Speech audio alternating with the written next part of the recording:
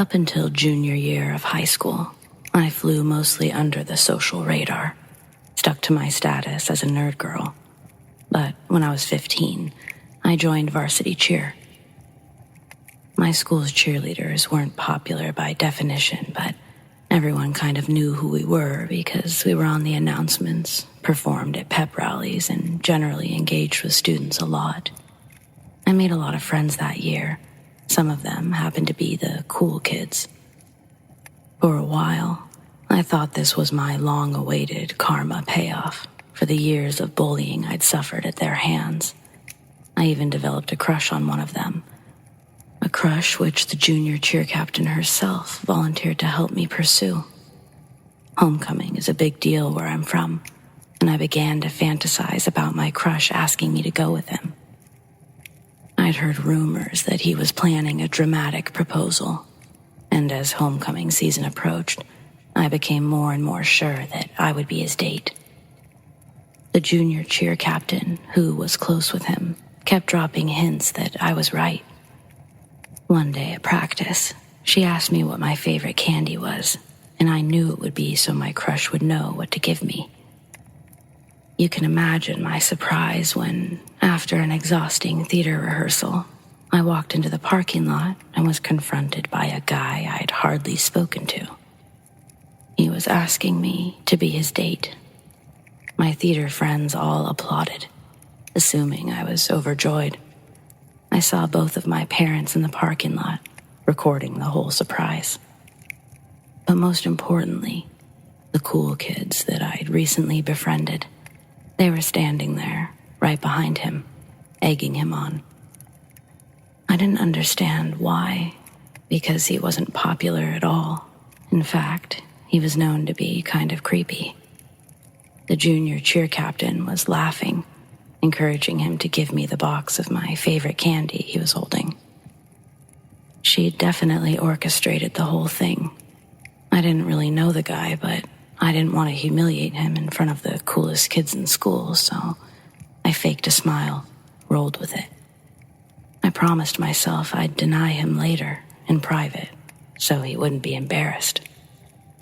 Afterwards, when my parents excitedly asked me how I felt about the ordeal, I explained how uncomfortable it made me. I said that I got strong, creepy vibes from the guy. That didn't fly with my parents. My mother accused me of having expectations too high. And my father demanded to know, not for the first time, if I was secretly a lesbian. I had never had a boyfriend or shown much interest in dating. To make his case stronger, I'd just become best friends with the only openly gay girl our school had ever seen. Long story short, I knew if I shut down my date, I'd effectively declare war on my parents. However, I played my dad's protective instinct against him and persuaded him to let me friend-zone my date. After all, he knows how high school boys think, right? I text my date that night, explained that I only saw us as friends, but would still be happy to go to homecoming with him. He was very polite about it, although I could tell he was interested in me romantically.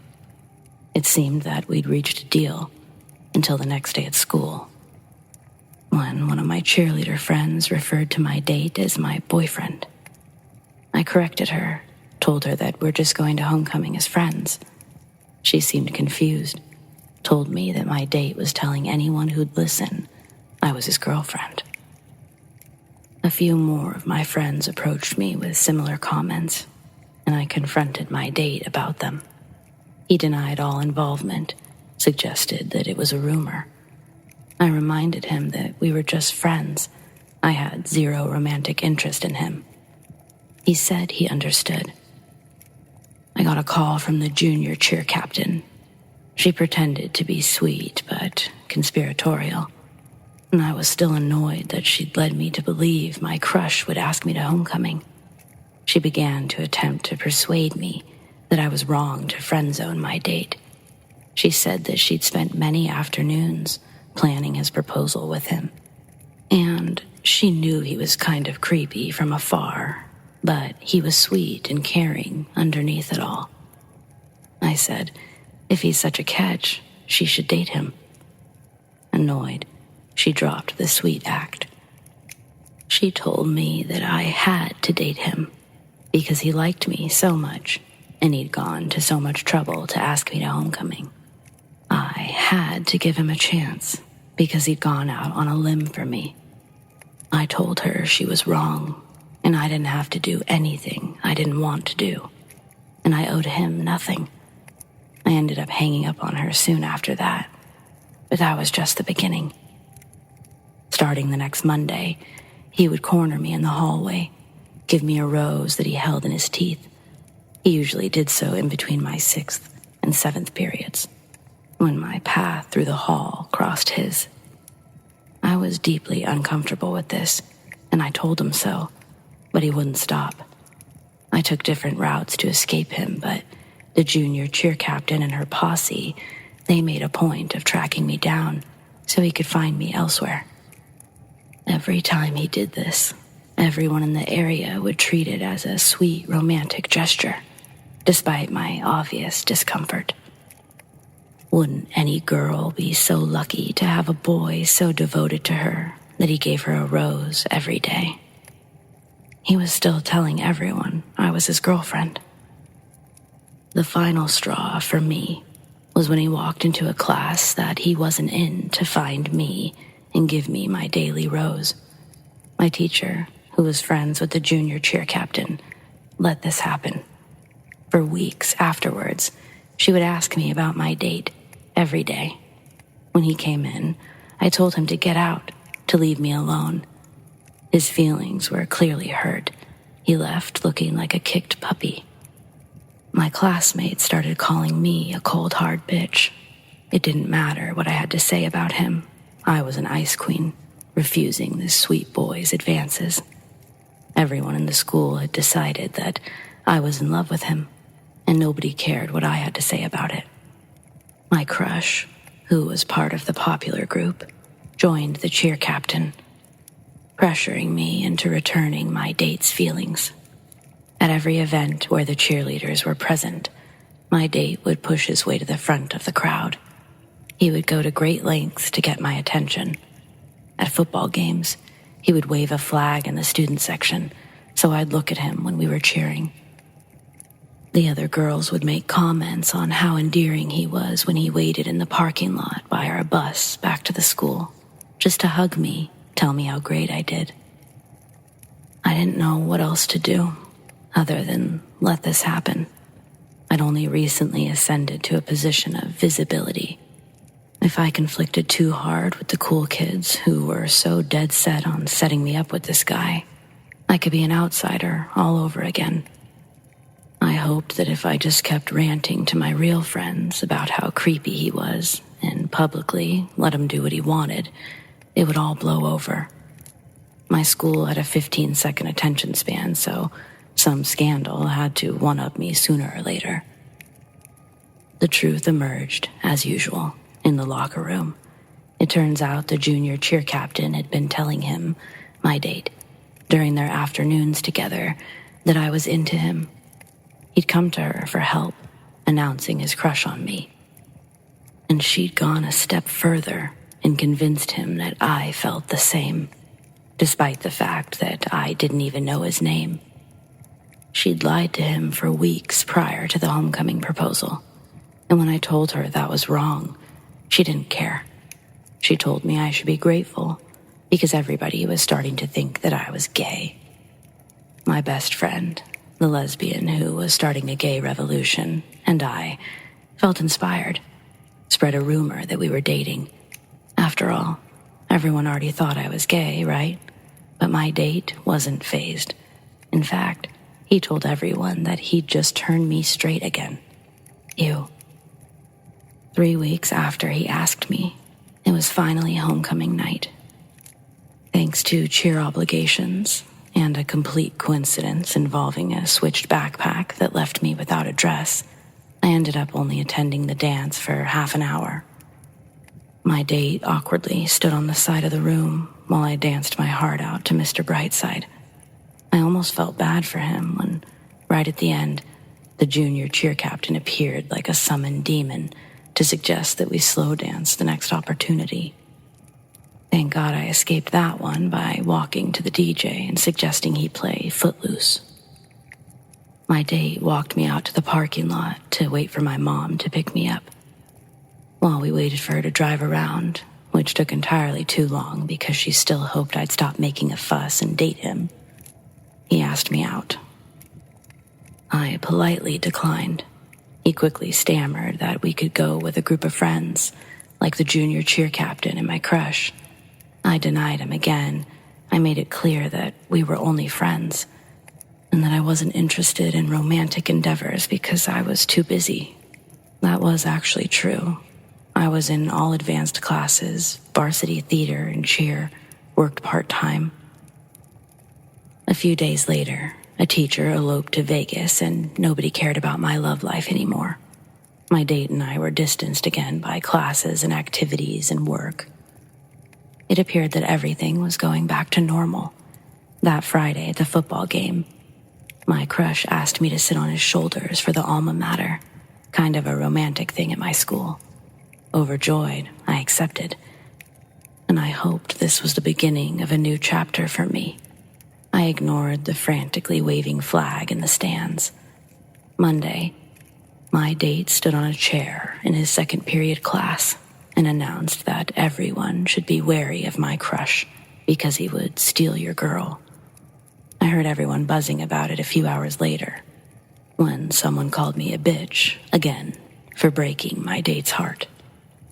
I knew I was being dramatic, but I decided not to go to lunch that day, terrified of running into him. I'm so glad that I didn't.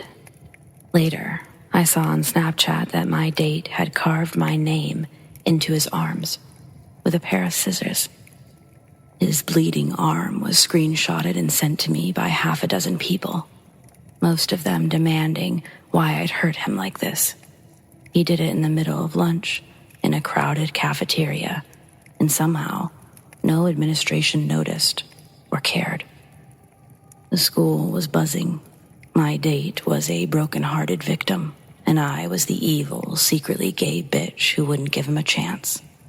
I got so many dirty looks. By fifth period, I was ready to just walk out, but my good girl instincts kicked in. I decided to just tough it out for 2 more hours. Around that time, I got a panicked text from one of my cheer friends. While she'd initially been insistent that I date the creepy guy, she apparently changed her mind after the lunch incident. She told me that my date, who was in her 5th period class, was going off the rails. He'd started out saying that he wanted to kill himself because I wouldn't love him. This had escalated to saying that he'd kill my crush for lying to me and stealing me away. Finally, he'd started talking about how he knew where I lived. My parents had given him my address when he initially wanted to ask me to the dance at my house, and he said he would make me pay for wronging him. I knew that after 6th period, our paths through the hall would cross. Since the beginning of this ordeal, the school had cracked down on students getting outside, and my alternate route to escape him was no longer an option. My class was at the far end of the hall, with nowhere to go but the central hub, and he would be coming from the other end of the hallway, towards mine. I was stuck up a chimney, basically. Desperate, I text the junior cheer captain to finish what she'd started, tell him that I was not and had never been interested in him. She'd made this mess, and I'd make sure that she had to clean it up. She said that she'd go to the counselor, but she didn't know what else to do. This was beyond her control now. For the first and only time, I skipped class. I hid out in the theater hall, waited for 7th period. I got a few texts during the passing period that my date was waiting for me by the bathrooms. There was a little alcove right before where you can't see people coming around the corner, and the thought of him hiding there, waiting for me to walk by alone, horrified me. Right before 7th period started, a few of my classmates burst in, cackling, proclaiming that my date was coming down here after school to kill my crush. They thought it was hilarious, but judging by the look on my crush's face, this wasn't a joke to him anymore. Our teacher brushed this off as typical theater drama. I watched the clock and tried not to cry, knowing that by the time the bell rang, my date would be outside, waiting for me and my crush to emerge. That day ended up being a work day, so my crush and I were able to escape the classroom, hide out elsewhere in the theater hall, just to get away from him. He opted for the black box theater. I went for the lighting closet. Obviously, I didn't witness what happened, but my best friend filled me in afterwards. Allegedly, my date had turned up 3 times before the bell rang, stood outside the classroom where we couldn't see him when we opened the door. He told everyone standing around that he was ready to have a knife fight with my crush. We don't know if he had a knife or not, but the idea that he might was enough to terrify me. His arm was wrapped in paper towels that he was bleeding through. My best friend told him that my crush and I were gone, but he didn't believe her. He stood outside for 25 minutes until the administrators began walking through to make sure that no one was in the school who shouldn't be. My date wasn't in theater, so he wasn't allowed to stick around. That night, I texted him that not only would I never date him, but could no longer even see a friendship between us. I sent him a number to a suicide hotline, told him to get help. Finally, I told him that he needed to learn what no meant, and I never wanted to speak to him again. He responded that he was sorry, asked if there was anything he could do to fix this. I told him no. I don't think he learned the meaning of that word after all, because the same pattern repeated itself a few months later on Valentine's Day, the next year at homecoming, senior year Valentine's Day, and prom. But those are other stories. I've since graduated, gone off to college, hundreds of miles away from him. My family back home moved from the address my parents gave him. Contrary to popular belief, I'm not gay. My crush, on the other hand, came out a few months later, and we were friends for the rest of high school. I'm working on handling romantic endeavors in a healthy way, but he got in my head. He was the first person to ever show interest in me. Ironically, the last time I saw him was my first and only homecoming game after graduating. But this time, I had true friends to defend me when he predictably tried to pull some weird stuff with me. The worst part, looking back, was somehow being at fault for everything. To this day, people from my high school reference the whole ordeal as that time you wouldn't date that poor shy kid. I can't even appreciate red roses anymore. So, homecoming date from hell. Let's not meet again.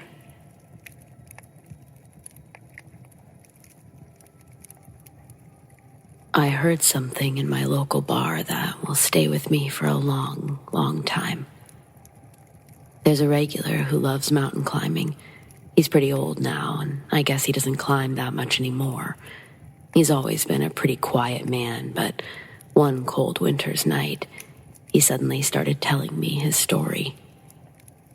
"Do you like the mountains?" he asked. "I do," I replied. "I'm more of a day tripper rather than a climber, I guess, though." "You don't go up in the mountains when the snow starts to thaw, do you?" I said that I didn't. I like snowy mountains, but I haven't ever been climbing when the snow and the ice is slippery. Seems too dangerous. Don't ever go when it thaws," he replied. He looked as if he was deep in thought. He said that when he was younger, he and a friend went for a hike when the snow was melting. They planned on staying the night in a lodge. He carefully picked out the right clothes and boots for the trip. The melting snow was going to make the climb harder, and precautions were necessary. You need good eye protection and a hat, because when the sun rises over you, it can burn and blind you. But since it was still cold and not yet spring, the biting cold can come back in the blink of an eye. The wind is just as harsh out there in the elements.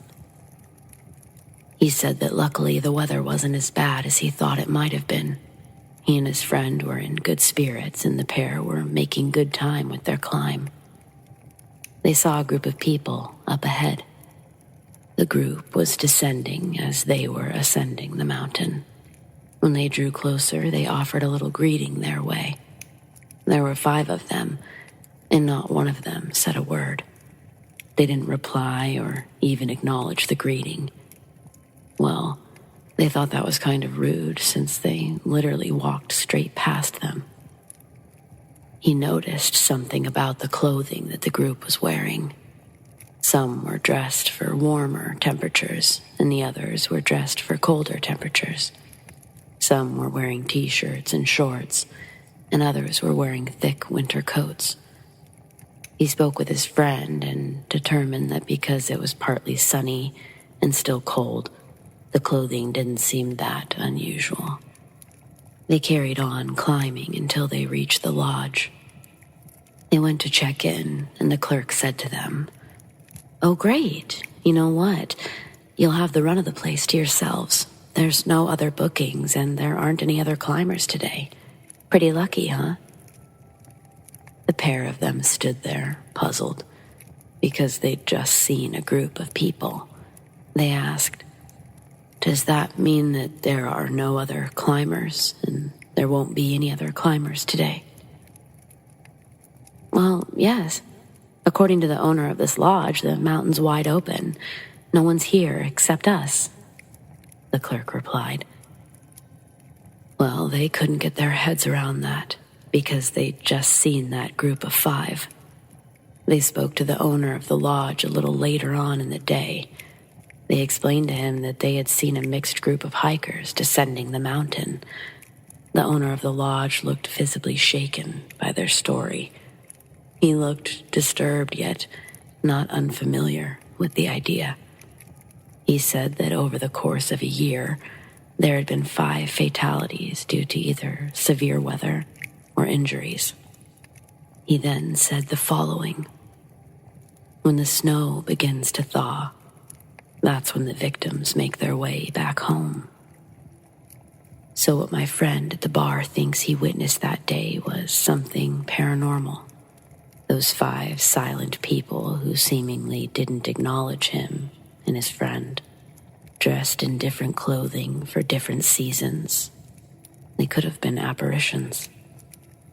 That story creeped me out, so I wanted to share it. For me, there's always something mysterious about the mountains.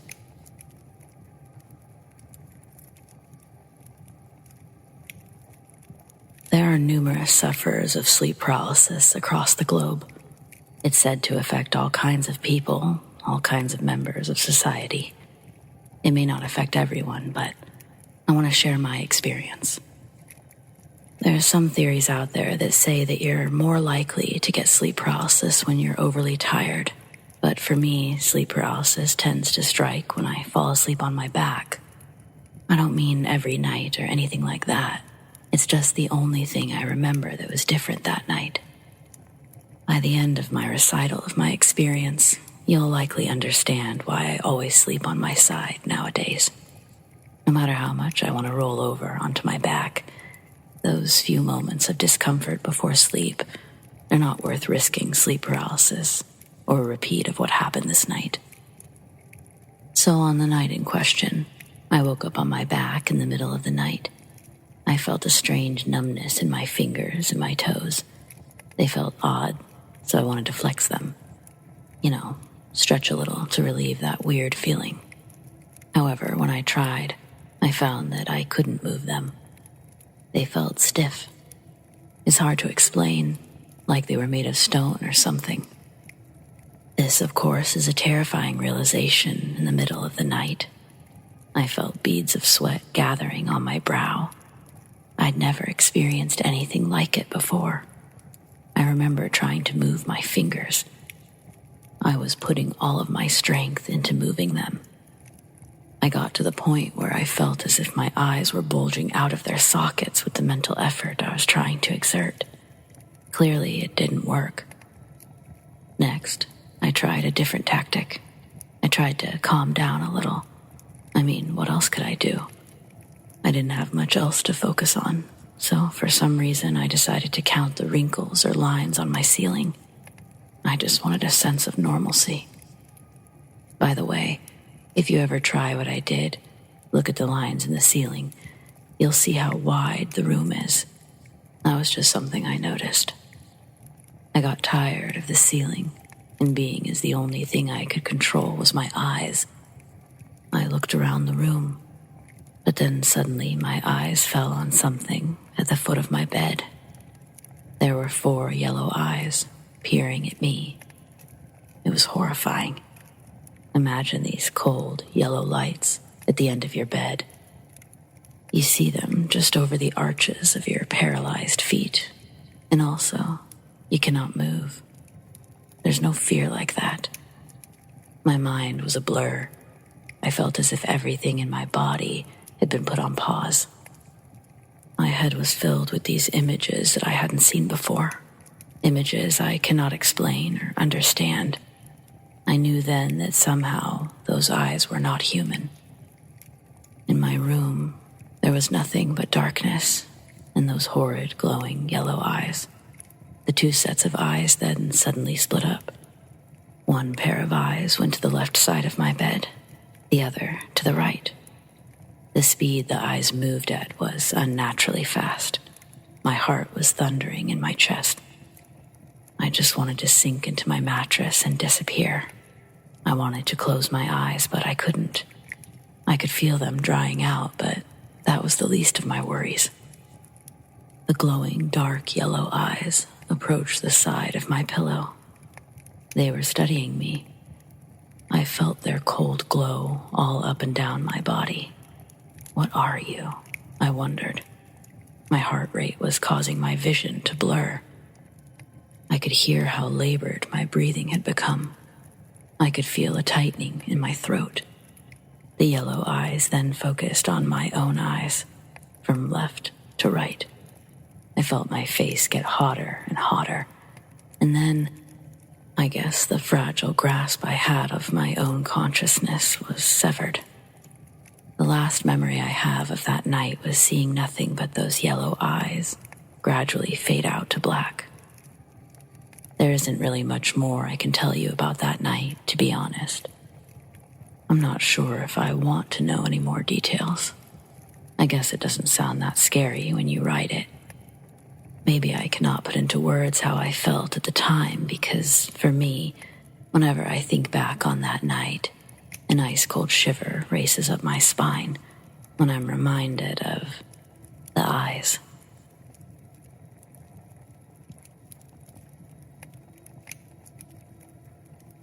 Back in the late 90s, early 2000s, I lived in a weird house.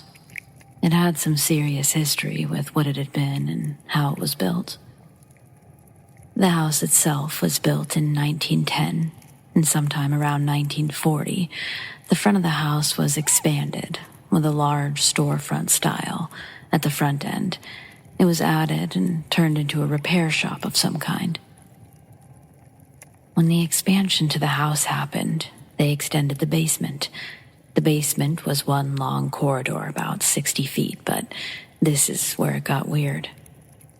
In the early 60s, it went from being a repair shop to an underground brothel. And the basement had a whole line of rooms on the left-hand side that were big enough for a twin bed and a night table. There were 7 rooms like this, each the same as before in design. At the very end of the basement was one larger room, which was about the size of a king-size bed, to give a visual image. Along the main corridor were pillars in the middle of the walkway outside of each of the rooms, and they all had large loops, like you would find for tying up horses or cattle. But the house had no history of being a farm-based house. In the early 70s, there was a man who killed 7 of the working ladies at the brothel and then killed himself. The city obviously shut it down at this point, and it was sold later to be turned into a concert hall in the storefront-style area in the front. So, needless to say, the house was interesting at best, but for a bunch of 17 and 18-year-olds, it was the most fucking lit place to rent. It was a constant party house, but it was ours. The front area we turned into a lounge with a crap load of couches and tables for doing what teens do best in the first place. In the end, the house was paid for by me and 3 other friends. Before living here, I didn't believe in ghosts or any of that. But after living in that house, the events to this day, I don't fully know how to explain them. It all started out where the unexplained things, we just thought that they were somebody else in the house. One day, my friends and I were all sitting in the back room of the house when we heard a loud crash. We looked out to see the light in the kitchen strobing, and our ferret, who we keep in a cage in the kitchen dining area, was screaming. We heard another slam, and we could see his cage in the light slide past the doorway. We obviously run to find out what the fuck is going on, but when we entered the kitchen, there was nothing there, just our little dude freaking the fuck out. We couldn't ever figure out what was going on, but when this happened, it got us all talking about our own events. Over the course of the next few months, we started to gain a feeling for each of the spirits that shared the house with us. I don't know how to put it, but we felt that there were at least 2 good, warm-feeling spirits, and one very angry and violent one.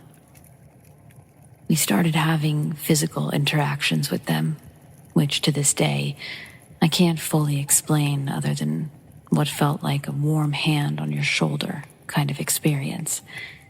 And then the other, which resulted in what looked like burns and scratches.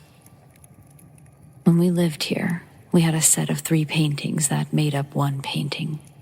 When we put them on the wall in the correct order, they would get ripped off the wall sometimes.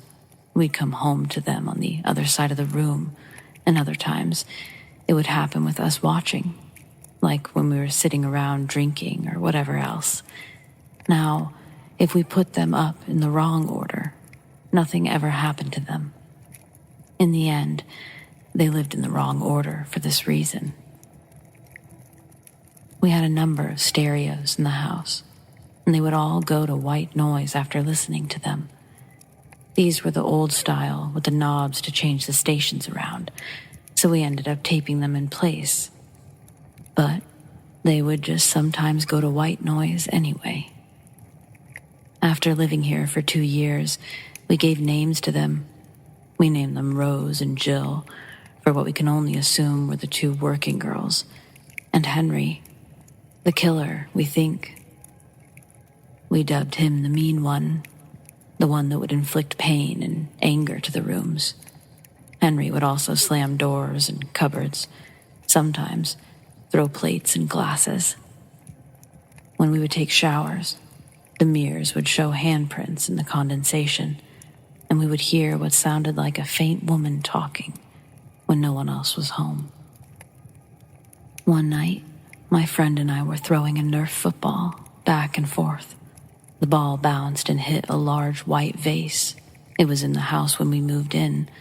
It fell over and crashed on the floor into pieces.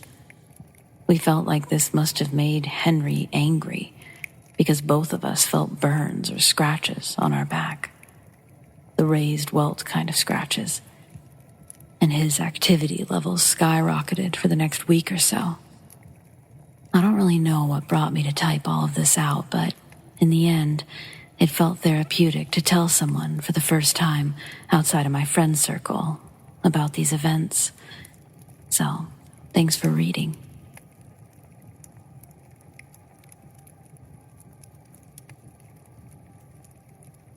In the early 90s, my dad worked at a Missouri bottling factory. He was on the line where the bottles were filled while his friend Paul operated the machine that took empty bottles off their pallets. When a new stack was placed into the machine, a large arm with vacuum suction cups lowered to remove a thin board atop the bottles, which were then stacked to the side, while a sweeper arm pushed the bottles onto the conveyor. One night, there was a gap in production, and my dad was sent to check on the problem. He discovered Paul trapped in the machine from the waist up. He was being held there by part of his shirt getting tangled in one of the machine's suction cups. Several men disassembled the safety doors just to reach Paul, but he was already dead. His face was pale, covered in blood, while his chest was completely caved in. They think he reached in to retrieve a fallen board, something the machine should be off for, when the arm returned and crushed him.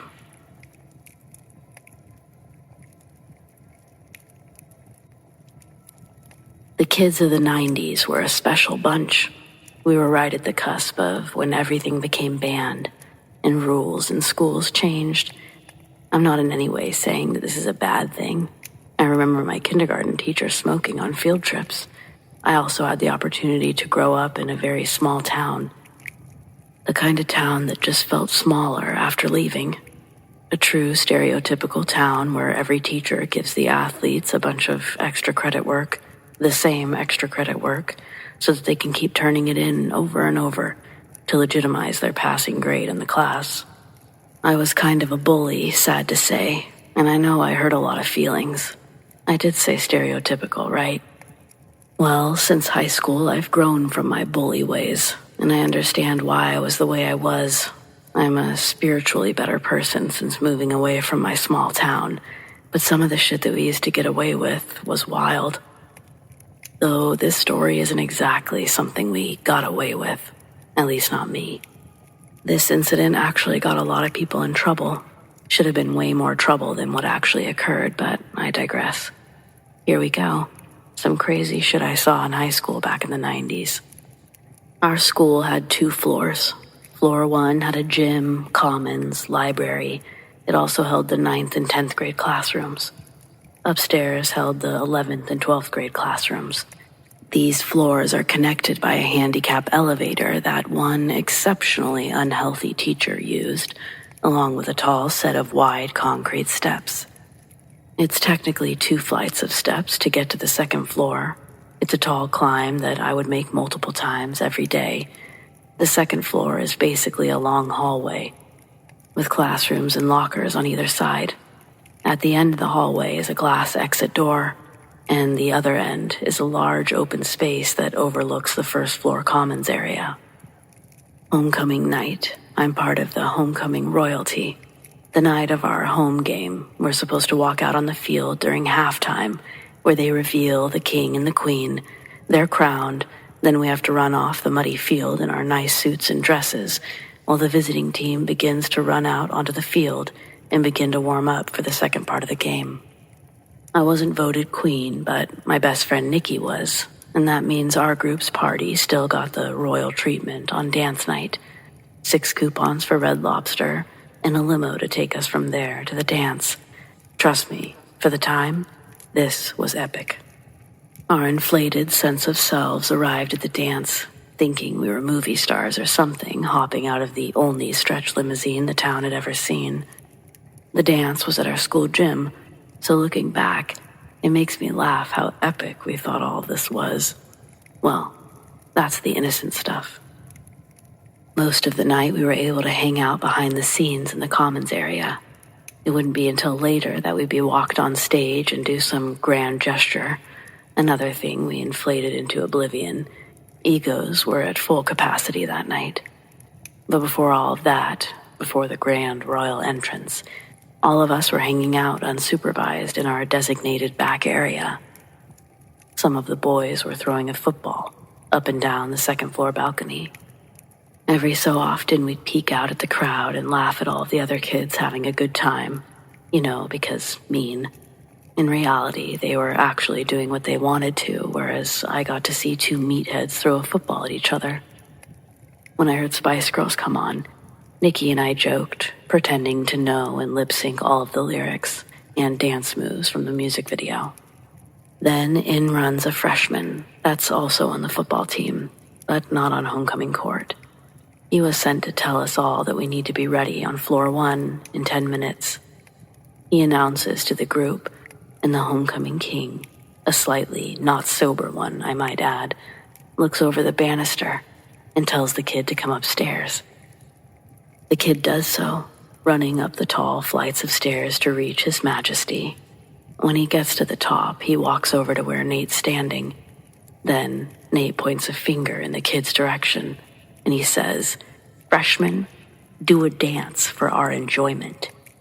He starts moving around along with the beat of the music through the wall. After a minute, Nate tells him to stop and face the people below. The freshman turns and looks down to us lounging in the first floor commons. We all jokingly boo the kid. Then Nate comes up behind the kid and grabs him off of his feet, holding him like a baby, and then lifting him over the railing of the balcony. Below, we all think it's the funniest thing ever. None of our combined teen brains could predict whatever could possibly happen. Then, my stomach dropped when the kid's awkward laughing changed to screams for Nate to stop and begging him to be set back down.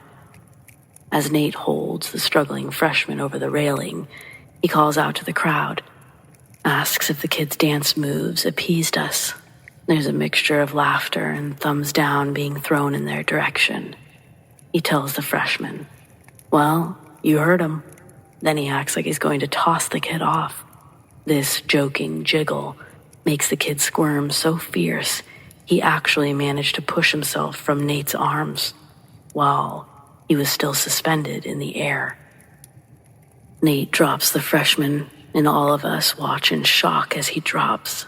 His legs hit the trophy case, and he spun like a helicopter landing on the ground with a loud smack bounce. The freshman's arm stiffened out in front of him, then he went limp on the ground. By now, I was in a full-blown panic. Everything happened so fast, I couldn't believe we'd just seen that. My first thought was to grab an adult, but as I see Nikki already en route, I decided to see if the kid was okay.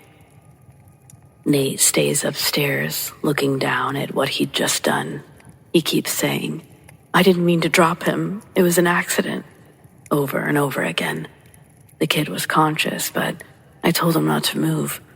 I wasn't sure if that was the right thing to do, but it's the only thing I'd ever seen any medical professional tell someone to do after a fall.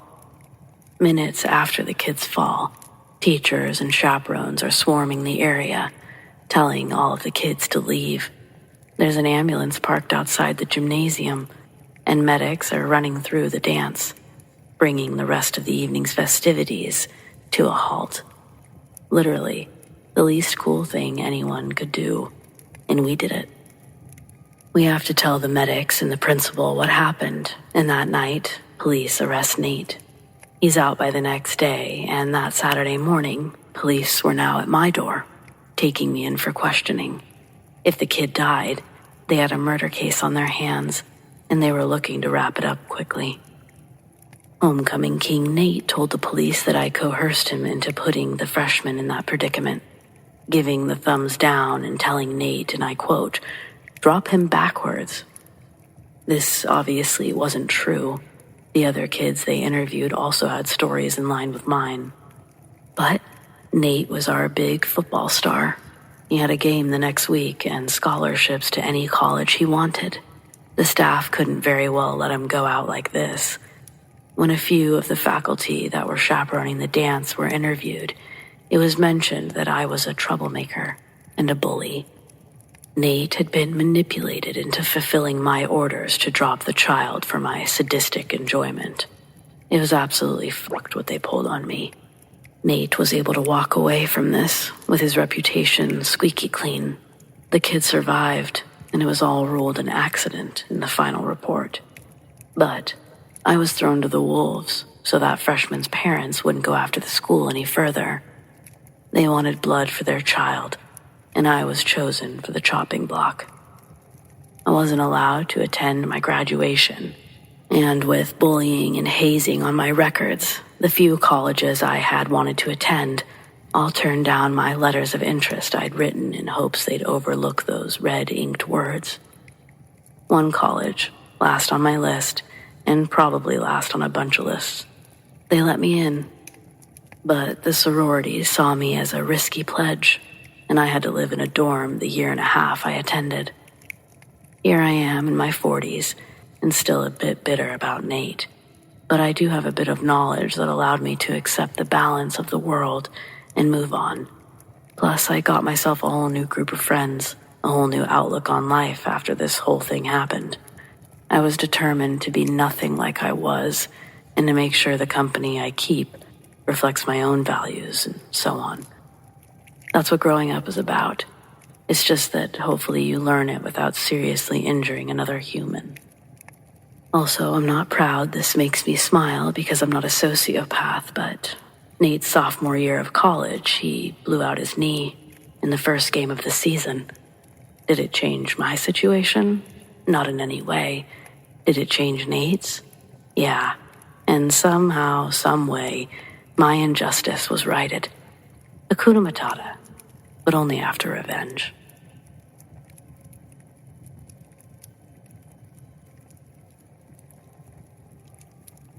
My son introduced me to this platform, and I've truly enjoyed reading all of your stories, so today I finally decided to sit down and share one of my own. In my early 20s, I was a manager at a KB toy store. One night, it was just me and another girl getting ready to close. I think our third closer had to leave early because she got sick or something.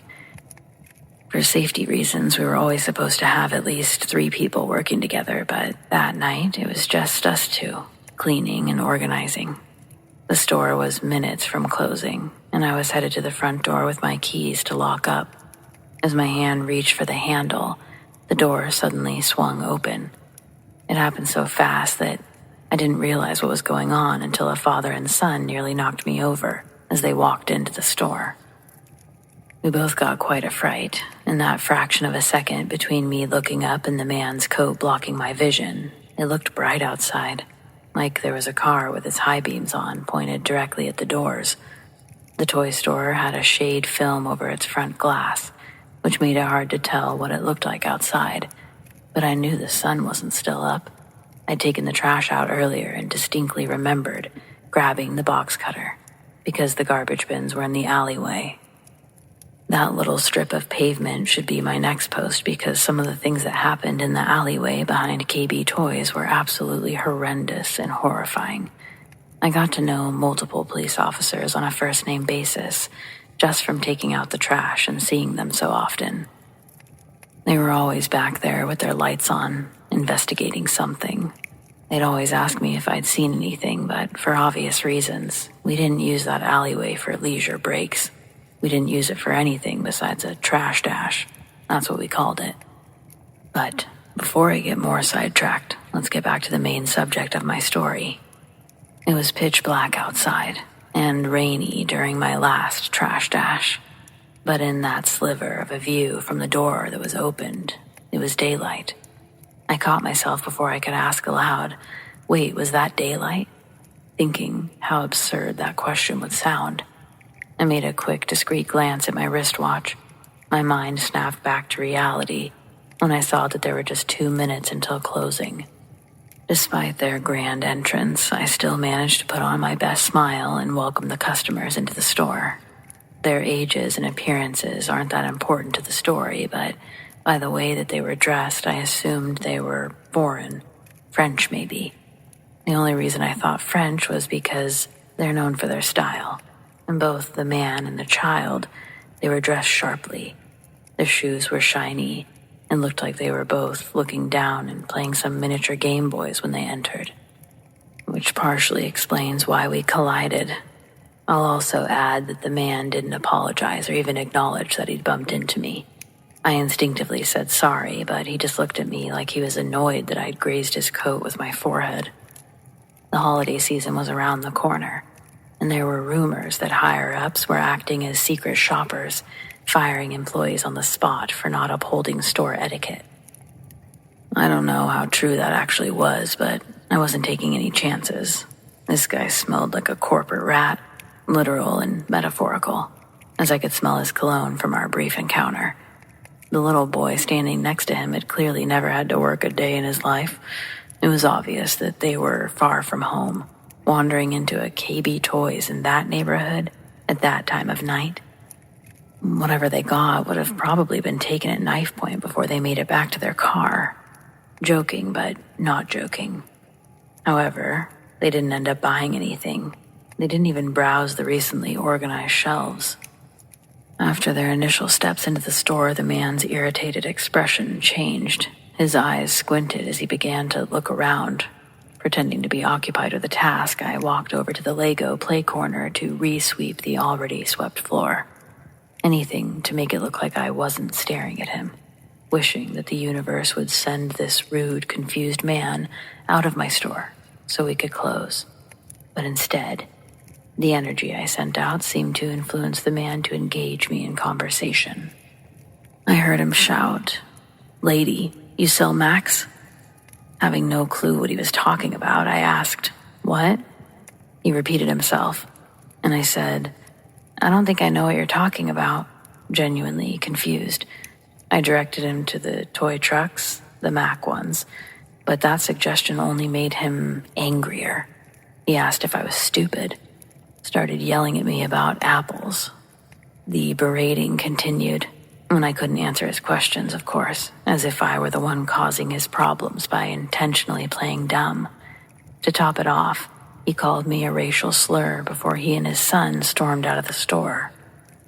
As soon as the doors closed behind them, adrenaline kicked in, and I sprinted to lock them shut. The encounter wasn't traumatizing, but I would think back to it from time to time, replaying the interaction in my mind, handling it more authentically in my thoughts. Despite that, it's never been fully forgotten. Even after I moved away for more than 2 decades, wouldn't you know it, after 30-odd years and the passing of my dear parents, I inherited the house that I grew up in. Over the years, the town had grown, notable businesses had set up shop, and the city began to expand exponentially. It was like entering a whole new area when I returned. Only the street names remained unchanged, although plenty more had been added to the signs. All the buildings were replaced with new ones, and all the old businesses inside were replaced with new businesses. The road I was on took me past where the KB Toys used to be. That parking lot was practically unrecognizable. Tons of construction had turned it into an outdoor mall, but the original structures were still there. Their bricks didn't match the newer, smoother buildings connected on either side. I instantly knew which building had been my KB Toys, but what it had been turned into made the hair on the back of my neck stand up. There, where the big red and yellow KB Toys logo once hung, was now a silver apple logo encrusted in the bricks. Like the city, I grew alongside technology. I have an iPhone in my pocket right now, but never had I thought about my ranting racist customer story as a potential time slip. Not until I saw that Apple logo. Now, don't get me wrong.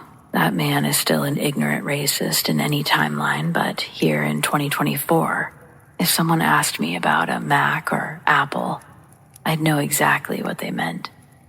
This realization kind of blew my mind, and all I could do was pull into the parking lot and sit there, questioning reality. I guess that's why I mentioned the daylight they seemed to come in from. The whole encounter from start to finish left me feeling uneasy. Then for it all to come back full circle kind of sent me off the deep end. There's no way to ever know if my theory's correct or if I'm just an old coot overthinking things. The only way I'd figure it out is if I ran into that father and son sometime nowadays.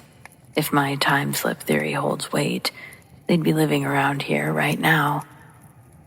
I don't know what I'd do if I actually saw them again, though.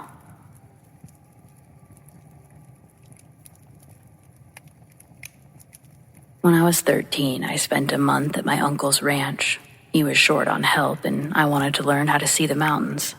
There wasn't as much downtime as I imagined when I first agreed to go, but I managed to find a few hours to myself in the evenings.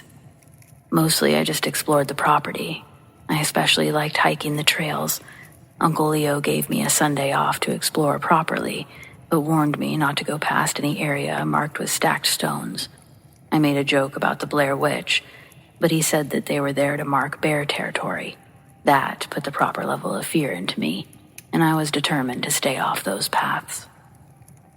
I left at sunup and had a grand old time for the first half of the day. By lunch, I was well into new territory and ate my sandwich with a magnificent view of the mountains and valleys. Shortly after, I ran into an area blocked by stone piles and decided it was time to start heading back if I wanted to get home by dark. Just as I turned around, I heard a dog whimper behind me. The week before, my uncle's dog had gone missing, and we'd just about given up hope on finding him. I looked back just in time to see him walk behind a tree, and I called after him. I couldn't just leave, so I got the rope out of my bag and I went to go fetch him. I kept calling for him the whole time, but he wouldn't come out of the thicket. I could only see his face through the brush, but he was still whimpering, so I thought he must be hurt. I cut back the overgrowth as best I could. I only had my eyes off of him for a second, but when I looked back, he was gone.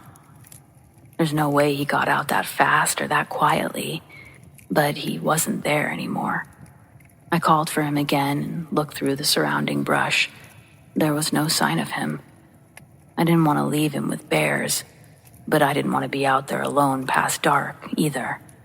Ultimately, I settled for going back and getting help and a few guns. I must have wandered further than I thought because the stone piles weren't nearly as close as I expected. I went in circles for 10 to 15 minutes before I finally got going far enough to find them. I barely made it half a mile before two of the other hands rode up on four-wheelers, hooting and hollering. Jay hopped off and ran over to me while Marcus shouted we found him into the radio. My heart sank. I thought that there had been some kind of accident or Leo had a heart attack, but all the fuss was over me. When it was finally calm enough for normal communication, I learned that everyone came looking for me when I didn't return on Sunday. It was now Monday evening. They'd been looking all day, and an actual search and rescue team was on the way. Even my parents were on a plane. I've never before or since been so confused in my life. I'm still confused. I'd forgotten all about Buck until it was my turn to explain. When I got to his part of the story, my uncle turned white, told me whatever I saw wasn't Buck. Buck came home that Sunday morning, an hour or so after I left. It couldn't have been him, but I saw him. It's not like I caught a glimpse of a random animal as it was running away. I saw that dog, only it wasn't him. I couldn't have looked for Buck for more than a half hour at most, and that's stretching it. Yet I had lost almost a full day. I never saw the sun go down. I never watched it rise. But I left Sunday morning and came home Monday evening. God, it sounds like a bad riddle. And I guess in a way it is a bad riddle, because what the hell happened? Besides a few scratches from digging through the overgrowth, there was nothing wrong with me. I was starving and more tired than I'd ever been, but that seemed understandable given the amount of stress I was under. I don't know, but if any of you have the answer, I'd sure like to hear it.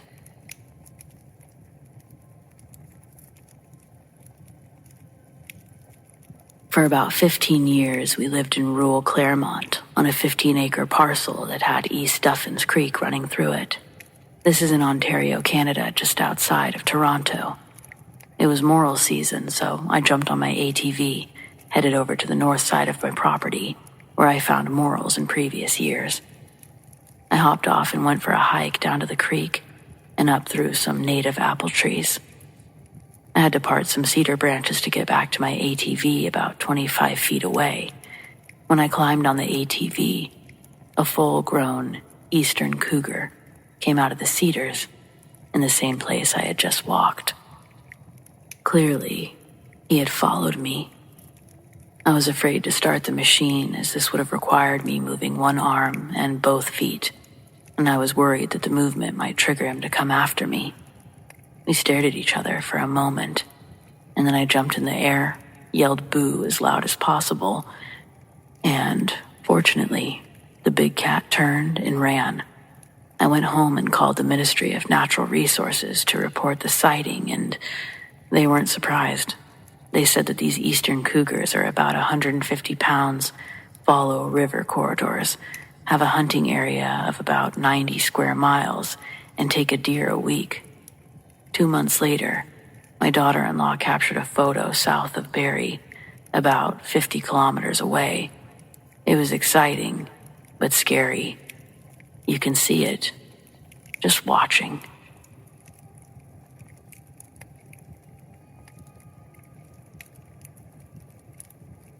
So, I want to tell you about my Uncle Derek and my cousin Dennis. Derek is my mom's younger brother, and they also have another sister between them, my Aunt Pam. Their dad was abusive, and their mom was submissive towards him, so their childhood was rough. My mom was the only one to move away from the toxic small town they lived in, while both of her siblings stayed and got hooked on drugs. And I don't mean they smoked weed and took fun party drugs. We're talking the meth variety. Pam married her own abusive husband, and he supports her habits, but Derek didn't have that luxury. He got married right out of high school. Both of his sons were born addicted to drugs, and his wife left him when the youngest was only 2. In order to pay the bills, Derek went to work on a land rig, and my grandparents took care of his sons while he was gone. The rig paid a lot of money, yet he always needed my grandparents to pay for anything the boys needed. Clothes, food, school supplies, everything. Derek also needed help paying his bills every month, and that also fell on my grandparents. That's how expensive his habit was, until he got fired for failing a drug test. Fast forward to the present. My grandfather passed away a few years ago, and my grandmother is going to lose her house because she still supports Derek and both of his sons. Every week, she or my aunt go to the food bank for him because he can't be bothered to go for himself. And they can't afford to buy his groceries anymore. Derek's oldest, Colby, is around 30. He's been in prison since he was 18. He won't be released anytime soon either, and that's a whole messed up story unto itself. His youngest, Dennis, is in his early 20s, with a wife and a son of his own, but no job. His child was likewise born addicted to drugs, and suffers permanent mental deficits because of it. The 4 of them live in an 80s single-wide trailer that has holes in the walls and floors, plus it's missing several of the interior doors. Needless to say, that also means it's filled with old wiring and rotting materials, but hey, it's paid for. Dennis may not have a job, but he does sell enough party favors to pay for their habit. Unfortunately, that's not the safest line of business to be in. Again, this is a very small community. Everyone knows everyone and where they live. My poor younger cousin wasn't gifted with much in the way of common sense, so he often bragged about his enterprise to anyone who happened to be around. Earlier this year, his mouth finally caught up with him, and 4 guys decided to relieve him of his supplies. They were people he hung out with and considered friends, but they didn't have any money that night. Nor did they have to break in since none of the locks worked. Uncle Derek had passed out after being awake 4 or 5 days, so he was dead to the world. Dennis and his wife didn't wake up until all 4 guys were standing in their room. Anyone who's lived in those old single wides knows that they usually have the master at one end, the second bedroom at the opposite end, and though it's small, there's a tiny 3rd room in the middle of the hall. The baby was in the 3rd room, and there's a bathroom between the 2. It's relevant. They wanted everything Dennis was holding, and he wouldn't get hurt. I know people say that in movies and then they end up dead anyway, but these guys were kids his age, just looking for an easy high. They knew Dennis wouldn't go to the police, and he has a reputation for being a bit of a wuss. Well, he tried to fight back anyway, not with his fists or a gun or anything useful. No, all he could get to was a lighter and a can of Lysol. What he thought was going to happen, none of us will ever know. From what I've heard, even he doesn't know. The reality, however, is that he burned some of the exposed insulation sticking out of the back wall, and it started spreading fast. Now, technically, it did scare the intruders enough that they left without the drugs. This is true. But the entire wall was catching and had already started spreading to the carpet. The fact that most of their neighbors were the type to stay up for several nights in a row saved their house. Dennis's wife got the baby outside right away. He was completely unharmed, though she and Dennis both suffered damage from smoke inhalation. It took 3 men to drag my uncle out of the house because he couldn't wake up. Meanwhile, the whole street had began working together to contain the fire. They were able to do enough that the fire department got it out just as it was working its way to the baby's room. I don't know if that's something that insurance would cover. I've personally never had it come up, but they don't have insurance, so it's a moot point. They couldn't live with my grandmother because she wouldn't have a house in another 6 months, and no one else had room for them. Well, no one willing to take them anyway. So what did they do? They blocked off the back bedroom and bathroom, and they continued to live there. Dennis and his wife moved in with the baby, and everyone shares the master bedroom. The kicker, Dennis's stash burned up in the fire, so he lost it all anyway. He received second-degree burns to his hands and arms, all trying to save his drugs before being dragged out of the house. They still wouldn't press charges on the 4 guys. It's a very snitches end up in ditches community over there. And Dennis's new reason for not having a job is PTSD. Never mind, he didn't work before the fire. I truly don't know how they're going to survive once my grandmother is gone. When she loses the house, she has to move in with my parents. And even if my mom's plans to make her cut off Derek fails, she won't be around forever. I've been reading horror since I was 8 years old, but the stories that come from my uncle and his sons are the most terrifying shit I've heard in my life. Remember, kids, weed is all you need. Leave the rest of the mess alone.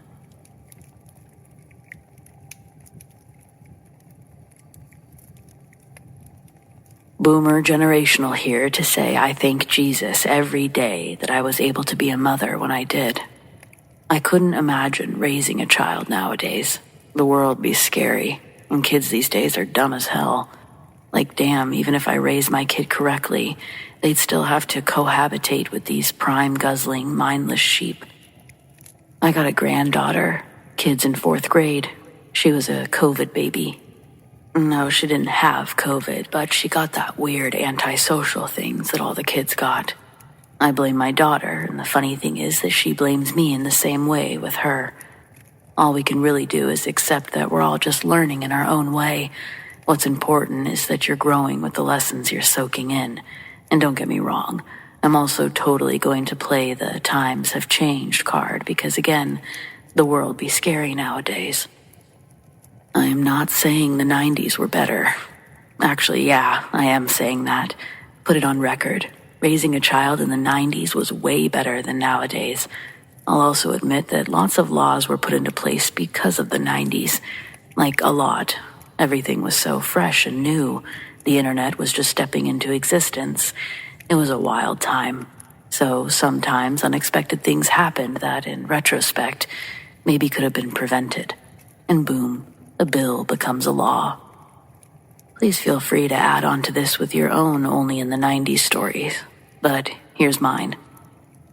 When my daughter Sammy was in the 2nd grade, I was a chaperone on a field trip with her class to one of the skyscrapers in Houston to watch firefighters have some sort of competition.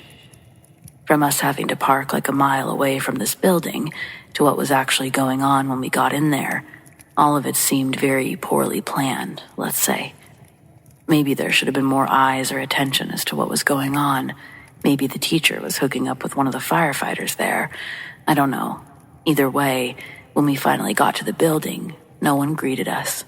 No firefighters came out with stickers. Everyone was walking around looking very serious, and the whole place smelled like burnt materials.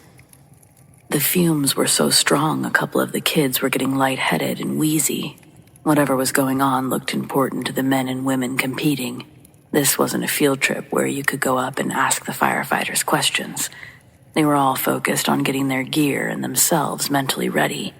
Again, when a class of 16 kids walks into a building and not one person looks up or smiles, you know it's going to be a long day. We did see a few fire trucks, but none of the kids were allowed to sit on them or even get close to them, as they were part of the whole competition. When things got started, it was fun to watch them do the obstacle courses, climb ladders, and put out fires, all with insane speed. That was the first half of the day.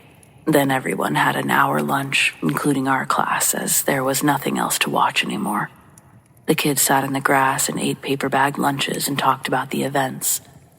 A loud foghorn would initiate the second half of the competition. When we got back to the building, the teacher had the kids pile onto the elevator, but we couldn't all fit, so we took 2 separate trips all the way up to the 20th floor of the building. There were 2 elevator shafts back to back, and as the class of kids went up one, the elevator on the other wall was being pulled out in preparation for the event. When we're out of the elevator, we all walk around to the other side where the elevator door is wide open, revealing an empty shaft all the way to the bottom floor. The firefighters were supposed to use their equipment to climb the inside of the elevator shaft up to the 20th floor. It's not just the class of kids up on the 20th floor. There's a bunch of people there. Timekeepers, judges, other firefighters, all up there watching. Also noticed I haven't mentioned any other schools being there that day. It really felt strange having a group of kids up there with these adults cussing, cheering, drinking, and smoking. But there we were. The first firefighter struggles their way up with a time that no one's impressed by. Second one is a badass chick that destroys the first guy's time. The walls of the shaft were replaced with plexiglass on the 20th floor so everyone could stand against it, look down to watch the firefighters climb up. For show, at the bottom there was a little fire lit, probably not taller than a foot, but it really looked action-packed seeing the fire under them as they climbed. So the first 2 are up and out. Then we all watch firefighter number 3 strut in like a pro wrestler. He's flexing to the crowd from below, and the people around us start hollering and pounding the glass in approval of his gestures. Real caveman shit. One guy threw a full beer at the plexiglass, and it got all over a few of the kids who were standing close to where it hit the glass. The sound of a bell echoes up the empty elevator cavity, signaling firefighter number 3 to go.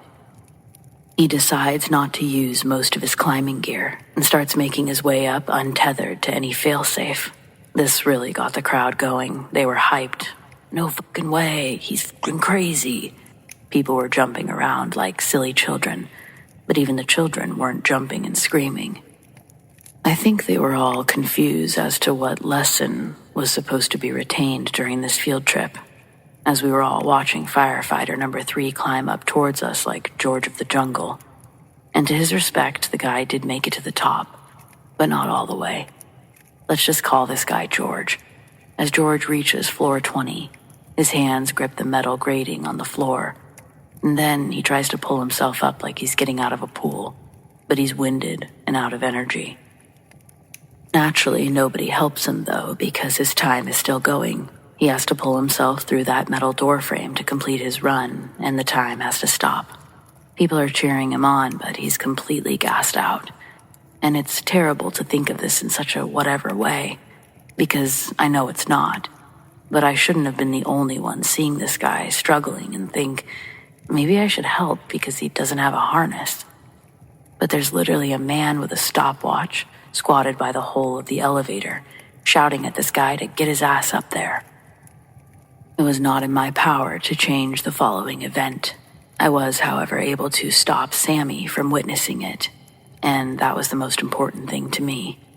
I grabbed her and yanked her back from the viewing position by the glass, just as I hear the sound of friction his hands make against the metal grates on the floor as they lose traction and make a quick scratch sound as gravity takes him back down the 20 floors he just climbed up. The people gasp and scream. The kids who stayed pressed up against the glass begin to scream and run through the crowd in all directions, looking for their teacher.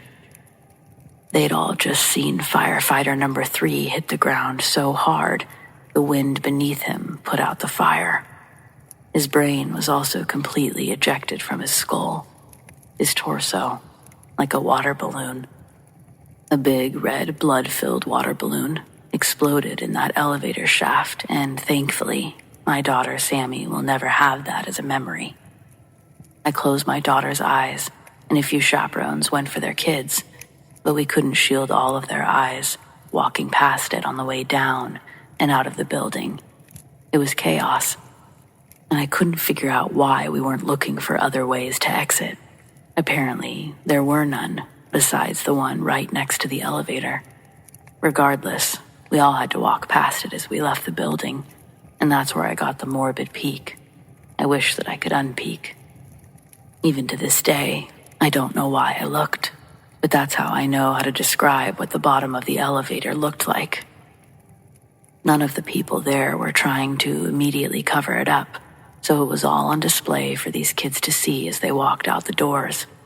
Walking to the bus was sad and uncomfortable. The bus ride home was sad and uncomfortable. Now again, my daughter turned out fine, but she didn't actually see any of it. And I'm curious constantly how the kids pressed up against that glass, who also saw it on the way out. I wonder how they turned out. That's the real question. Well, bonus points if you can count how many things in my 90s story wouldn't fly today. But hey, it is what it is.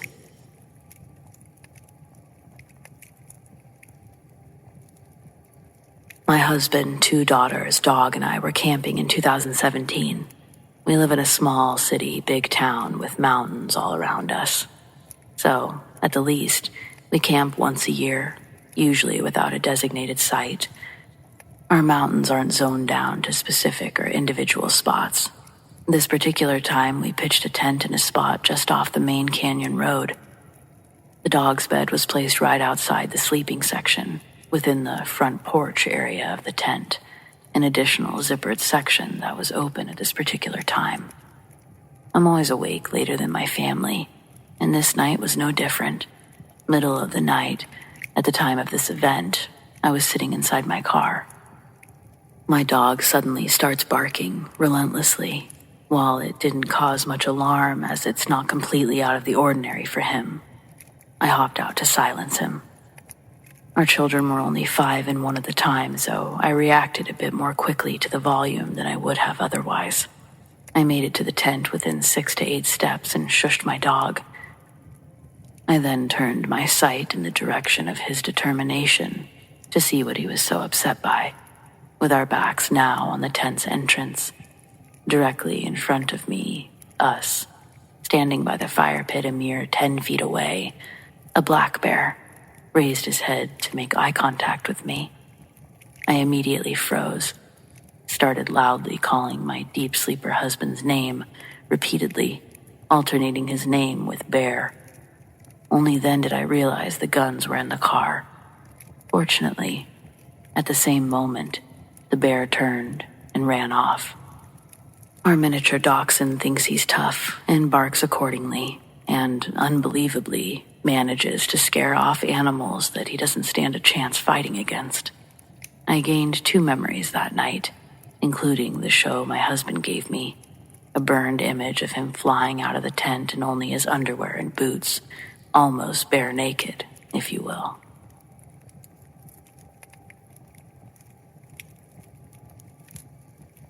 I spent a week backpacking alone in the Grand Tetons last year.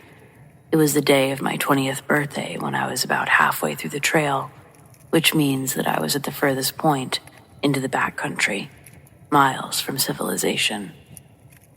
That day, I hiked farther into the day than normal to cover as much distance as I could.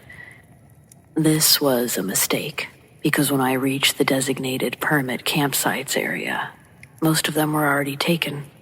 I continued on the trail before I reached something that kind of resembled a campsite. It was a small dirt area under a tree that sat adjacent to a tiny stream.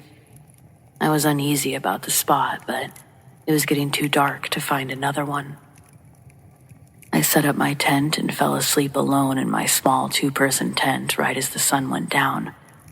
A couple of hours later, I woke up to the sound of a twig snapping. I thought it was a squirrel or a marmot, so in a sleepy daze, I hit the side of the tent to scare it off. And then there was a sound like something hit back. It frightened me, but I decided that it must have been a branch or something that had fallen from a tree. I was still exhausted at that point, and I went back to sleep. Not long after, I was woken up by more twigs breaking, but this time they were noticeably steps, and loud ones at that. I knew I was in bear country, but it was pitch black and I had the rain cover on, so I couldn't see anything. I hoped it was a deer and that it would just wander off, and the sounds did stop for a while. About 30 minutes later, the same cracking sounds of twigs on the ground, and they were moving in the other direction. That's when it stopped and sniffed my tent. It had thunderous breaths, and there was no doubt in my mind now that it was a bear.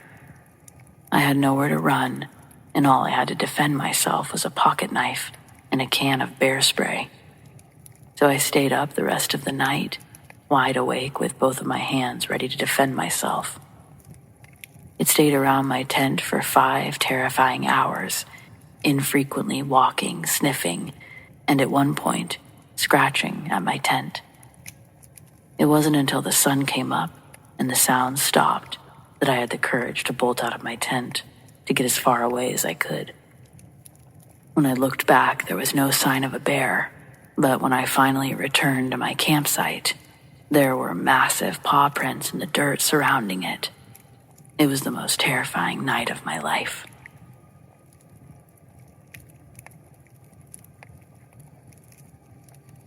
Lifetime Floridian here. I'm a 35-year-old female who spends a great deal of time outdoors. There are several trails near my house, and I know every inch of them. I know where and when I might run into gators, and I avoid them accordingly, most of the time. My favorite trail circles through a wooded pond, and it's been raining a lot, so I haven't gotten to walk there in a while. Yesterday I got there at 6 a.m. so that I could make a lap before work. It was nice. Overcast morning, warm, but not hot yet. I figured the gators would still be sleeping in, but that should never stop you from keeping an eye out. As I passed under a close crop of trees, something heavy started moving around in the branches above my head. Leaves and acorns fell all around me. I looked up, expecting to see an iguana or a large bird, but it was an alligator. Definitely over 5 feet long, right above me. I know they can climb trees and fences. I did not, however, realize that they would just chill up there. I'd never seen one do it before then, but you better believe I Googled it later. I don't know why I stood there, watching. It started to move like it was coming down, and I intended to get out of the way. And then, a branch bent too far, and the little monster fell on top of me. I did not handle it with grace. Neither did the gator. We both had a full freak out. The impact knocked me on my back, and for a horrifying moment, the alligator was completely on top of me, but also scrambling to get away. Its feet clawed my thighs, torso, chest, and arms. Thankfully, I was able to protect my face. I tried rolling to get out from under it, but its tail hit me in the ribs, knocking me back again. It felt like a long, drawn-out ordeal, but it probably only lasted a few seconds. It ran back into the water, and I tried to run back to my car. but the pain set in the moment I realized I wasn't in any real danger anymore. My scratches weren't too deep, but they stung. My ribs are what really hurt. It was a struggle to get back to my car, and I almost had to call for help, but I made it, drove myself to the ER. Only as I was walking inside did I notice an awful smell, and I realized the gator had shit all over me. Well, surely that wasn't good for my wounds. Anyway, my wounds were cleaned, and I felt better once my pain meds kicked in. Magical stuff. The x-ray showed 2 of my ribs have hairline fractures, with the dark bruising that had already spread across my torso. I'm lucky it wasn't worse. I thought that I would sound crazy when I told them an alligator fell on me, but apparently I wasn't the first. If this didn't surprise them, I'd really love to hear about the cases that did.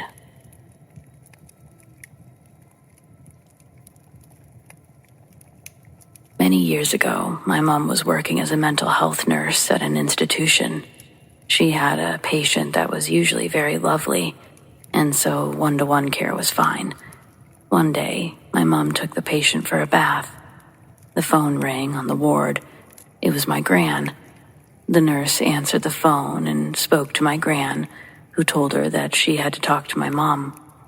Now, when the ward nurse asked why, she said, "I don't know why I need to talk to her, but I really need to talk to her.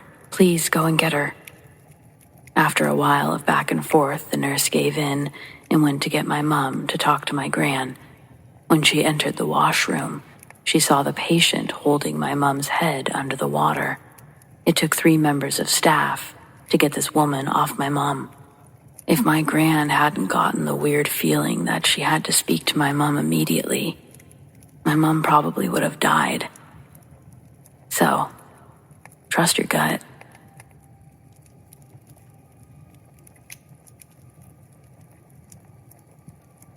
Hey there, love the channel.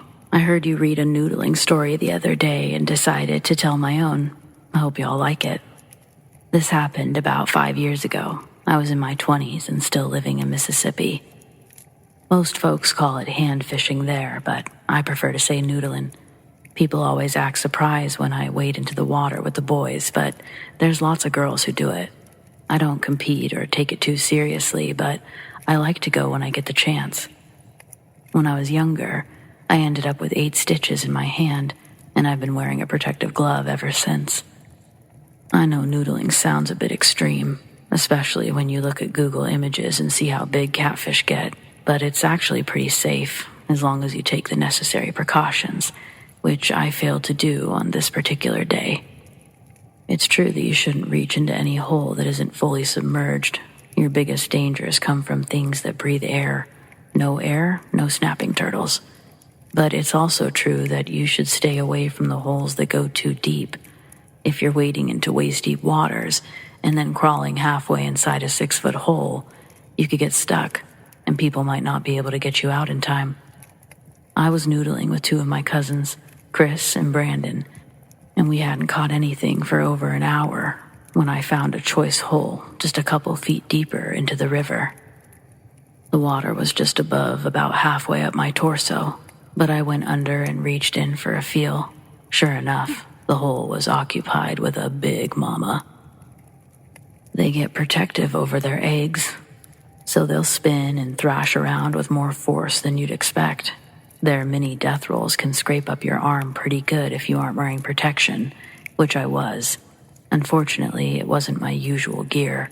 Our fishing trip was a last-minute thing, so I had to borrow Brandon's girlfriend's glove. It was loose and a little short on me, so the fish's mouth made it to the exposed skin.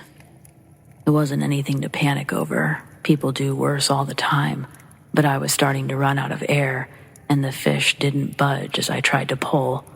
It just kept thrashing, and then I realized the glove was stuck on something.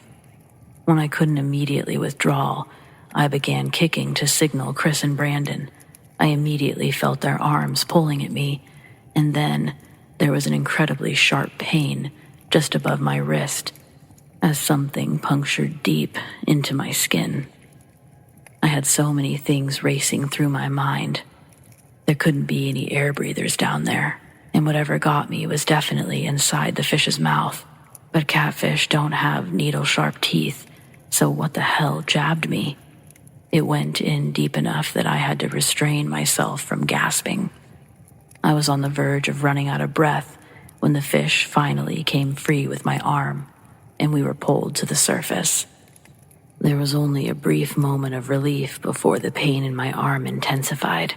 I had a catfish, all right, and it was twice as mad as it had been in the hole. My cousins didn't understand why I was screaming, but it took both of them to wrangle that fish and get it off of me. For the most part, when we catch something, the only trophy we're looking for is a good picture. 9 times out of 10, we release the fish with no harm done. Some people, however, are scumbags and release fish with hooks still in their jaws. In this case, it looked like someone couldn't get the hook out, so they cut the end off and called it a day. This wasn't a little hook either. It damaged the ulnar nerve, which apparently runs from your elbow to wrist. Chris called a friend to help him with the catfish while Brandon drove me to the ER. A little fun fact about the ulnar nerve. It's the thing that makes the tingling sensation when you hit your funny bone, and when it's damaged, that sensation is 10 times worse. Mine was particularly nasty. It hurt like hell for weeks, and it was numb for months. It was probably close to a year before I got full sensation back. There was a while at the beginning that I could barely even move my hand. I've been noodling twice since then, but I only use my own gear, and I'm much more cautious about picking my holes. Getting an angry mama with a hook in its jaw was just bad luck, on top of using the wrong glove. But I had no business going into a hole that deep. Yeah, I mean, people can drown in the shallow water too, but I don't know. I did so many things half-assed that day, and now I've paid for it. It took some doing, but for those interested, they were able to liberate the fish and safely return it to its home. They even brought me the hook as a souvenir. So yeah, that's my noodling story.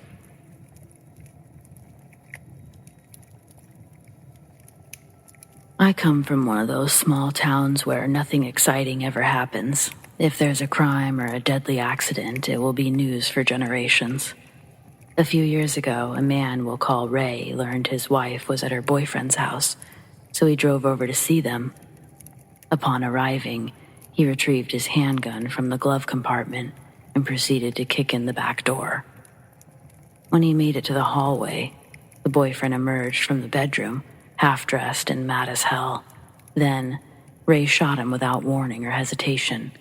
Next, he entered the bedroom and shot his wife, neither of which survived. It was the middle of the afternoon, so none of the neighbors were home to hear the gunshots. Ray simply went about his day as if all were normal. He used his wife's phone to text her boss that she was sick, and then returned to work himself, thinking that nobody would find the bodies anytime soon. That evening, the boyfriend's son returned home after football practice to find the body of his father in the hallway. Once police arrived, they quickly located Ray's wife, and it became fairly obvious what had occurred. By that time, Ray was home from work, so detectives drove to his house, where they delivered the bad news. Ray had a reputation for being that kind of asshole. There was little doubt of his guilt, but they wanted to get him to the station without a struggle. Whatever his response, he was asked to come make a statement, but he promptly refused, saying that he would prefer to bring his lawyer with him the following morning. The detectives took this as a further sign of guilt and were resigned to watch the house from a distance while awaiting a search warrant. An hour later, Ray emerged from his house with a suitcase and hurried into his car. He was clearly making a run for it. In his haste, he ran a stop sign, so the detectives turned on their lights, but Ray only increased his speed. Before he was even out of the subdivision, news began to spread with the speed that only the smallest towns can manage. The search warrant was also approved this time, so police were already entering his home while more joined in the developing pursuit. Roadblocks were put into place and spike strips were prepared but never needed. Just before the first trap, Ray pulled onto a frontage road where he collided with a Ford Taurus at 65 miles an hour, killing himself and the other driver instantly. The sole occupant of the Taurus just so happened to be a town treasure. He was the owner of a locally famous bakery that our entire community will swear is the best in the world. I've had family and friends move all over the world, only to come home wanting his desserts on every visit. I've been in a fair few places myself. I've never found anywhere that comes close. There wasn't a single resident who didn't mourn his loss. He had been leaving the bakery late and just got off the phone with his wife. She warned him of the pursuit happening nearby, so he decided to take the frontage road in order to avoid the highway. She still blames herself for the accident, but she and her son have kept the bakery running. It might or might not be the best in the world, but it's the best I've ever had. Most of all, it absolutely terrifies me how much damage one sorry jackass can do in so little time.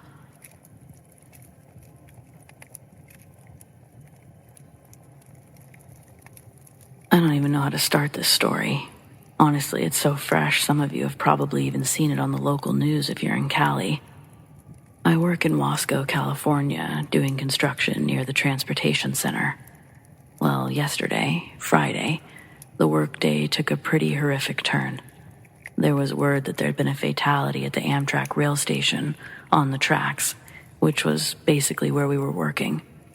This isn't entirely uncommon, but it's not exactly good news to hear. Well, around roughly the same time as hearing about the train accident, my attention is drawn to a man in the distance as my coworker waves me and another guy over. This man was roughly 30 yards away, wearing a bright-colored shirt, hunched over, and for several moments we stared at this man. Why were we looking at him? I couldn't quite figure it out at first, but he did look out of place, and then my coworker says, "Pretty sure he's eating something." I'm color deficient, so sometimes browns and reds can look pretty similar, especially at that distance.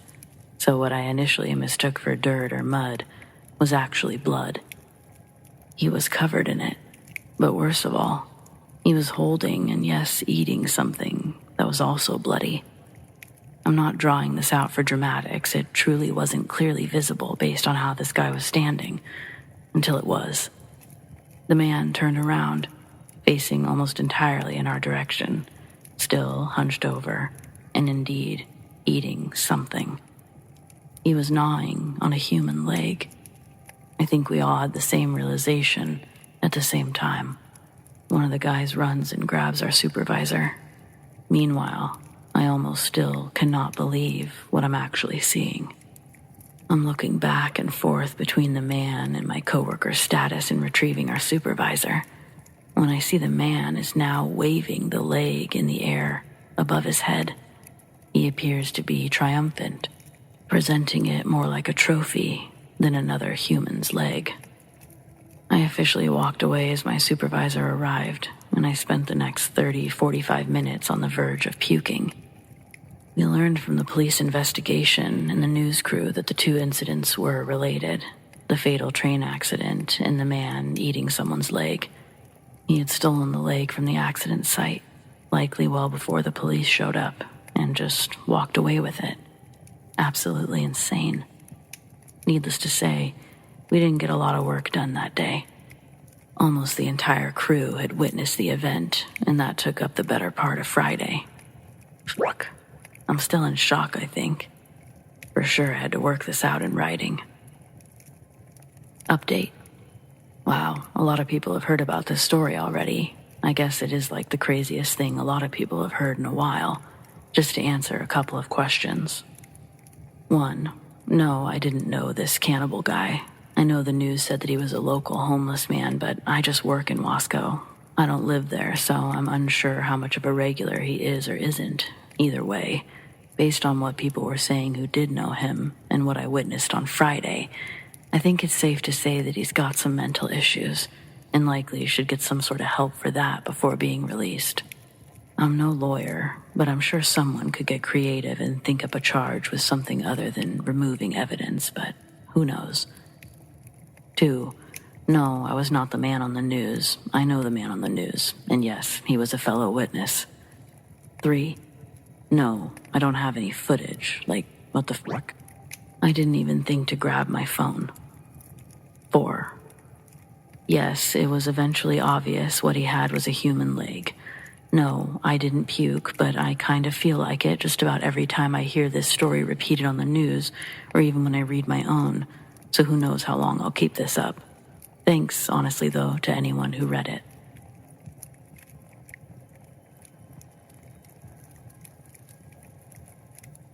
We were returning home late one night from watching my grandson in a play. Our car was packed with my mother, 2 grown kids, 2 grandkids, my husband, myself. I'm usually good about trusting my gut, and I believe in women's intuition, but I was exhausted. Driving down a dark rural highway, we passed something on the side of the road. It looked like a big pile of metal. My brain was trying to process what it had seen and was trying to shrug it off as construction debris. But there was a voice in my head, and it kept saying I should turn around and investigate. I didn't say that out loud, but I was thinking it hard. My youngest daughter finally said, "Mom, if you think we should check it out, do it. Turn around." So I did. And what we found was a mangled car with a young man trapped inside. No one else on that road stopped, but I'm so glad that we did. We called 911, flagged down a passing car that just happened to have a nurse inside, and we all stayed with the young man, talking to him until help arrived. I was never able to find out what happened to him after that, but I felt like we'd saved his life.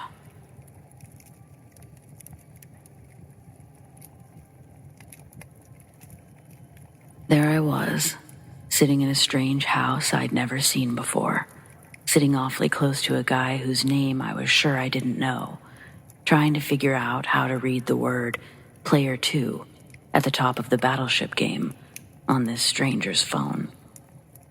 Now let's rewind an hour and also provide some backstory. I live in Southern California, but had traveled to Connecticut with my boyfriend for his close friend's wedding. The last night that we were in town, we decided to drive to Massachusetts, a state I had never been, to visit another good friend of his. Everything was going well that evening. Good food, good people, good conversation. Sometime late in the night, after most people had left and gone to bed, I'd quickly jumped back into a big comfy chair, completely forgetting that said chair was sitting right beneath a wooden staircase banister, at perfect back of the noggin level. While animatedly jumping into my seat, I also apparently very animatedly slammed the back of my skull into said wooden overhang. My boyfriend freaked out, jumped up, grabbed my head while his friend sat across from me, with the most stunned look on his face, yelling, "Are you okay?" Now, it's important to note that I have an incurable disease that causes chronic severe pain, so my pain tolerance is pretty high. I thought they were being dramatic, and I brushed them off. After all, I wasn't really in any pain, and the only thing startling was the sound of my hard skull making contact with the hard wood. I assure the guys I'm fine, and we continue on in our conversation about virtual reality and the potential future for virtual reality, and I forget all about my little bump. Now, at this point, I've been traveling for a week. I'm exhausted, and it's late at night, so things often get fuzzy for me when that happens. During the course of our conversation, I remember having some really good arguments in regards to the possibilities of future AI reality. In the beginning of the conversation, I was really getting my point across to the guys. But at some time during the course of an hour, I began having trouble expressing my thoughts. And our friend even pointed out that he thought that I was confused about what I was explaining at one point. Okay, no big deal. It's super late and I should probably be getting to bed anyway. Our friend sees himself to bed, so now it's just my boyfriend and myself hanging out. Let's go to bed. I'm really, really tired and out of it, I say to my boyfriend. How about we play a game of Battleship on my phone first, he says while looking at me, slightly leery. I was really exhausted and knew that we had a plane to catch the next day, but Battleship was a special thing between us and I couldn't really say no to one game, could I? So we're playing Battleship and I'm winning. What? I never win this game. The screen switches seamlessly at the top from player 1 to player 2. I begin having trouble remembering which player I was. Oh right, I'm player 2, I thought to myself. Man, I'm really tired and out of it. As the game goes on, I realize I'm having trouble really reading the word player 2, but again, I brush it off. Then, I won the game. Oh my God, I won! I never win! I scream in excitement at the guy sitting next to me. Wait, the guy sitting next to me. Who is this guy sitting next to me? He looks familiar, but I just can't remember his name or place where I know him from. Wait, this house doesn't seem familiar either. Okay, that's okay. We must be on a first date at his house. Just play it cool, and if you don't remember his name in a minute, just politely ask him to tell you again. It's just not coming to me. I turn, smile sweetly, and say, I'm very sorry, but I can't really remember your name. You know when people say the color drained from someone's face? Well, the color drained from his face, and a look of shock and confusion replaced it. This is a joke, right? You're kidding me right now, he desperately asked. You know my name. I'm your boyfriend, Glenn. So there I sit, fairly calmly and quietly, while trying to remember his name was Glenn, and he was my boyfriend.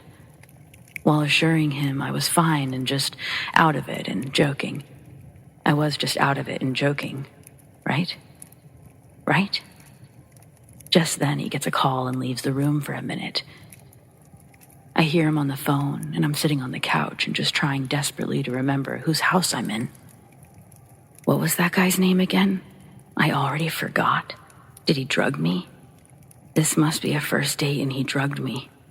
Okay, play it cool and you'll find a way to get out of here and you'll be safe, I think to myself, starting to panic a bit. Just then, he walks back into the room. I look at him and realize he's a total stranger. He looks back at me with a worried look, still on the phone, and rushes over to the couch to sit next to me. I'm so sorry. I really can't remember your name, I say again. The fear returns to his face. Well, what's your name? He asked me. My name? What is my name? Aaron. You're Aaron. Aaron Ramona, he says, more than a little upset. Where are we right now? He continues.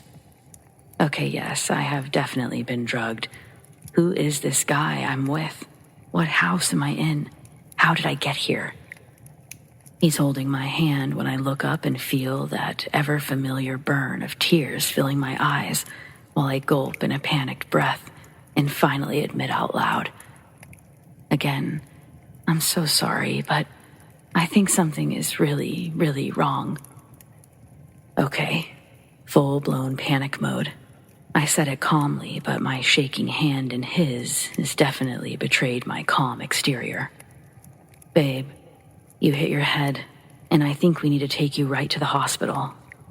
Now, remember how before this, when I hit my head, we were in the midst of a very deep conversation on virtual reality? Oh my God, I knew what was wrong.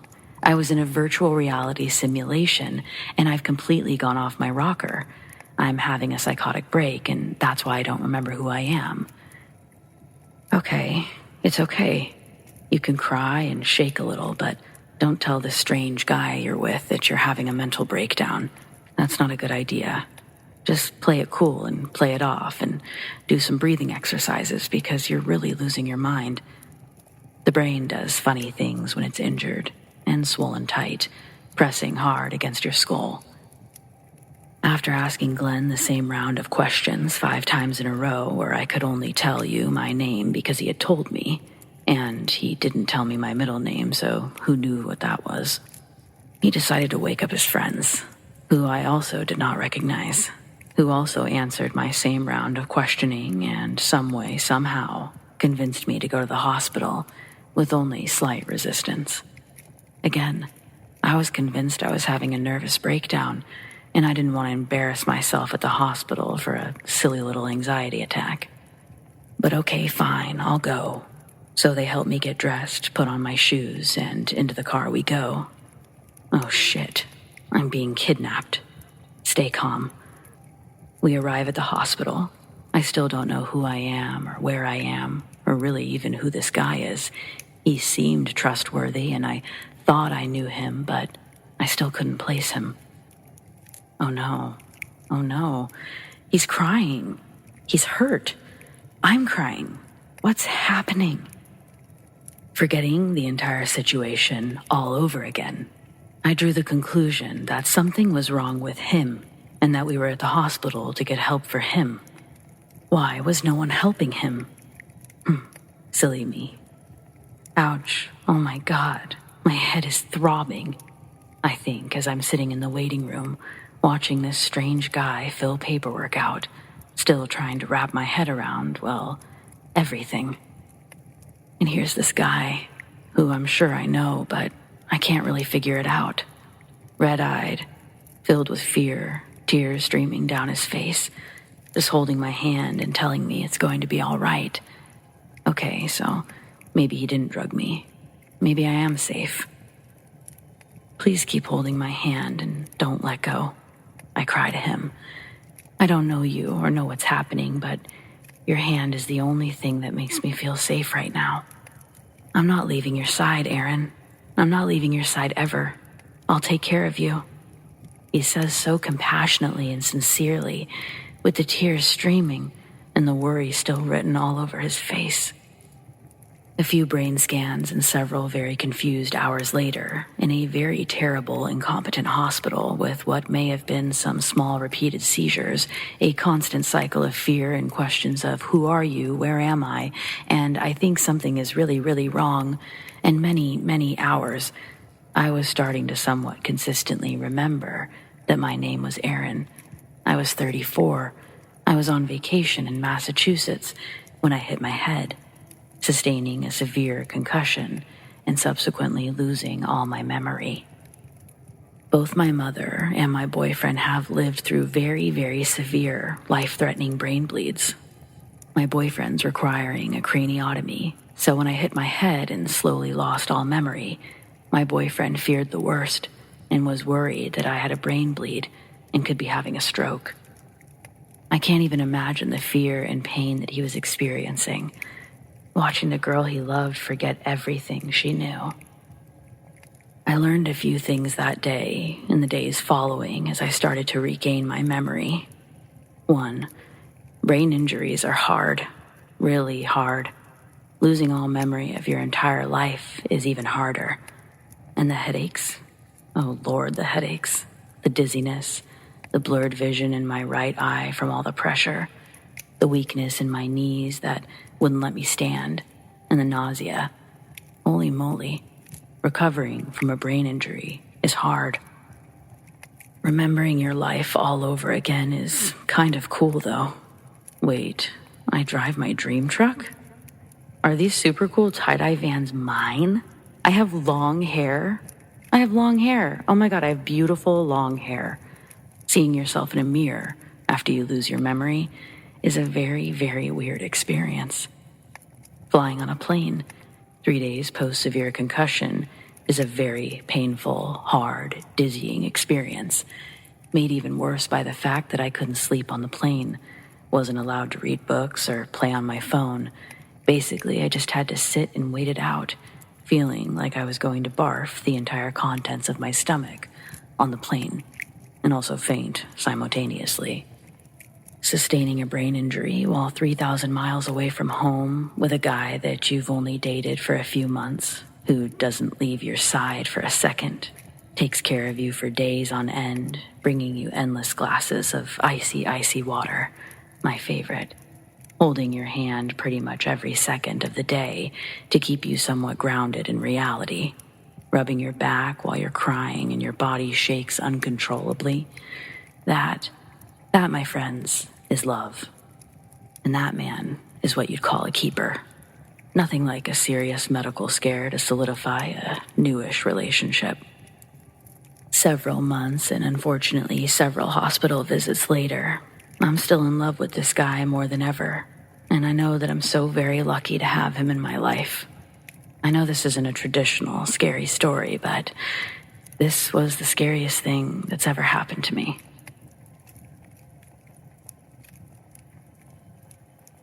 There was a new girl at our school. Her name was Summer. She invited me to her sleepover birthday party, along with maybe 6 or 7 other girls. I wasn't very popular, but I did have a small group of friends. As I recall, only one of them came to the party, so most of the attendees were not close friends. Her mother picked us up in a rickety old van, all of us. Their house was old, on a huge lot, and there were 2 little outbuildings on the property, a shed and an old outhouse. We all laughed about the outhouse, since there was no reason for one to exist anymore. Sure, this was in the 70s, but indoor plumbing had been a thing for quite some time. Summer had a little sister named Autumn, who was about 3. We joked about their names. Had her mother had another child, would it be Winter? I don't remember too much about the party. I know we all ran around and played in the outbuildings, and we asked Summer about her life. She'd only been at our school for a few weeks, and she said that her mom moved around a lot, but wanted Summer to make some new friends, which is why she invited a bunch of girls that she didn't know to her house. Being 11-year-old girls, we all immediately pledged to be her very best friends. Her mom took all of us home the next day. On Monday, I didn't see Summer. I asked my friend who'd been at the sleepover if she'd seen Summer. Nope, maybe she was sick. A few days went by and no Summer. I asked one of the other girls who had been at the party if she'd seen our new friend. She looked at me in puzzlement. Summer? I don't know anyone named Summer. Okay, didn't we all just say that she was our new best friend? How fickle can you be? A few days later, I was in the car with my mom. We drove by the street where Summer lived. I said, "That's where I was last weekend." I started to point, and then it hit me. There was no house, no greenhouse, no outbuildings, nothing but a field of grass. I was trying to convince my mother that a house had stood there a week ago, and she pointed out that there was no rubble, no sign of a house. And she said there hadn't been a house in that location as far back as she could remember. Since none of the parents had dropped us off or picked us up, no one was able to verify the house's existence, and aside from my one friend, no one else acknowledged that they had been there. No one at school remembered knowing Summer. I don't know if this qualifies as paranormal, but it sure as hell wasn't normal.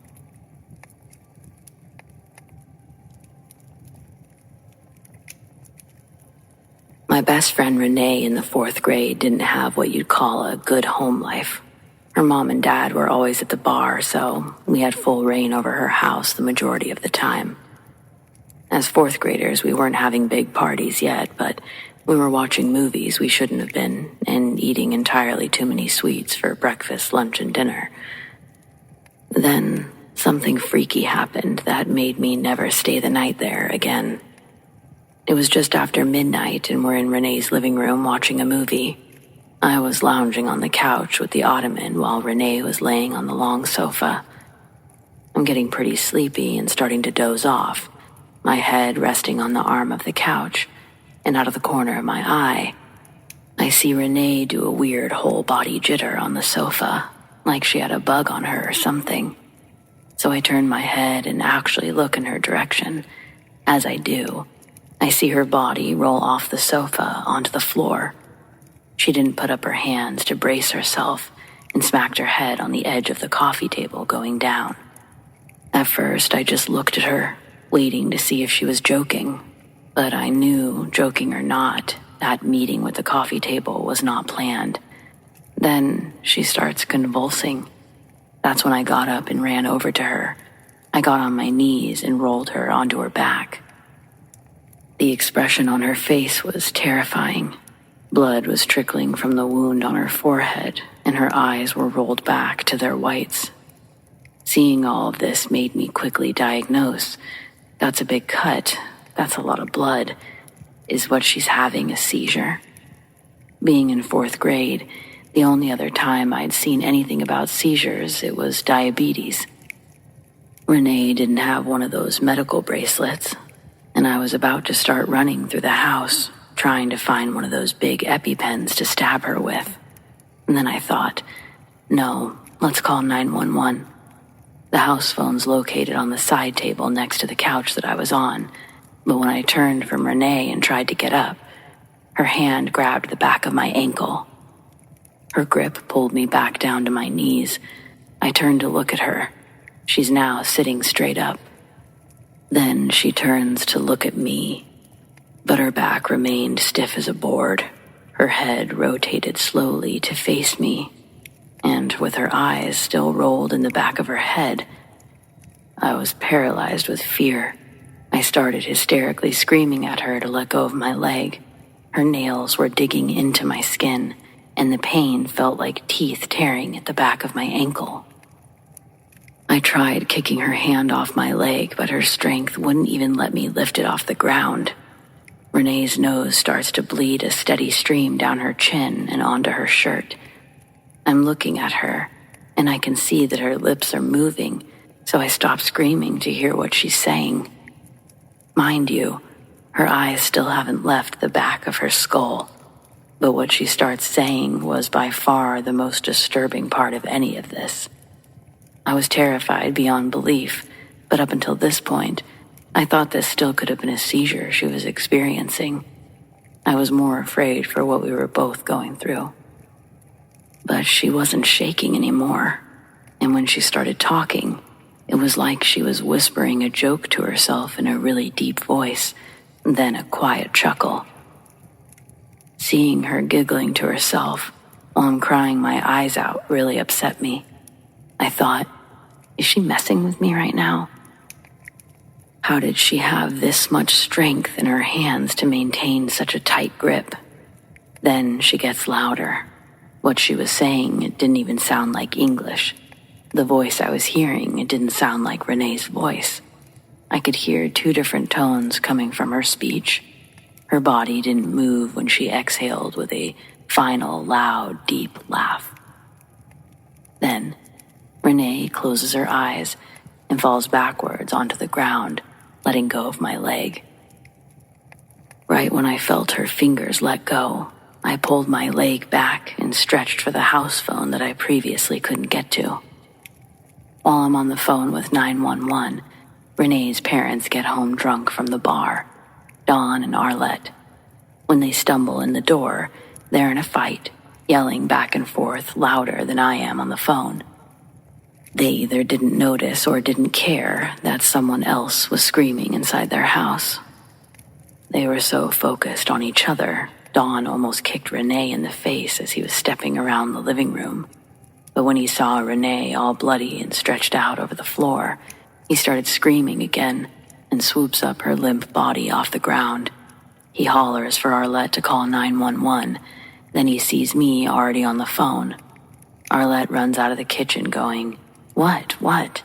While Dawn starts yelling in my direction, asking what happened. Now I'm in a ball on the floor screaming back that I don't know. Dawn tells Arlette they need to take Renee to the emergency room. As Dawn runs back out the front door with Renee in his arms, Arlette is staring daggers at me with squinted eyes. She points her finger at me and says, "What did you do, you little bitch?" She shakes her head at me like she's disappointed, then turns and follows in Dawn's route back to the car. With the front door left wide open, I watched their car back out of the driveway and pull off into the darkness. I was left alone, and that sudden realization took the remaining composure I'd been trying to maintain during the conversation with the 911 operator. They were still on the phone. They heard over the call and still sent an ambulance out to take me to the hospital to get checked out. They called my parents, bandaged up the scratches on my leg. I could hear Renee's parents, intoxicated, arguing somewhere further down in the hospital. When my parents came to pick me up, I told them everything and begged them to hide me when we walked through the ER waiting room. But my dad said that I wouldn't have to worry about that. He saw both parents passed out on chairs, snoring by the vending machine. When we did exit, we still made sure to get out fast. And that was it. Renee was back at school on Monday and couldn't remember anything that happened. She acted completely normal. When she invited me over after school, I made an excuse and continued to do that until she eventually stopped asking. I was still nice to her at school, but I think she got the hint. If she really didn't remember anything, even though I don't know how you couldn't, especially having to go to the hospital and stuff, like no memory of anything, and now you're just fine. No, I'm sorry. Renee did turn out normal. We were classmates until she moved during high school. Different friend groups, but she was a normal girl. As it was all happening, I thought to myself, dang, I'm never going to forget this. It's hands down the scariest thing I've ever witnessed.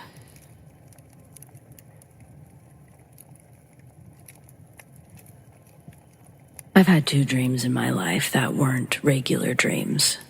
This was about 20 years ago while visiting the Gettysburg battlefield. My girlfriend and I were staying at a Holiday Inn adjacent to the battlefield. I had a very young soldier come to me in my dream. He said his name and age, which I can't remember, and that he had died on the hotel grounds. He was extremely sad that people didn't know he lost his life there. His sorrow was overwhelming. His emotions were so intense that I could physically feel them. It felt like he was giving me a message. He wanted me to know how much of his life he missed out on. When I woke up, I was completely drained, and it shocked me to my core. The second time happened the night after my mother died, 6 years ago. It was very similar to the first experience, but much more personal. My mother had died of cancer after a painful battle. We were very close. I took her to every chemotherapy appointment. I never saw my mother's face in the dream, but I felt her presence and connection. She just kept repeating, "I'm happy now. I'm happy now," over and over, while I cried. I woke up with tears streaming down my cheeks. It was so intense, kind of spooky since I'm so sure it really happened. It also made me feel better too. So maybe that was her goal.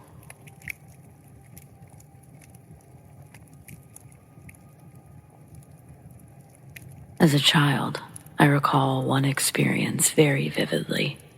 I was about 12 years old. I lived in a 2-bedroom home with my parents and 2 sisters. One summer night, my mom was boiling a chicken while we waited for my dad to come home from work. I remember going to bed around 10 p.m., and my sisters, the 3 of us, shared a room. In the middle of the night, I started feeling very uneasy. I felt nauseous and woke up. I tried falling back asleep, rolled onto my right side. This is where the strange things occur. At first, I wanted to believe that it was just a dream, but I still question that to this day because of the real-life repercussions. In my dream, I had woken up. I'd rolled to the left side of my bed and was facing my sister's bed in the middle. Our bedroom door was closed, but I saw something coming through the door, on the ground. It was a small being, not sure if it was a sort of dwarf or alien, but it had milky, translucent skin with long, skinny arms. The thing climbed up on my sister's bed, and it sat on her chest. In my dream, I remember being wide-eyed and panicking. I screamed that it leave my sister alone. Then, the thing looked at me straight in the eyes and grabbed me by my right wrist. It told me, "Wake up if you don't want to die." I woke up and screamed my head off. I ran to my bedroom door to go to my parents' room, but when I opened the door, the house was full of thick black smoke. I started to scream and woke everyone up. My dad got all of us outside, and I was crying. I told my parents about my dream, and they were in shock. If I hadn't woken up, we would all be dead. My mom had fallen asleep and forgotten to turn off the chicken that she was boiling that night. I'm 27 years old now, but I remember this event and that thing very clearly. They're embedded into my memory. I just have no idea what it was.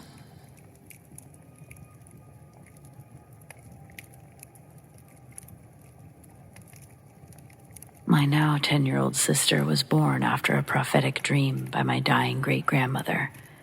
She saw my mother holding a pink blanket a year before my mother was pregnant, even said the calendar was on October. My sister was born October 12th. But my sister has dreams that come true. Some of you may remember a few years back, a school bus flipped and 2 kids died in the southern states of the U.S. 3 days before that happened, she woke up crying and said, "The bus crashed.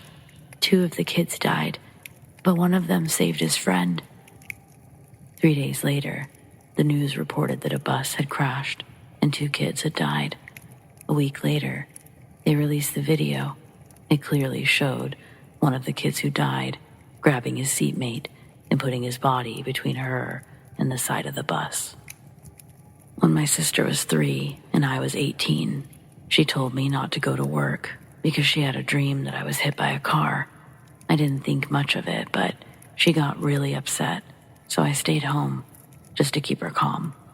The bus that I'd been planning to ride was sideswiped by an SUV as it unloaded passengers at a stop. And last year, she told me she had a dream about a girl who kept hitting me and screaming that I was a monster and that she would kill me. 3 days later, a girl that I dumped for cheating on me attacked me at a Walmart. She pulled a knife and tried to stab me in the face. Those are just some of the more unnerving ones, but there are a lot of others. I don't know if this makes her a psychic or what, but it's certainly strange, and no one in our family seems to be able to explain it.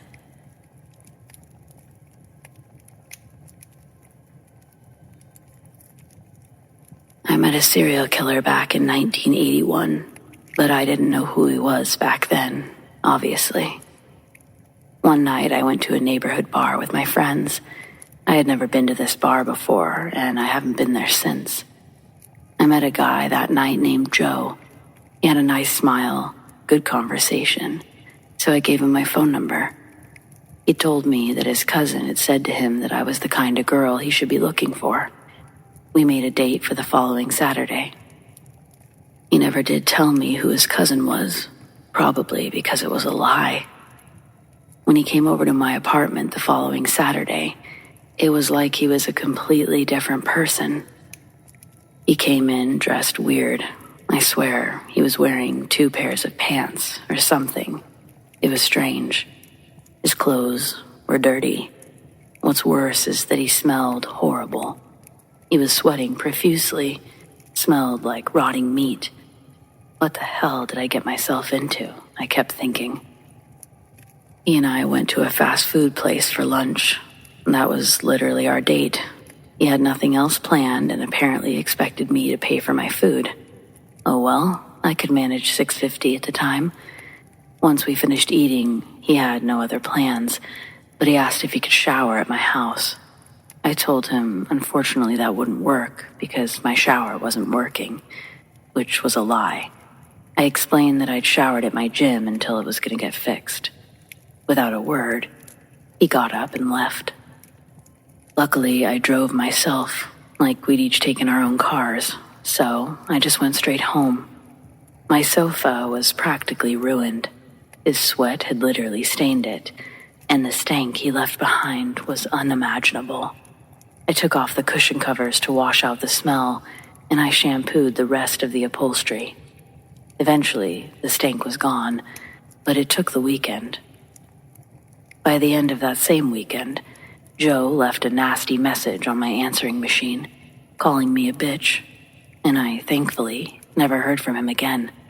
At least I don't think I did. He never left another message. How about that? Well, fast forward about 15 years. It's the early 90s, and a serial killer is caught while working at a nearby pallet company. The man had hidden the bodies of several people on the premises and claimed to have killed more. He bragged about cannibalism, claiming that he had served human flesh at a roadside barbecue stand for a while. His victims were usually prostitutes and vagrants, who were easy marks, in his opinion. I did not make the connection immediately as I was reading, but I hadn't seen the man's photo. Though, while reading, I noticed some things that struck a chord in my memory. The man used to frequent the bar that I referred to in the beginning of my story. Then, the photo. Even 15 plus years later, I'd never forget that face. He went away for his crimes for years, and it makes me sick even to this day. Thankfully, he was locked away forever. Joe Matheny died in prison on August 5th, 2017.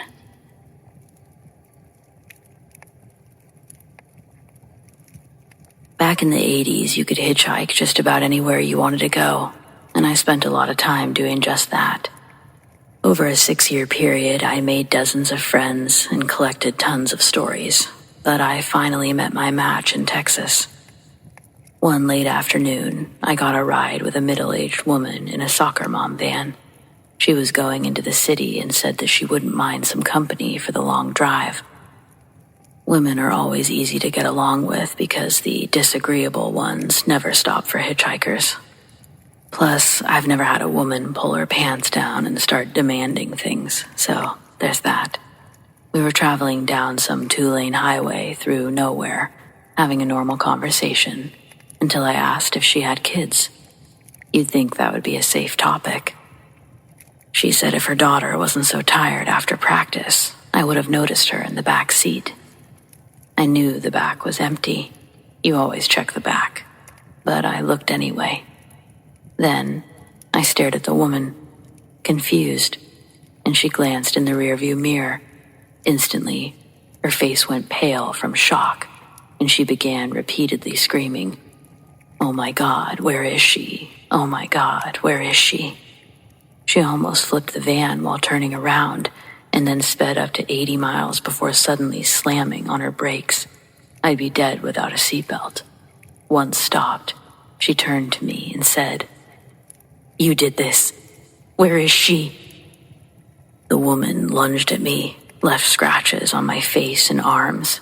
I leapt out of the van, and then she sped off, leaving me stranded. I walked for hours without seeing a single car, but someone finally picked me up just as it was getting fully dark. Once we got to a phone, I reported everything to the police. Not because I wanted to press charges, just because I was hoping to learn more. Was the kid okay? Was the mom off of her meds? I knew something happened when the dispatcher transferred me. Just before she clicked over, I heard her say, "It's about Martha again." A very tired, very old-sounding gentleman came to the phone. It seems the previous year, Martha's 7-year-old was kidnapped by her abusive ex. He came into the house while they were sleeping and took the little girl from her bed. Martha had never woken up, not until the police were knocking on her door an hour later. Her ex had a head-on collision with a delivery truck while attempting to flee town. Both were killed on impact. Understandably, Martha was having a hard time accepting reality. That experience has always stayed with me. About 5 years ago, I realized it was possible to Google Martha just to see if she was okay. It took much longer than expected, but I eventually learned that she died 2 days after our incident. She had picked up another hitchhiker on the same highway, but this time she didn't kick the girl out, and they were both killed when Martha drove into a ravine at almost 70 miles per hour. I was kinda glad I hadn't learned it sooner, but regretful to learn it at all.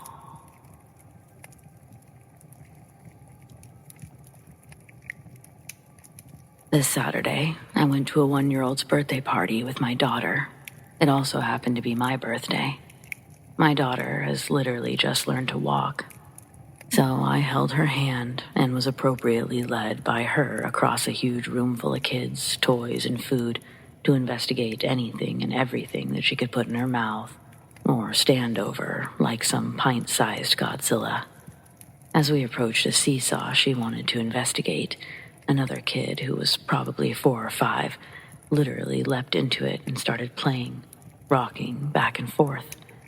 This was the conversation that proceeded. "Happy birthday. Do you remember me? We've met before." I don't know how this kid knew it was my birthday, and I certainly didn't know this kid. "Have we?" "Yes."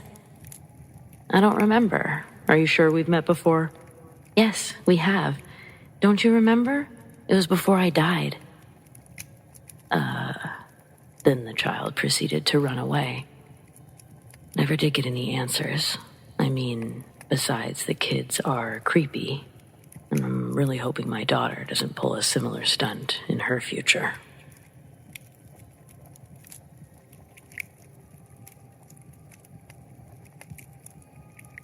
When my daughter was 3, she asked me if she could watch a cartoon while I was busy doing something. I turned on the TV and found a channel where an episode of Dora the Explorer was playing. I was thinking that maybe she could at least learn a little Spanish as she sat mesmerized by the electronic babysitter. After a few minutes, she asked me if she could watch Scooby-Doo instead. I asked her what was wrong with watching Dora, and she told me that the characters weren't speaking Spanish the right way. "Of course they are," I said. "Anyway, you don't know how to speak Spanish." What she said next gave me goosebumps. "I used to speak Spanish," she said. "We both did. Remember that time when I was your mommy and you were my little girl? We lived in Mexico. We had chickens in the courtyard, and my name was Maria." First of all, incredibly well-spoken. Pretty freaky stuff. What made it even more freaky, we lived in Ohio at the time, so I'm not sure how the word courtyard was even in her vocabulary. Also, at age 3, how did she realize the people in Mexico speak Spanish, or that Maria would be a common name? I never really considered the possibility of reincarnation before then. I do now.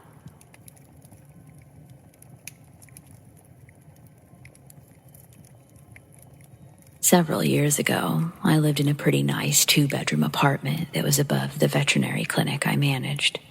There were 3 apartments above the clinic, and mine was in the middle. It had a 3rd bedroom, but that was technically my office, and it connected to the clinic via a crazy little spiral staircase.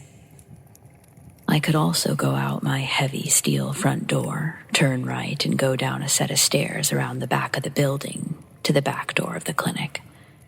The clinic itself was set back from the main road in a small neighborhood, but the main road was the main road from the interstate to the university campus, so it was heavily traveled. We were also within walking distance of the proudly converted rails-to-trails system in our state. The location gave a sense of quiet and security that really wasn't there, long story short. So, I lived alone, but I knew the neighbors well and wasn't concerned about security because my boss was a type A personality and everything was alarmed.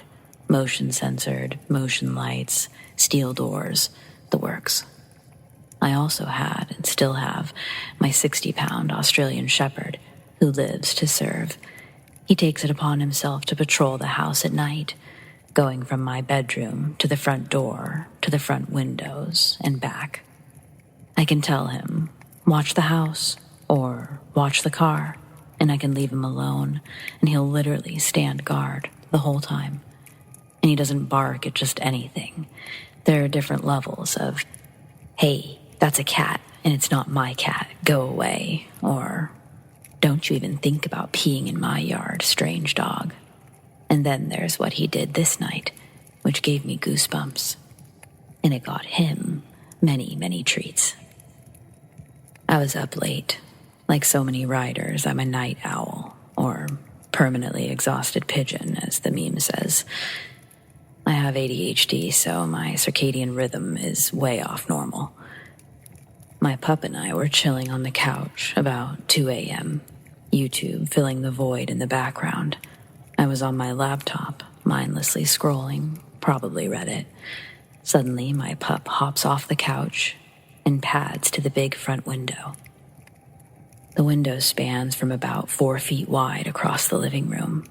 It wasn't down to the floor. My dog needed to hop up on his chair to comfortably look outside. On this summer night, the breeze was wonderful, so I had the windows open. I looked up from my mindless scrolling to see my dog on high alert in his chair, muzzle pointed at the road and ears up. Then I heard a woman.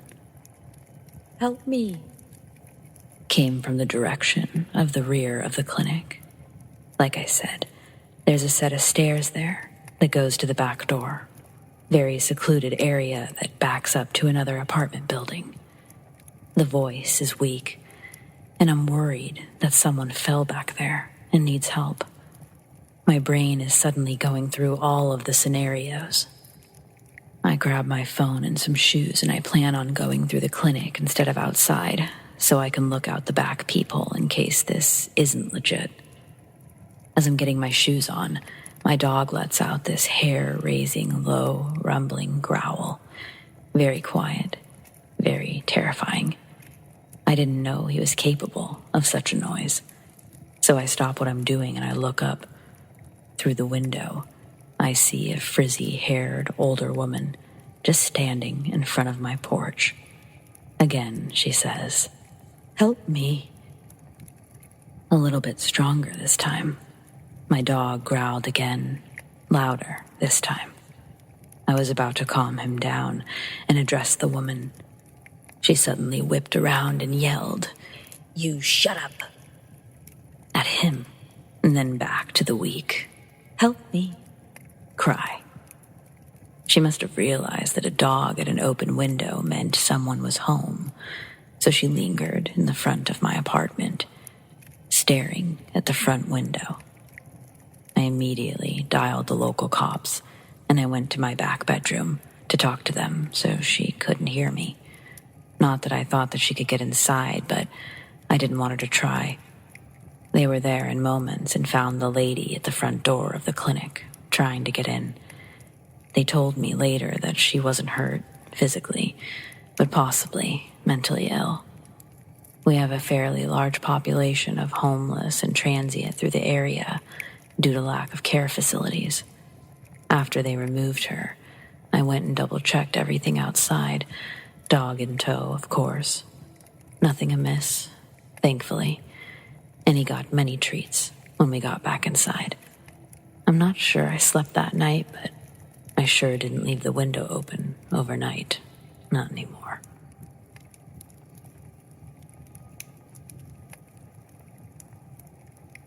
This incident happened about 20 years ago, when I was 18 and in high school. I'm from Germany.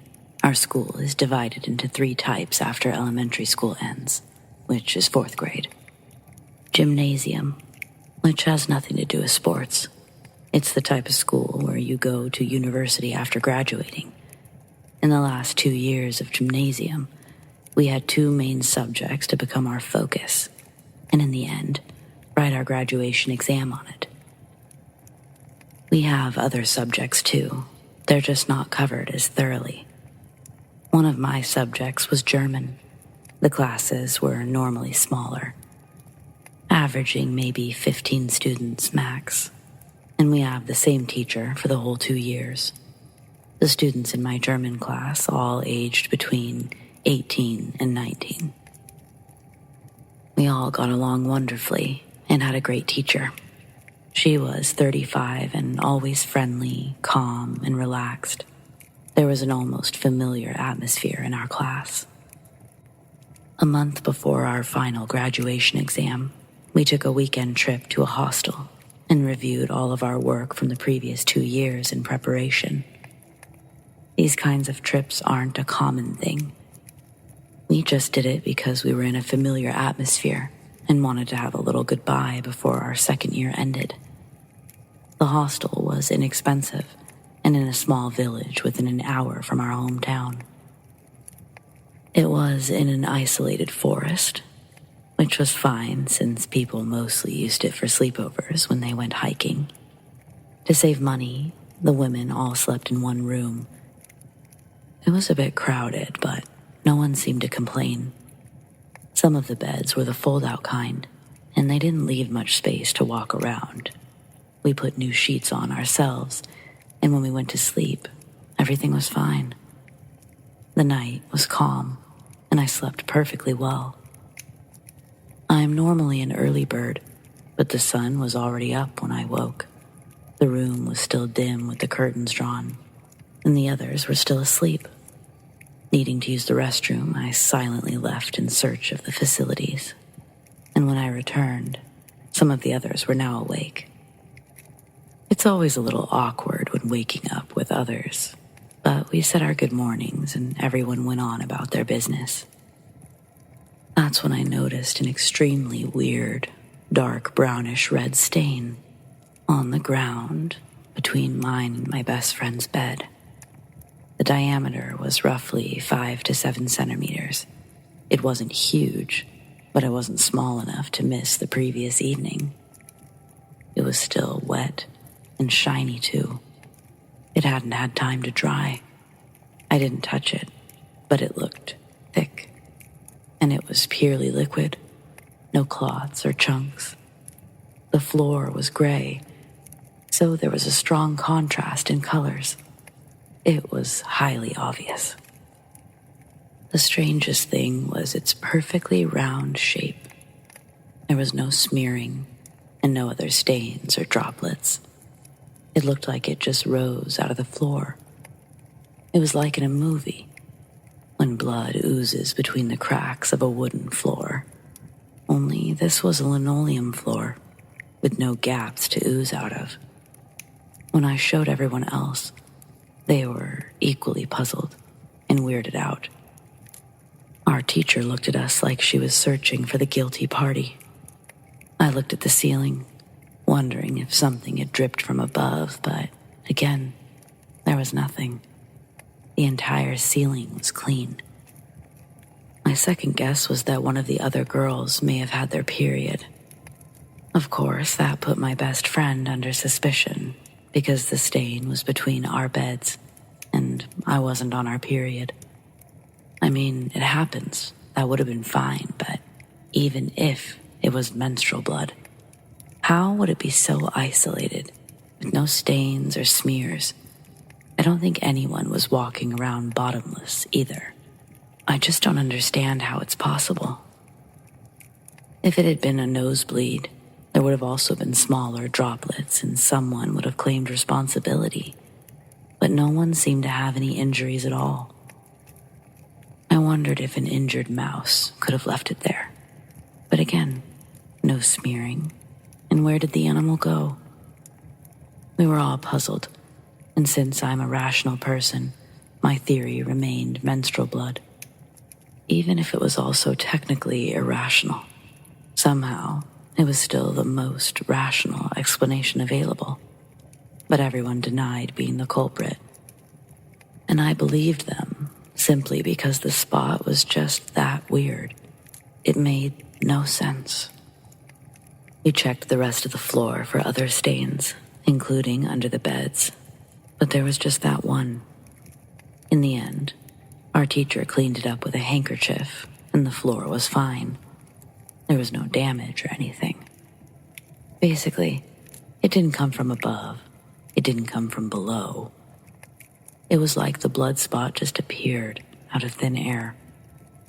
I still don't know what else it could have possibly been, except for blood. Very dark blood. It didn't look like juice or jam, no strange smell, at least, not that we noticed. I don't think it was a prank either. Neither the girls or the boys were that type, and the boys would have never dared to enter our room with the teacher present. Again, I'm a rather rational person, and I would love to have an answer for this, but I don't. It's probably a very simple one.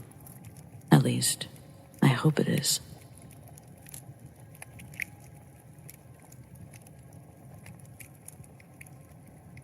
So, the solar eclipse from 2017 sort of turned into a mini holiday for the US and my state. It happened about midday, and at work we were encouraged to step outside when it started. I saw it with everyone, and then I went back inside. I was about to resume my work, but for some reason, I went back outside instead.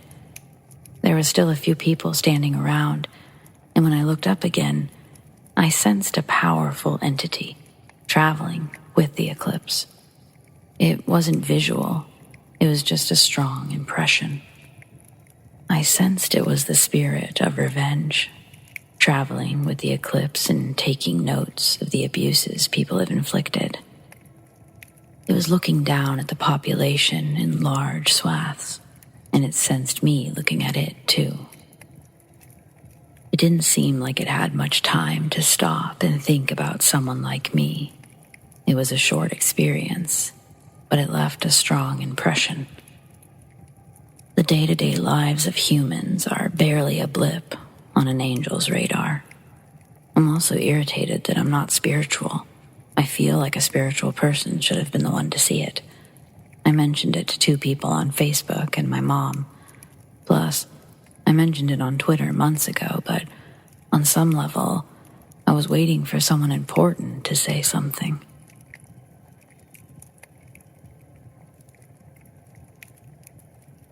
I've had several requests for more stories about my time doing trauma scene work. If you don't know what that is, I used to lead a crew that would go in after any manner of traumatic or deadly incident, one that would cause damage to the structure that the victim's family shouldn't have to see. Now, I know my stories are not scary in the traditional sense, but most people simply couldn't handle walking into these types of scenes. We had to be cautious with how we trained crew members. It was often done on a volunteer basis, meaning we didn't force anyone to go into a house where a father killed his children before killing himself on a lazy boy. We just didn't start someone in training and then go, "Oh, by the way, we're going to do a multiple homicide." Anyway, if there was a way to describe the sights or smells associated with doing this type of work, I'm sure you would see how truly terrifying this is. First off, I have to say that suicide is not glamorous, nor does it ever end for those around you. If you need help, please get help. Don't let your loved ones find you that way. It not only changes them, but it changes the feelings inside the house. Well, back to my story. This took place in the late 90s, just before I left the field. We dispatched a crew to a house where we were told an incident with at least one death had occurred. Sometimes it's given to us that way. It's never the whole story. But sometimes we learned what happened on the evening news or through a chatty neighbor. We arrived at a modest house. It wasn't really a high-end home, but not a low-end either. It was 2 stories and about midway down the cul-de-sac. As with some scenes, there was a cluster of neighbors looking to see who we were and why we were there. The sheriff's department had just released the scene, so all of the crime scene investigators had already done their job. As I approached the house, I noticed a ton of what appeared to be bullet holes in the stucco, broken glass, and a long blood stain on the driveway. We went inside, and we had to suit up almost immediately, as the police had probably used tear gas. There were bloodstains everywhere, It looked like someone was dragged through the house with blood gushing. There was an area where it pooled. There were areas where it looked like mini explosions had occurred, which I assume was by flashbangs, or maybe the guy inside had shot up. What probably strikes you the most in situations like this is how benign the underneath looks. I don't know how to describe it, but just imagine the set of Full House. Now imagine their TV with bullet holes, surrounded by tons of broken glass and pooled blood. I mean, they seemed like a normal family. There was a big, blue wooden sign that said family in the living room, and underneath it were a bunch of family photos, pictures of kids, parents, Christmas gatherings, graduations, vacations. There was also a wall dedicated to the dad's favorite sports teams, and pictures of him with friends at games. So, what happened? According to the news reports, the neighbors, and from what we saw at the scene, the dad went crazy. He'd been talking about demons, and not in a I've got my own demons kind of way, but actual demons. He was positive that he was being attacked by the devil, that the demons were trying to take his family's souls. Rather than let the demons take their souls, he killed them so they could go to heaven. He ended up barricading himself in the house.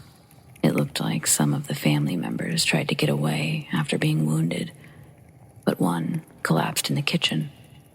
One somehow escaped, and one was brought out by the police.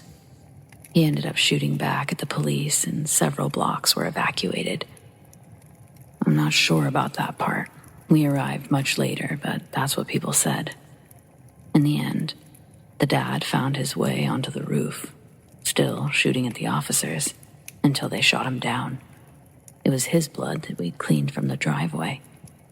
He murdered his wife. One of his children died in the hospital. One child was killed inside the house. One escaped. And another family member was not home when the attack occurred. It took a lot longer to clean this scene as there were so many holes. And we had to remove almost all of the carpet and soft surfaces due to the tear gas. It was a terrible scene. I know this might sound religious or whatever, but after seeing enough of those scenes, you really start to believe evil exists.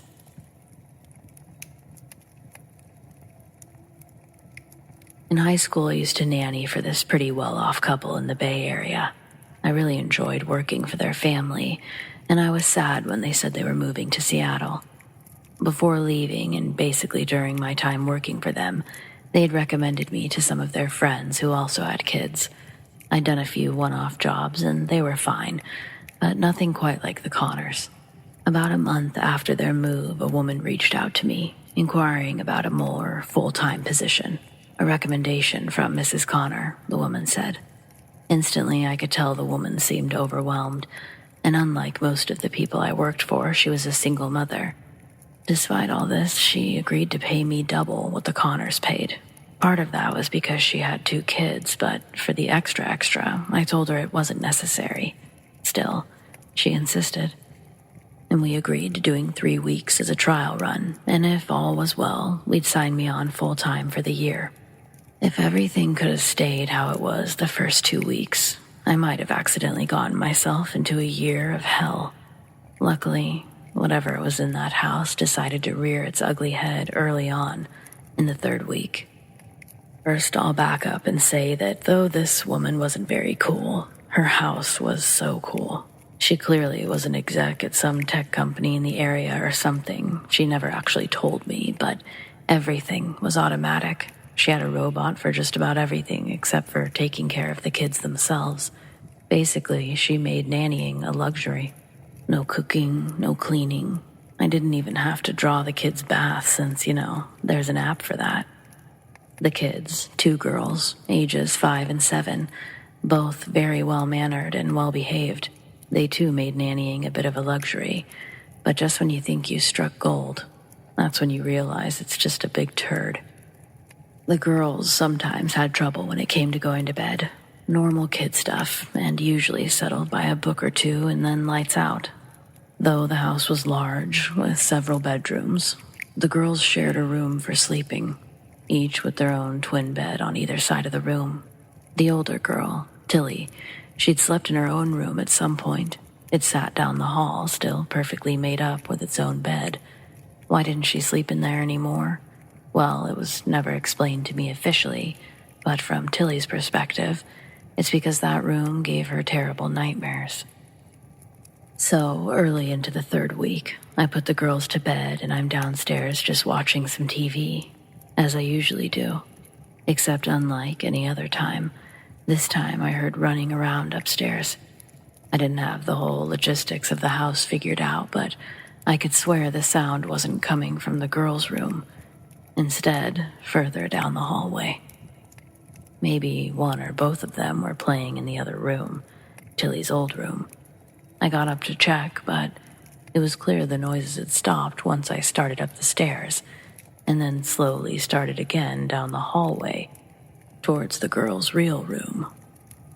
I was sure that I was about to catch them in the hallway, frozen, caught red-handed. As I approached the top of the stairs, though, there were footsteps, sure, but there were no feet to accompany them. The hallway was eerily empty, and the footsteps cut off almost instantaneously. I open the girls' door, and they're both still sleeping. I walk over to each of them to be sure that that's the case, but it's obvious they're sleeping for real. I even did the candy test where I said out loud that I had candy for the first one who could tell me what 1 + 1 was. It was a little trick of mine, and I hadn't tried it on these kids before. Still, nothing. So, that was weird, kind of spooky, and I really didn't have a great feeling upstairs after that. But it gets stranger. As I said, these kids were well behaved. They didn't talk back, they were caring towards each other. I never felt off leaving them to play with each other in the room or anything like that. One night, God, why is it always at night? Anyway, the girls were in bed, and as I was leaving their room and closing their door, I heard the sound of another door closing. Instantly, I looked towards the vacant child's room, and I swear, I see something dark, black as a shadow itself, but solid, peeking from the door frame before quickly disappearing. Logistically, not possible, considering that door just closed. And then there's the obvious problem of someone being in there at all. I lean back without taking my hand off the girl's doorknob and confirm, no shadow, and indeed the door to that room is now shut. I creeped my way back into the girls' room. They weren't asleep yet, and I told them that I was kind of sleepy, and I think we should all watch a movie and pile on the couch. It worked for them, and so I quickly ushered them downstairs.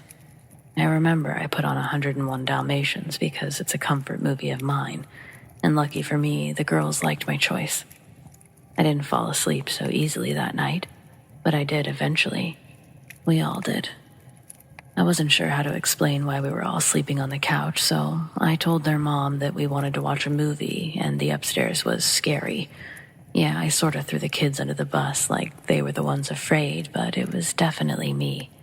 I just felt so silly by the time she got home. Had I been overreacting? I think not. The very next night, I heard something a little bit after putting the girls to bed. This time it was coming from the girls' room. Just the lightest of footsteps. No crying or screaming or anything to warrant the level of alertness that I was feeling in that moment. Without so much as a second thought, I found myself practically running up the stairs. I couldn't understand why I was so scared, where this urgency was coming from.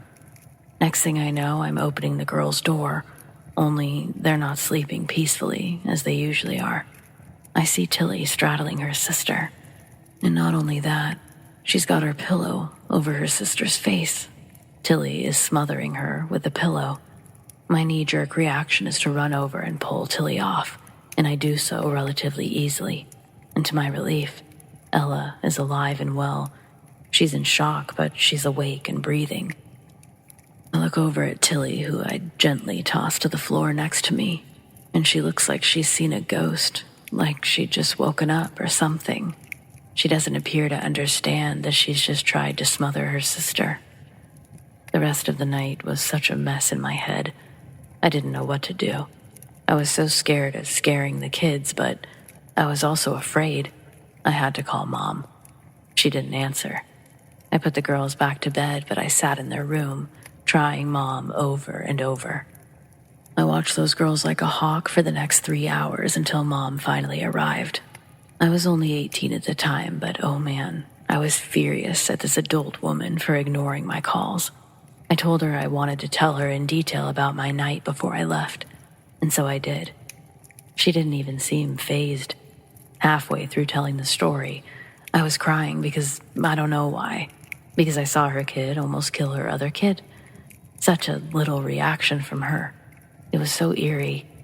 I didn't like it. That interaction alone kind of sealed the deal for me. I was no longer willing to nanny for this woman, and I told her quite frankly that she should consider therapy for Tilly, or getting a priest in that place because something wasn't right in her home. To make things even weirder, I found out months later that Mrs. Connor had never recommended me to this woman. She had no idea who she was.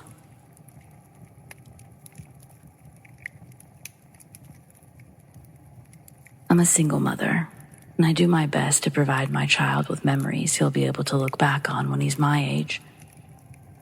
I didn't have that many with my mom, and it's important for me to give him what I needed at that age. Without a father, it's been my job to show him how to be strong in this world. I was watching a TED Talk, and the speaker said that fear is primarily a learned trait. Toddlers would watch their parents interact with the environment to understand it for themselves. If they see a situation and think, uh-oh, mommy flinched, they will start to perceive the situation as dangerous. If you're afraid of spiders, it's probably because you saw a parent react poorly to them in your adolescence. That's why I've done my best not to flinch when we're together. He's turning 10 in October, and we frequently spend our weekends going to trampoline parks, regular parks, or the movies. But yesterday he saw a YouTube video about those bioluminescent shrimp. We live a little over an hour from the Indian River Lagoon, near Titusville, and I decided, why not? Let's go on a spontaneous little trip. We hopped in the car around 8 to get there as the sun was setting. I'm brave, but not dumb. I always pack pepper spray in my purse, just in case someone were to test my mama bear fury. We pull into the lagoon, and we're one of the only cars in the parking lot. Aiden and I walk down the trail and reach the shoreline. A smile grew on his face as we got closer to the shoreline. This was the first time I'd ever seen these shrimp in real life. He and I stood at the top of the hill, mesmerized at the light show that we were seeing in the water. We walked down the hill until we found a bench to sit on, just before the concrete path touched the sand. There was a man standing in the rocks of the shallow water, quietly fishing. Every time he'd cast his line out, it would stir up the shrimp in the water, like blue fireworks in the ripples. Soon, Aiden's oohs and ahs turn into snores as he falls asleep sitting on the bench rested against me. I sat there and realized I was experiencing a rare moment of bliss and silence to myself. Moms know how cherished and fleeting these can be. I took a deep breath, smelling the salty sea air. Falling asleep next to Aiden on the bench would have been easy if I'd let myself fully relax. I noticed the fisherman had started packing his gear. When he turns around, he sees us on the bench.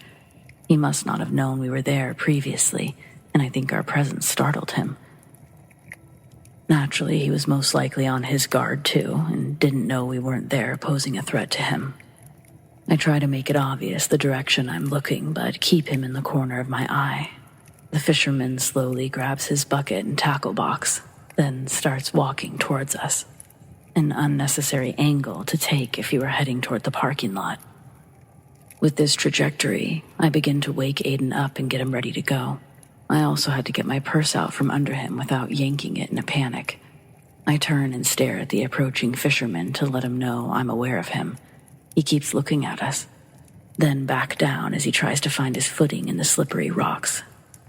He gets close enough for me to see that he's barefoot, wearing torn jean shorts and a tank top. He has a bushy beard and is incredibly thin. We make eye contact at an increasingly uncomfortable distance as I can see the white of his eyes. He takes another step towards us and then lets out the most horrific, stomach-turning howl I've ever heard from a human's vocal cords. It sounded like those stock screaming sound effects I'd play with in film class, like a war movie death scream. Aiden jolts awake. He's now observant of the dark figure. I flinch. This man starts swinging his arms and throwing his gear around the rocks while continuing to scream bloody murder. I grab Aiden's wrist tightly in my hand and I'm about to start running toward the parking lot, but I see the fisherman collapse onto the rocks. Suddenly, I realized I may have misread the situation. Even from this further distance, the man's growling and groaning continues, but he didn't appear to be moving, not much. So instead of grabbing my keys, I grabbed my cell phone. I called 911 to report the collapsed man in the water. I shuffle through my purse for the keys, unlock the car before handing them over to Aiden, telling him to wait in the car and to lock the doors.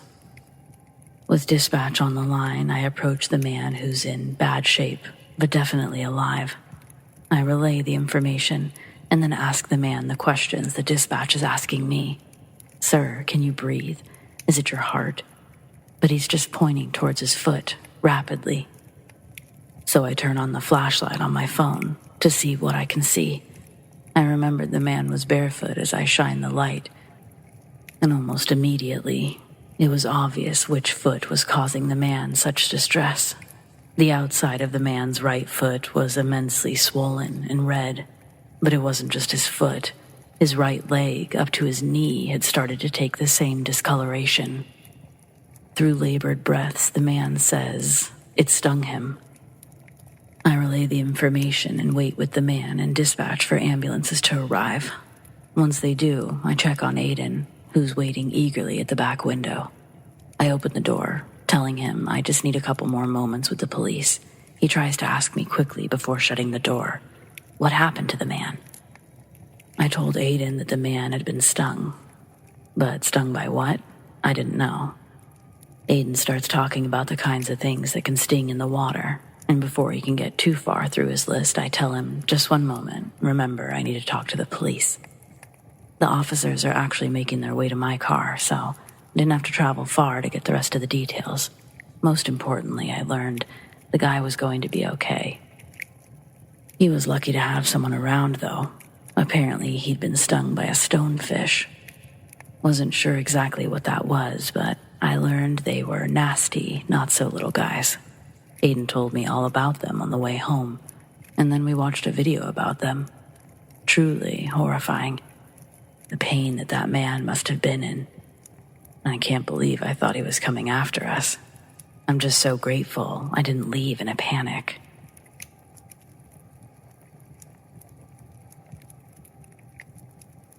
There's no friend who could deliver honest advice more unbiased than an anonymous source.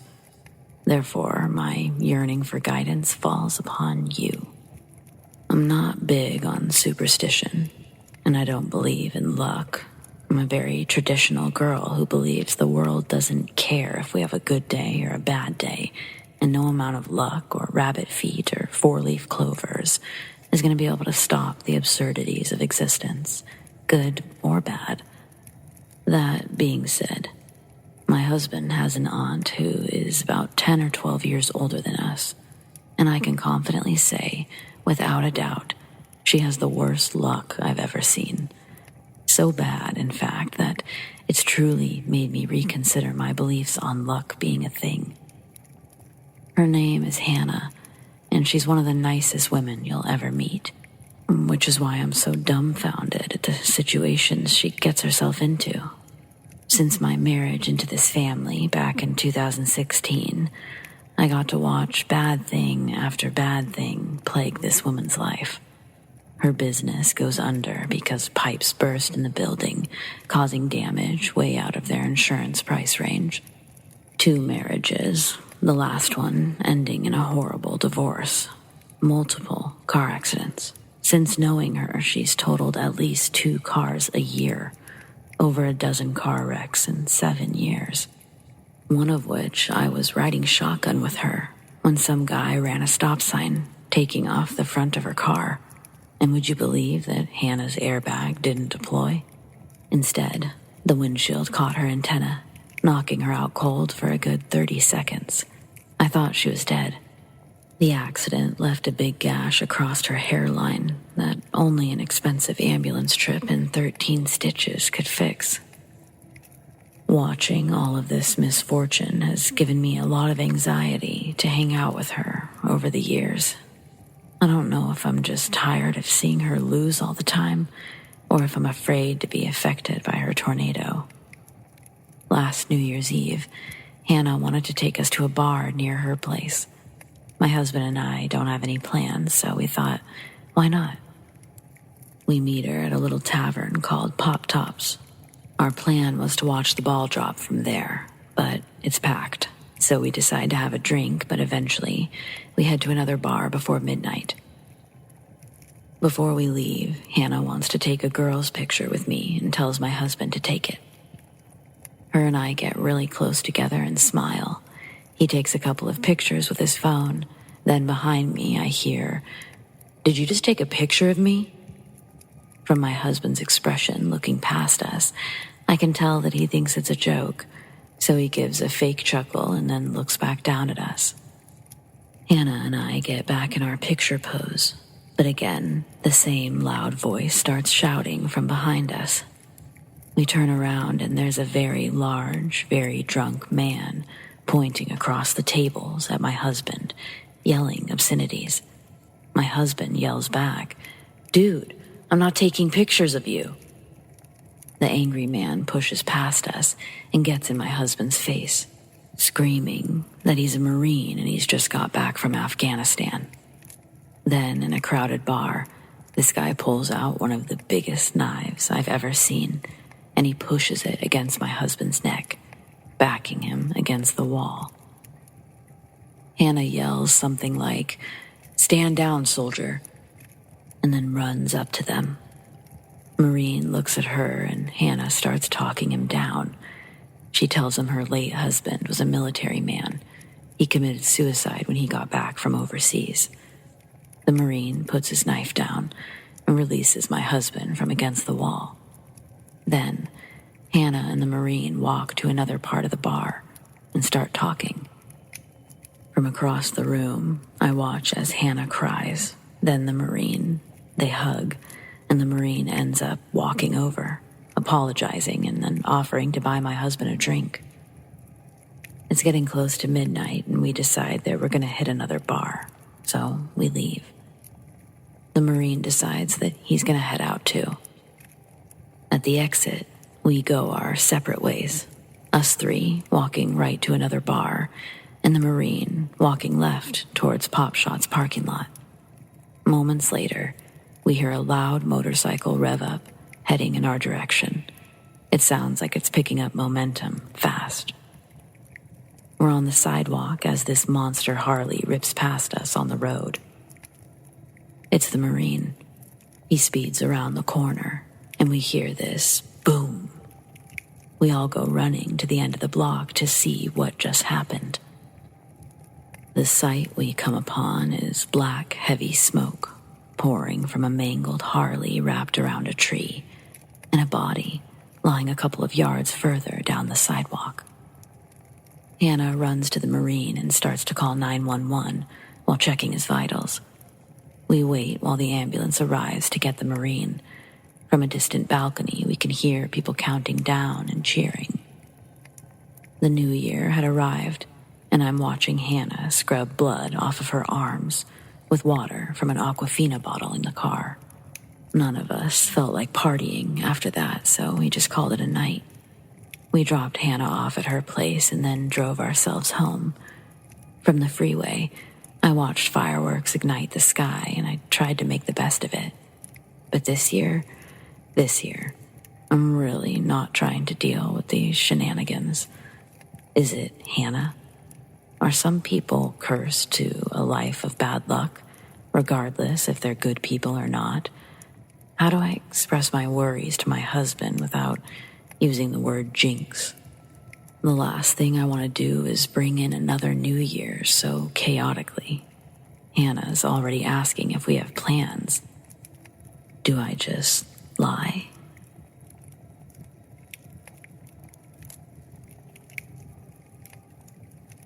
I'm not sure if I'm in the right place for this, but it happened when I was 8 or 9. It was summer in a small Texas town, so everything was dry. I remember everything vividly, but my brothers will deny it happened until the day they die. I was watching TV in our living room when I heard a weird dripping sound coming from our dining room.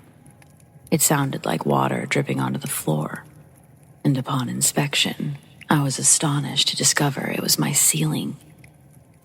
I only had time to be confused for a moment before the sound of my neighbor's water heater stole my full attention. I peeked out the window to see the 2-story house in flames. My mom rushed downstairs, saying to get my brothers and to get in the house. I ran out back, looking for my brothers.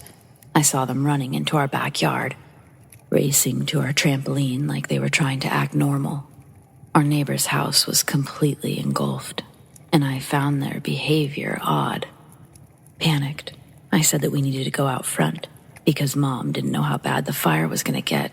The fire department advised staying out front in case it spread. Luckily, my neighbors weren't home. It was traumatizing to watch as the fire department tried to put the fire out as quickly as possible.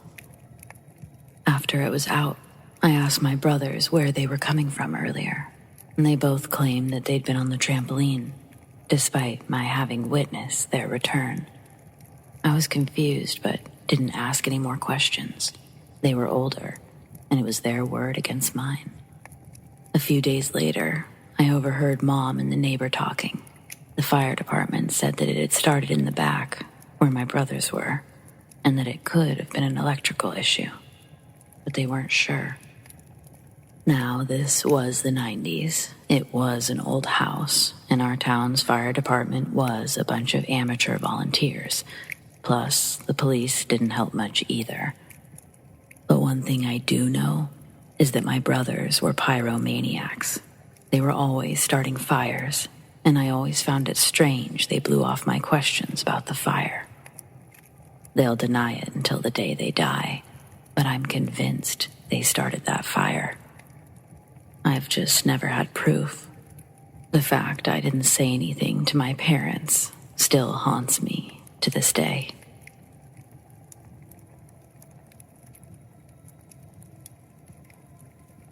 This happened a long time ago, back when I was dating my boyfriend Tim.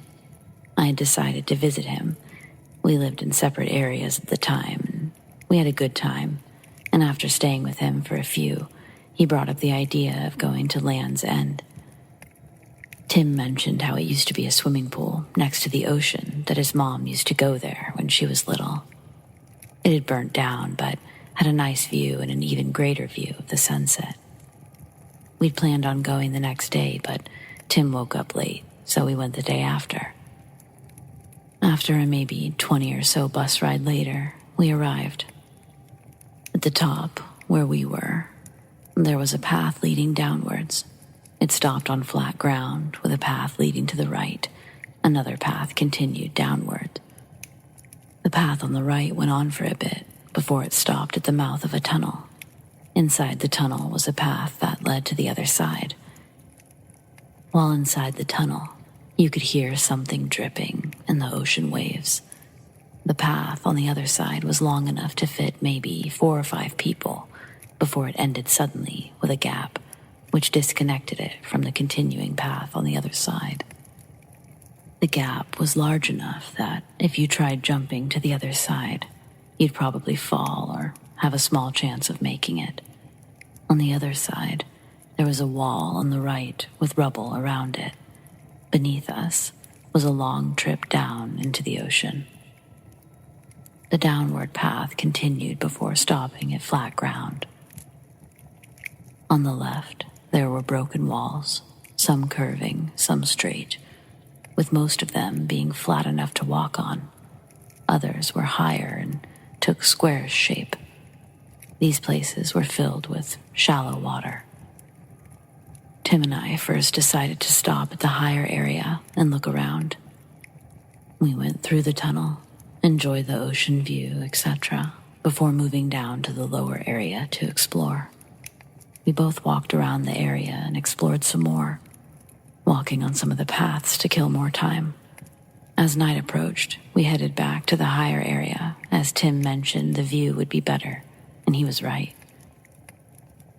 Joined by a group of people, we all watched the sun set in the sky. Tim and I decided to stay later to watch the moon, something I enjoy. As we stood watching the moon, more and more left, before we were the only people left. As it got later, we witnessed a sight. The moon was moving. Not in the slow crawl it usually does, but more like it was taking a light jog across the sky. We both thought it was odd and strange.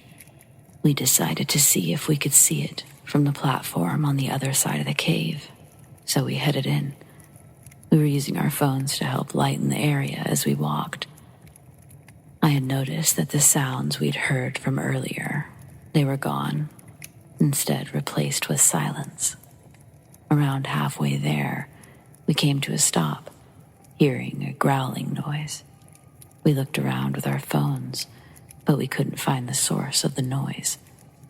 It wasn't like a stomach growling, more along the lines of some sort of animal. We both ran out of there and hightailed it back up to the walkway toward the entrance. When we got to the entrance, Tim mentioned the moon. Turning towards it, I looked at it in shock. Instead of it being in the same spot along its jogging path, it was instead back where it was before it started jogging. It was as if the moon had been reset.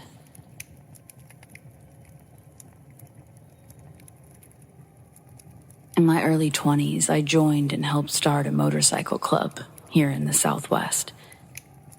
Our get-togethers started out as weekend rides out to the canyons and out to eat at the casino buffets. As we started to establish ourselves as an actual MC, we began hanging out Thursday nights, and we started to hit up bars and nightclubs after a night ride around town. One of these clubs was known to have ladies' night, where a male dancer would come out and strip down to his underwear for about an hour. After, the dance floor would open up, and that's when we would go back in from the patio area outside. We got well known at that place. One night, as I'm walking out to the patio, sipping on my beer, this older lady pulls me to the side. She looks me up and down, and then she asks if we could sit and talk. I agreed, and we sat outside. She tells me she's friends with one of the girls that's hanging out with one of my boys from the MC. She began to tell me that I have this bright light that walks around with me, a huge angel taking care of me. She said she just had to talk to me. Since I walked into the club, my light made the rest fade into darkness.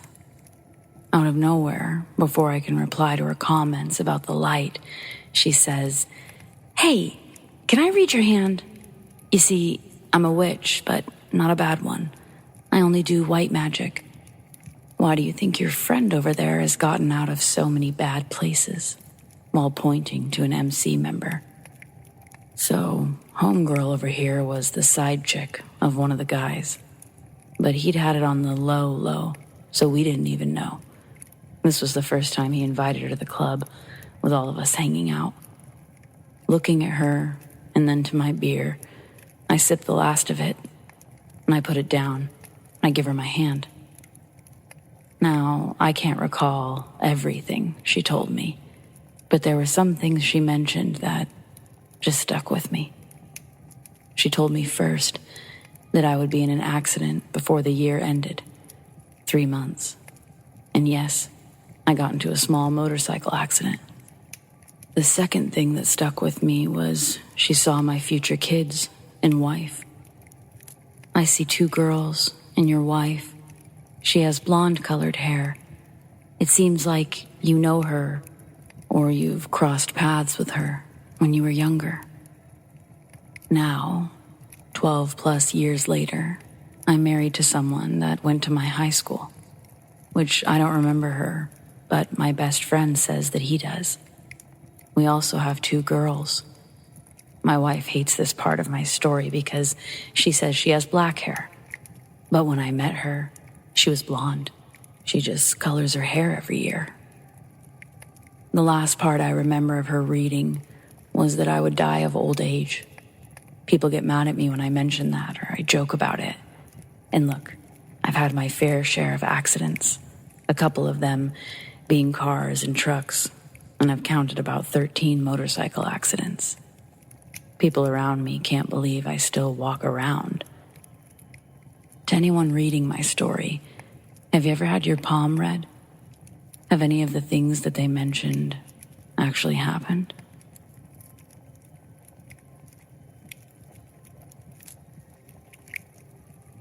This happened a couple months ago, and I'm still confused about exactly what I saw.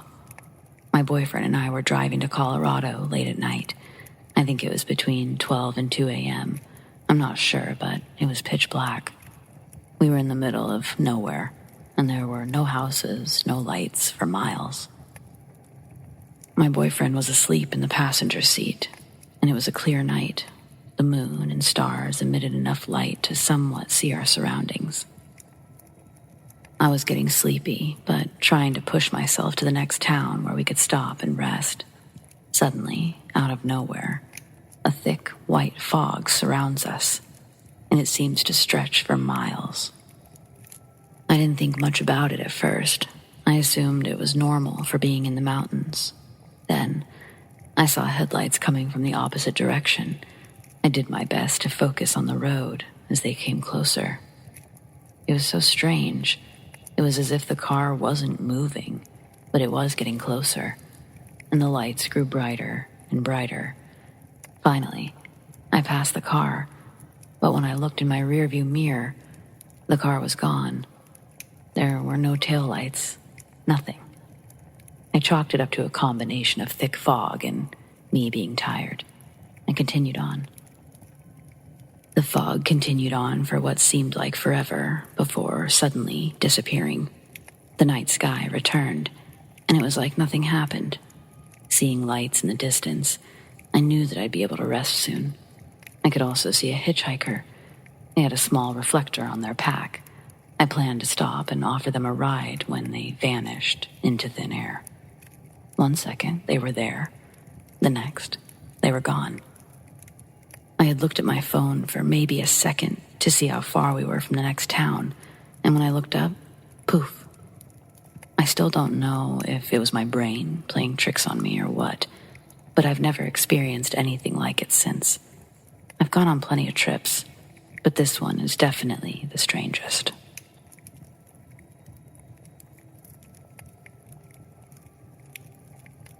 I've always been a big believer in the paranormal. I lost my dad in 2016, and I've heard him talk to me. I've seen things, felt things, all just unexplainable. I'll start with some background. So me and my friend, we'll call her Aubrey, met September 2017, 10 days after her daughter was born. She didn't like me at first, but before I knew it, she adopted me like her own. We were attached to the hip, inseparable. I actually ended up living with her on and off for about a year or 2, and I helped her raise her daughter when me and my grandpa weren't on great terms. I call her mom, she calls me daughter, and her daughter calls me sissy. We're family, blood or not. So you can take a guess how often I was at her house. Her grandma wasn't home for months at a time, so we were the safe house, the party house, the chain smoke cigarettes on the back porch when you're going through a breakup house. We had friends over all the time. We were all super close, and that house was like a breeding ground for paranormal activity. Knocking on walls, footsteps down the hallway, things moving around, voices. the feeling of being watched, the random cold chills, even the piano playing by itself. Me and Aubrey's at the time boyfriend heard it from 2 separate rooms one night. It was only us 3 in the house. I could tell you guys 100 stories of things that happened in that house. Not just to me, but to all of our friends. My fiancé was waiting by himself for me and Aubrey to get home, and he heard voices, like a conversation in the hallway. Grabbed a bat to start swinging, but no one was there. Anyway, this particular story happened in 2018. I had just recently graduated high school, so I was always at her house. We enjoyed a nice smoke session on her back porch every once in a while, but she still had to mom, and I still had to sister, so we never got blasted out of our minds. Just a few hits and smoke some cigarettes, go to bed for the night, when it was just us. Sometimes we'd stay up later, just talking and laughing, but at the time, her daughter wasn't sleeping well, so we were usually exhausted and just wanted to sleep. This night, we had a friend of ours, we'll call him James. We had him come over to hang out for a bit. We all smoked a little bit, talked, laughed, and then James left, and we decided to call it a night. Aubrey was exhausted, and I didn't really want to be out there alone, so I came inside too. So Aubrey goes back to bed, and she always turned her phone on Do Not Disturb because she didn't want to wake her daughter. It was always a fight to get her to go to sleep. We did everything we could to not wake her up again. Brief layout. You walk into the front sitting room from the front door, and there's the hallway to the left that leads to the bedrooms and the bathroom. And to the right, there's the doorway to the kitchen. All the way to the right, the north wall, and the doorway to the living room, right next to it, on the east wall. There's a pull-out couch in the sitting room that you can see into the kitchen from, so I have a clear look to the porch as well as the TV from where I'm sitting. I've been inside for probably about an hour or 2. I'm not super tired this night, so I'm facing away from the doorways, scrolling through Instagram when suddenly I hear a high-pitched frequency sound. So I sit up on the pullout, trying to see which direction it's coming from, when I realize the TV got left on, but it's just a black screen. Like if your gaming console goes into rest mode or your cable box turns off. Still on, but nothing on the screen. So I shrugged it off, just the TV. And as I'm going to roll over and lay back down, I see someone sitting in Aubrey's chair on the back porch, smoking a cigarette. We all had our own assigned chairs outside. So when you first walked out the sliding door, mine was on the left and hers was on the right. Just your typical swivel patio chairs, with the other chairs just around, making a circle around the little table out back. There's an ashtray, and it's where we would set our drinks. The back porch light is on, so I can clearly see someone there. But when the kitchen light is on too, it created a glare on the glass door of anything that was sitting on the kitchen table. At first, I'm kind of moving my head around to get different views from where I'm sitting. Maybe somehow the glare is making it look like someone is sitting there, and my eyes are just playing tricks on me. But no, it's a person. So then I start to think maybe James forgot his cigarettes or something. But he would have called or texted to let me know he was coming back to grab them. And especially would have said something if he was going to hang around to smoke a cigarette, alone or otherwise. So I'm looking, trying to figure out who the hell is smoking a cigarette on our porch when we're not out there with them, without even telling us they'd be there. And then it looks at me. It looks at me, dead in the eyes. I froze. I felt like I couldn't move, couldn't breathe, and my body was covered in chills. It starts to stand up, but I don't stick around long enough to find out whether it's going to walk right through the door like Casper the Friendly Ghost or knock on the door like a person. I grab my phone and I run to the bathroom. I'm texting Aubrey over and over, telling her someone is outside, and I don't know who it is. But of course, she's not answering because her phone is on Do Not Disturb. And everyone knows, once Aubrey is in her room for the night, don't open that door, for fear of waking the little crotch demon that Aubrey had to have cut out of her. So when I open the door, she's giving me a look like, "What the hell do you want?" And I'm trying to stay as quiet as possible while I'm panicking, trying to tell her someone is outside. She tells me to stay with her daughter while she grabs some type of weapon. I can't remember what, but she goes back to look. She comes back and tells me she didn't see anything. No sign of anyone. Nothing.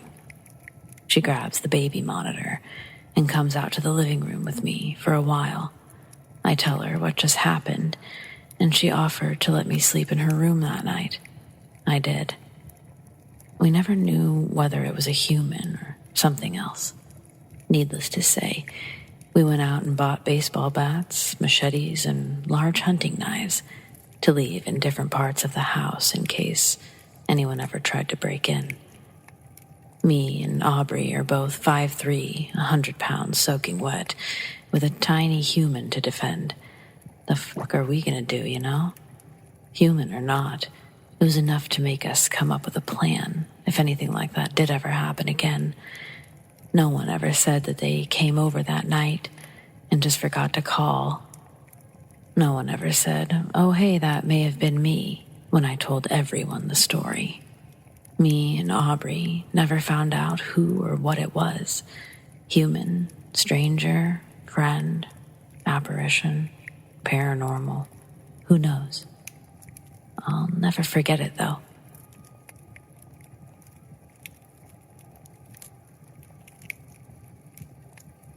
This is not a story I often tell. I sincerely promise that this has scarred me for life, and while I have investigated psychological and natural explanations for what I heard, they remain unsatisfactory. I was terrified of the dark as a child. I swear to my mother that I heard voices in there.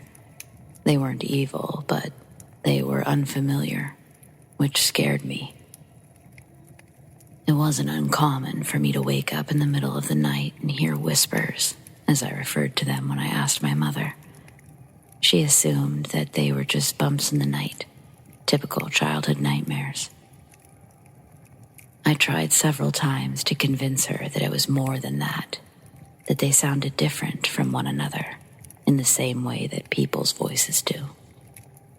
Some nights, I was so terrified by these whispers that I slept in my mother's bed with her. It was also convenient that the bathroom was right outside her bedroom door for those late-night excursions. I should mention that when you walked out into the hall to use the restroom, you looked directly down the stairs that led to my living room on the first floor, as my mother's bedroom was on the second floor. I awoke one such night, around Christmas, with the need to relieve myself.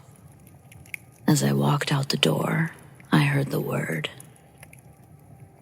And to my surprise, a red light, almost like a spotlight, was cast upon the wall at the bottom of the stairs.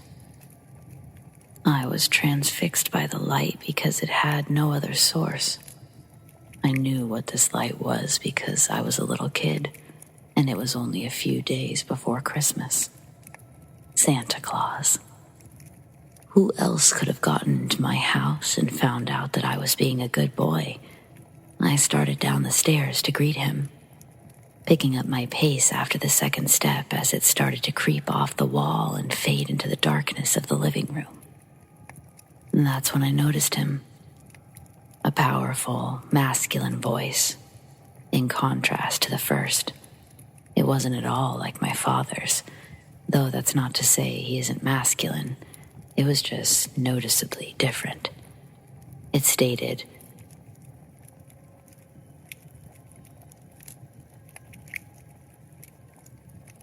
I listened, turned around, and what happened next is something I would not believe if told the same story.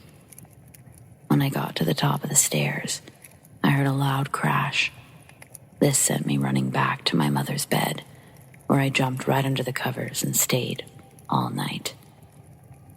When we awoke the next morning, the poinsettia lights, small Christmas flower lights that glowed red, my mother had placed them on the railing down the stairs. They'd been pulled straight down, some broken from what appeared to be a forceful tear, and laying in a single pile. My living room's dry sink had fallen from the wall. My mother had no explanation. My father, though, was concerned that we'd been the targets of a home invasion. My sister was in tears. Nothing was missing. No one had broken in, and there appeared to be no reason for this to have occurred. And then I saw it. And I kept quiet about it because I was so afraid that I couldn't force myself to say anything. There were 3 indentations where the finish on the wood had been worn, almost as if in a forceful grip, on the edge of the wooden dry sink that had been facing up. Something had grabbed it and thrown it down. This was the source of the bang. I was embarrassed. I never heard another voice after that day.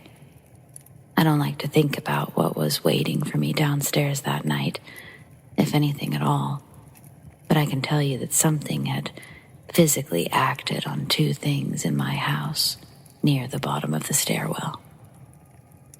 After that, I never heard another whisper. This is unfortunate because I would have liked to thank the man, masculine energy, who stopped me from falling down those stairs. This happened when I was 7 years old now. I'm now 20 years old. I'm still afraid of the dark as a result of this incident, especially dark stairwells.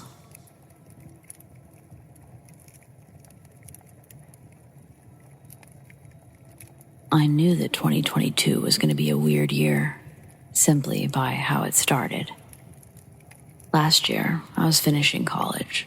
My roommate, who we'll call Sarah, worked as a full-time manager at some group home. Her hours were kind of all over the place. It wasn't unusual for her to sometimes be gone before I even woke up. One morning, I got up around 8 o'clock. I couldn't fall back asleep. I got up to go make coffee. My roommate's door was closed, so I just turned on the TV in my room and I started watching something, I think The Circle. I was propped up in my bed and the door was a quarter of the way open, facing the hallway. Around 9 a.m., I could hear my apartment door open. A few seconds later, my roommate walked by. She was wearing one of her winter coats. It was a large purple one, and it made that swooshing sound. She had on blue jeans, and she was carrying her large gym bag, the one that she always had. She looked at me, and she said, "Hey." I said hey back. She went into her room and then closed the door. This wasn't unusual behavior, as neither of us were really morning people. There wasn't a lot to talk about. We already knew we had plans for later that night. The only thing I found strange was that she was home so early. But I didn't think too much of it. As I said, her hours could sometimes be all over the place. After our brief interaction, I just continued watching my show. Finally, I left my room around 10:30. At that time, my roommate opened her door. Her hair was a mess. She was in her pajamas, and it was like her eyes had just woken up. I asked her if she'd just fallen asleep after she got home, and she looks at me and goes, "What are you talking about?" I'm like, "Did you work this morning? You came home early." She looked at me like I was crazy and said again, "What are you talking about? I just woke up." I told her what had happened, that she'd come home an hour or so ago, that we spoke briefly.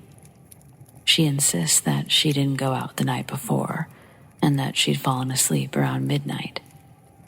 She said that she had to work at 3 that day, which she did end up doing that day. Sarah isn't the type to joke around about this kind of stuff, and she looked genuinely confused. Also, I was up the entire time, since 8 or 8:30, so there's no way she could have slipped past me. We were on the 3rd floor. There's no way for her to slip out besides the apartment door. I still think that she thinks I was confused, but I know what I saw and heard. The lock on the apartment door, it's heavy. It always sounds really loud when someone unlocks it, and nobody else had a key besides my landlord, and it definitely wasn't him. I've seen posts about seeing coworkers or people in public in a time span that would be impossible. I just don't know what I actually saw. I wasn't stoned, drunk, or anything. The only thing in my body at that time was caffeine.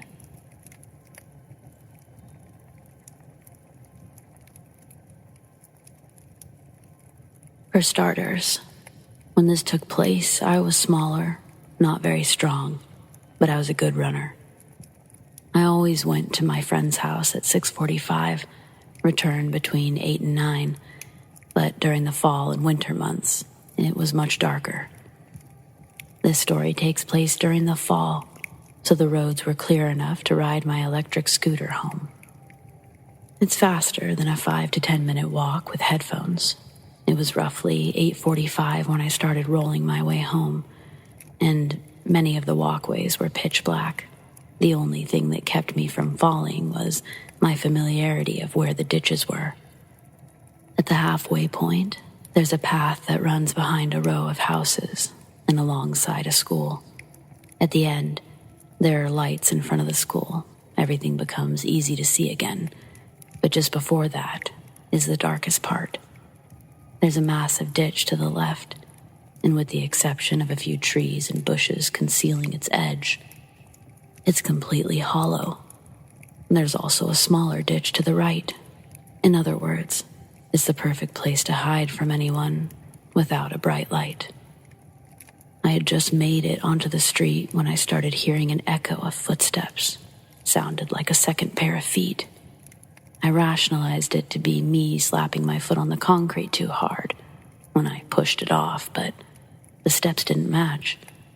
I slowed down and waited, barely moving as I listened. Stupid decision. And I didn't hear a sound. Relief washed over me, and I continued forward, but so did the footsteps. I didn't dare look back. I sped up, and a few seconds later, they did too. You might be wondering how they kept up with an electric scooter, but it wasn't very fast. All it really did was cut back on the amount of work I had to put in, but it was easy to catch up with if I wasn't putting my full effort into speed. I was going reasonably fast, refusing to look back or give any indication I was suspicious. Once closer to home, I began thinking, this is ridiculous. You're just overreacting about an echo. You're acting like a 9-year-old. Feeling a bit better, that's when I turned onto my street, and the most ear-splitting whistle sound came from behind me and to my right. I turned to look for only a second, but I didn't want to die, so I booked it. Without making a sound, I took off, almost destroying my shoes in the process of making it home. And I heard nothing except my own feet hitting the ground. Luckily, the garage was wide open. I rushed inside, closed it, and looked out to see if anyone was there. I never saw the person. I was scared to death for the rest of the week. Whenever I went to my friend's house, I never took that route again. Some people say it was my imagination, but even if it were, where the hell did the whistle come from?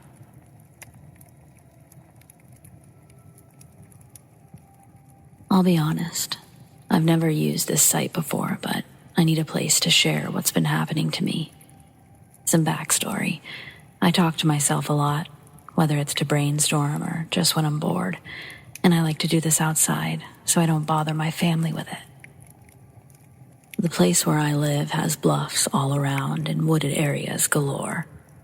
I live outside of town, and right next to me in my friend's house is this little bit of woods with a dilapidated house. Out of nowhere, about 6 months ago, this camper showed up. Me and my friend think that someone's living there, using the house for electricity or something. Regardless, about 3 weeks ago, I was outside talking to myself around 11 p.m., and I started hearing footsteps, and I felt as though I was being watched. I paused mid-sentence of my rant. Now, I wasn't concerned about animals because when I go outside, I bring a katana that I bought off Amazon. But as soon as I stopped talking, so did the footsteps. So, for some reason, I shouted out, "If any animal or person is up there, I'd suggest leaving since I have a sword and I know how to use it." Obviously, that doesn't sound that threatening, but I didn't hear anything else, so I shrugged it off. And I continued talking, but I heard footsteps leaving after I continued, and these were human for sure. It was only 2 feet walking, and it had weight behind them. Needless to say, I went inside after that. Now, I wish that was it, but it got way, way creepier. Just a few days ago, my dad and my sister had left around 6 p.m. to go to my brother's, so I was home alone. I was walking around and talking to myself about Overwatch 2 for some reason. And when I passed my sister's room, I noticed the door a bit cracked open, which isn't out of the usual, because she does that a lot when she leaves, but when I was in the kitchen, I heard her door slide shut. And I know it was hers because it makes a different sound than mine, my dad's. I figured it was no big deal. My sister just stayed home. And then I heard someone clear their throat. And it did kind of sound like my sister's, so I shrugged it off and went outside to grab the mail. When I came back, it would have been like 10 minutes because I noticed a storm in the distance and I was watching it. I figured I'd go in and let my sister know about the storm. So I said, "Hey, Erica, you awake?" And I slid her door a crack. But when I did, she wasn't in her room. This had me on edge because that meant someone else shut her door and cleared their throat. I immediately got on a Discord call with 3 of my friends, and I told them what was going on. I proceeded to clear the house, katana in hand, all the closets, rooms, and under the beds. Nothing. Now, I should have called the police, but I didn't want to bother with it, so I sat down and hopped on a game with my friends. I was talking to the girl that I like, and I told her that I was actually concerned, and she said that I'm just paranoid and to relax. I figured maybe she's right, but it's been a few days, and I know what I saw and heard. What do you guys think? Am I overreacting, or do you guys think that maybe I'm right about this?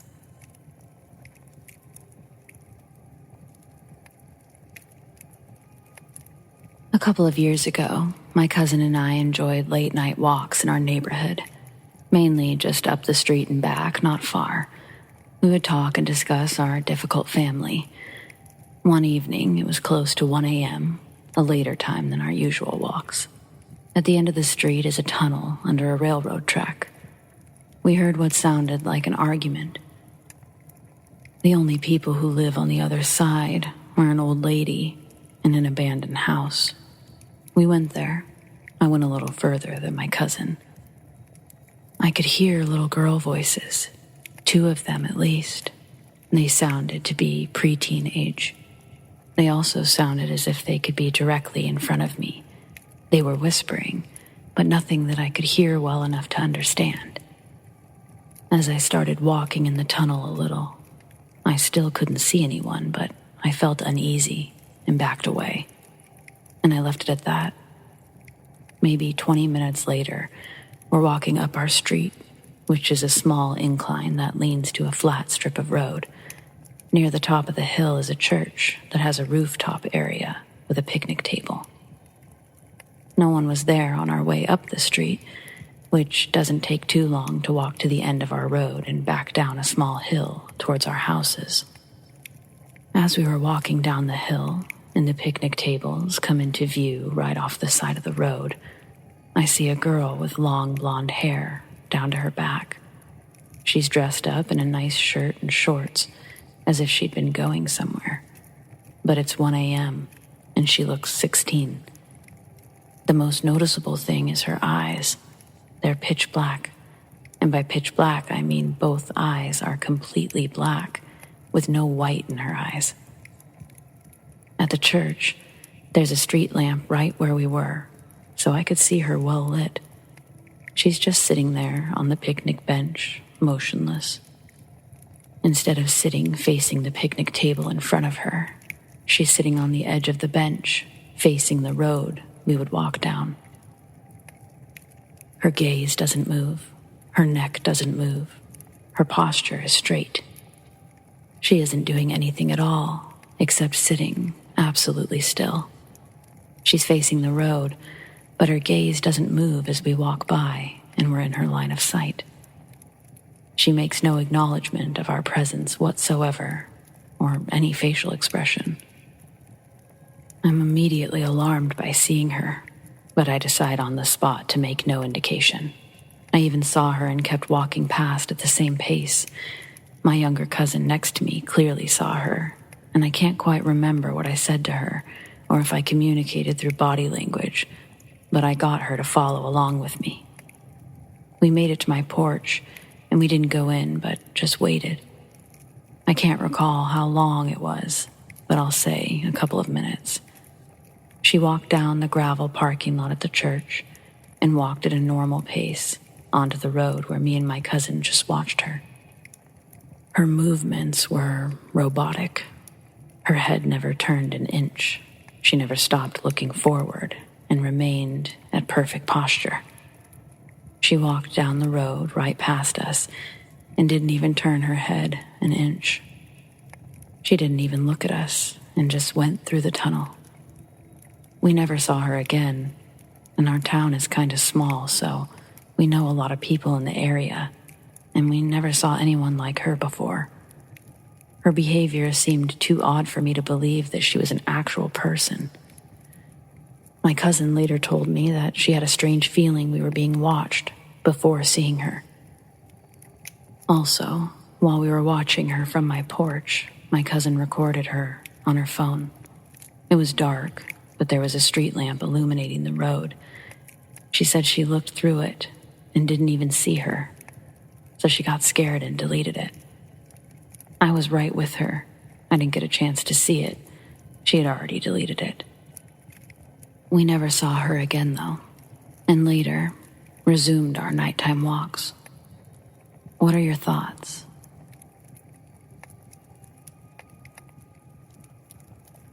So last night, I'd gone out to my front yard to let my dog out so he could do his business.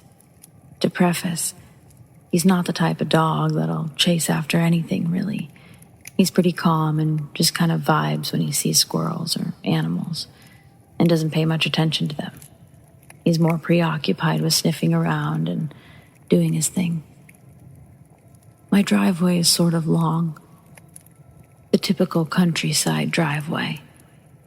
So he suddenly, out of nowhere, just takes off down the driveway toward the road, and naturally I take off after him. I cut on the light on my phone, and as I was running after him, I kept calling him, but he wouldn't listen. He's never been the type of dog to not listen when I call him, even if he's distracted. After running halfway down the driveway, we're in the pitch black, and I finally see him come up at the edge of my light. Like I said, he's a pretty calm dog and rarely growls, but he was full-on growling like he was going to kill something. He was about 20 or 30 feet in front of me, and about 15, 20 feet ahead of him was a set of red-orange, glowing eyes. about twice as tall as he is, so about 5 feet off the ground. And as soon as I see them, this scream that sounded sort of human but unnatural as hell comes from this thing. I immediately took off toward the house with my dog, almost beat him back to the house. The entire time, I had this sickening gut feeling like I was going to die. Not long afterward, I was in the kitchen trying to calm down, and this very quick, sharp knock, around 3 or 4 successive knocks, comes from my side door that faces the driveway. After that, I didn't experience anything else. If anyone has any idea of what it might have been, I'd be glad to hear it. My roommate said it might have been an injured deer, but the gut response I had makes it hard to believe. I know deer can sometimes make freakishly human sounds, but this sounded like nothing I've ever heard before. It's hard to describe what it sounded like in words, other than just wrong, but I really hope it was just a deer.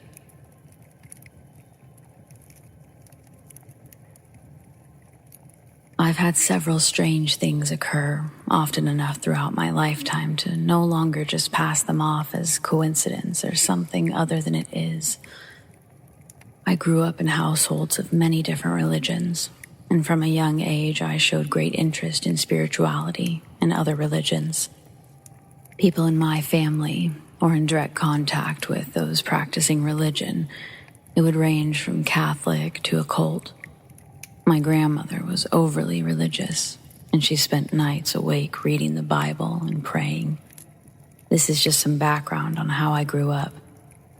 Spiritually, I spent a great deal of time with other families who practiced occult and Wiccan practices. Anyway, whatever, you get the point. So, I love nature. Water is soothing, and the woods.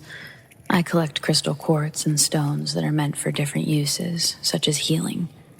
My husband and I were at a state rec type area, way out of our area, looking for such stones.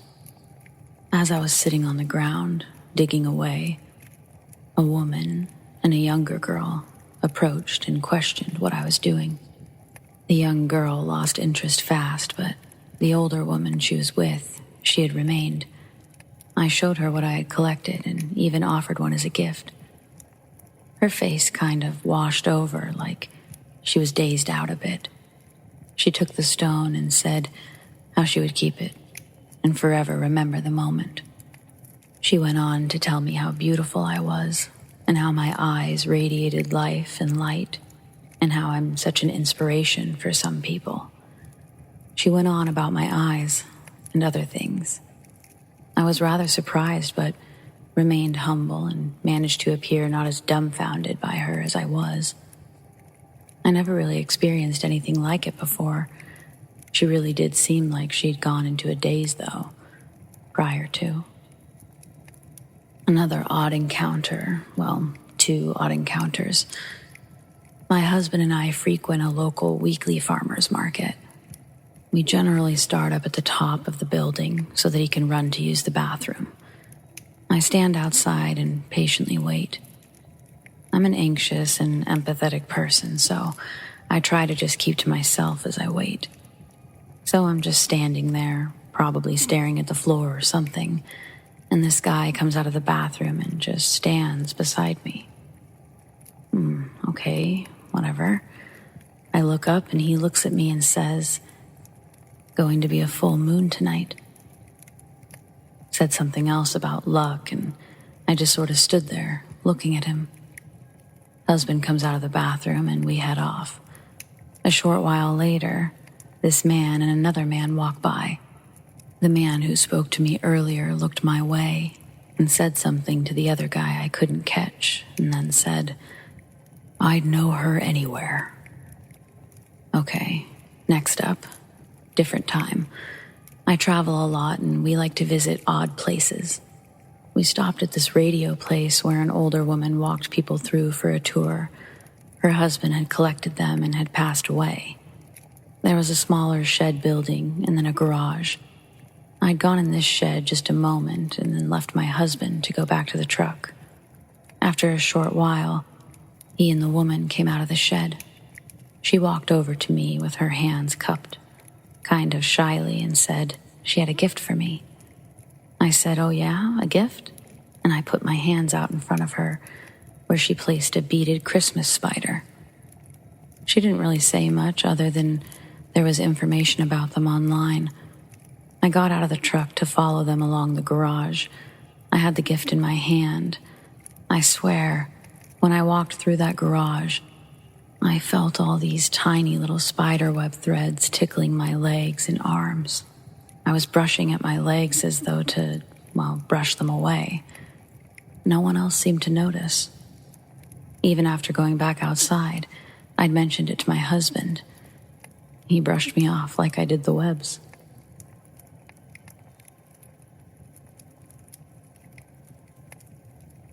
When I was 7, I was playing on my own when I had a question for my mom. I went looking for her and saw that she was in our car vacuuming it. I watched her for a moment and still remember the way she moved her long-haired ponytail out of the way of the vacuum pipe. I tapped on the window to get her attention.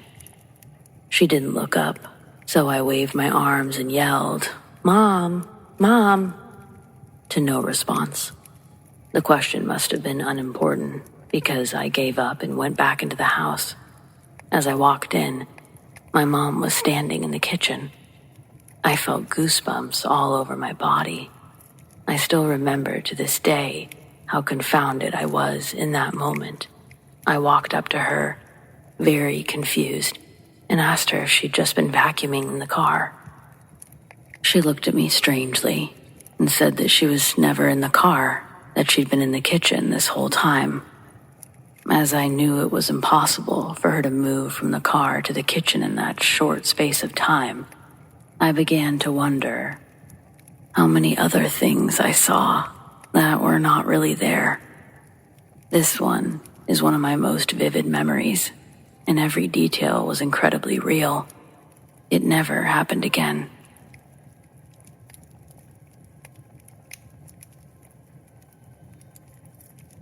I grew up being told that a demon haunted the women in my family. The story goes back to the 1800s and states that the demon continuously tried to possess one of us until someone in the next generation catches its eye. My mom was an unwell, single parent, so I stayed with my grandmother most of the time, especially when Mom was having an episode. I know this sounds like mental illness. I thought it was schizophrenia at one point, but bear with me. People with serious mental illness don't wake up cured one day, especially when they've never sought treatment. My grandmother used to have the same episodes. She would go through periods where she didn't sleep because of awful nightmares.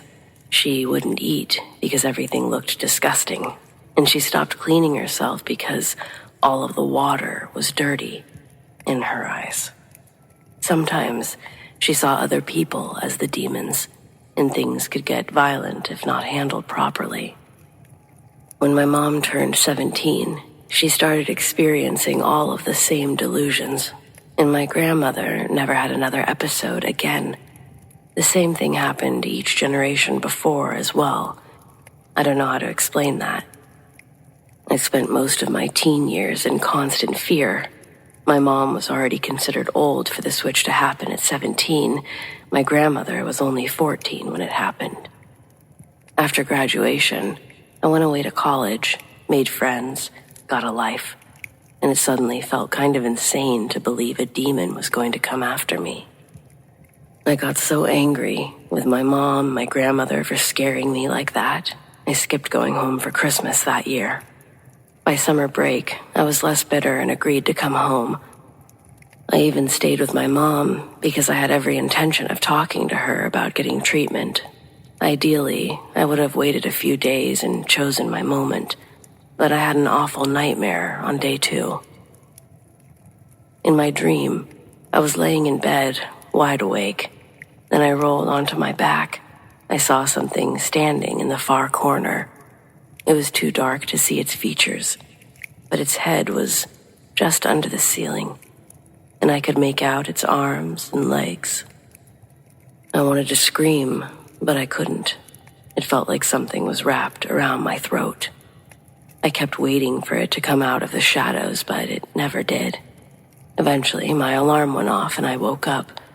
It wasn't enough to make me a believer, but it legitimately scared me. I've never been one to remember my dreams. Most of the time, it's like I don't dream at all. But I remembered every detail of that one, like it really happened. It freaked me out so bad, I immediately told my mom, and the regret was instant. She cried hard. She also told my grandmother, who came over to cry with her. They said that's how it always starts when the demon moves on. That summer was hell. I didn't sleep for weeks at a time. When I did, the nightmares were unbearable. The demon would always start off in the corner, but the more I had the dream, the closer he would get to the bed. His form always varies with each dream, so does the locations. But I always know it's him. Staying awake pushes him back. During these stretches of nightmares, food is intolerable. It's hard to describe because it all smells and looks the same, but my response changes. The same with water. It's suddenly the exact same reaction as if someone had asked me to eat a bowl of maggots or bathe in mud. There's no way. The reverse is also true. Rotten, poisonous things suddenly look like a feast, and a tar pit could seem like a sauna. Oh, and to this day, my mom hasn't had another episode. She's like a new woman, but back then I didn't believe hers were finished, and I was determined not to be like her. I was going to get help, prove that this was all some mental illness. My mom and grandmother begged me not to, and that only fueled my conviction. Again, the regret was nearly instant. None of the medications had any effect whatsoever, and I was committed on 2 separate occasions, which led to my dropping out of college. I just couldn't keep up with the work, with life. I should have started my senior year of college this last fall, but now I work at a gas station, and I still live with my mother. I stopped throwing money away on treatment after my last 72-hour hold. There's no combination of meds I haven't tried. And being sedated through those nightmares was the worst experience of my life. The demon talked to me, made me promises, and threatened me. During the first year, I used to swear that I would never have kids of my own. But the longer this goes on, the more I want it to end, no matter what.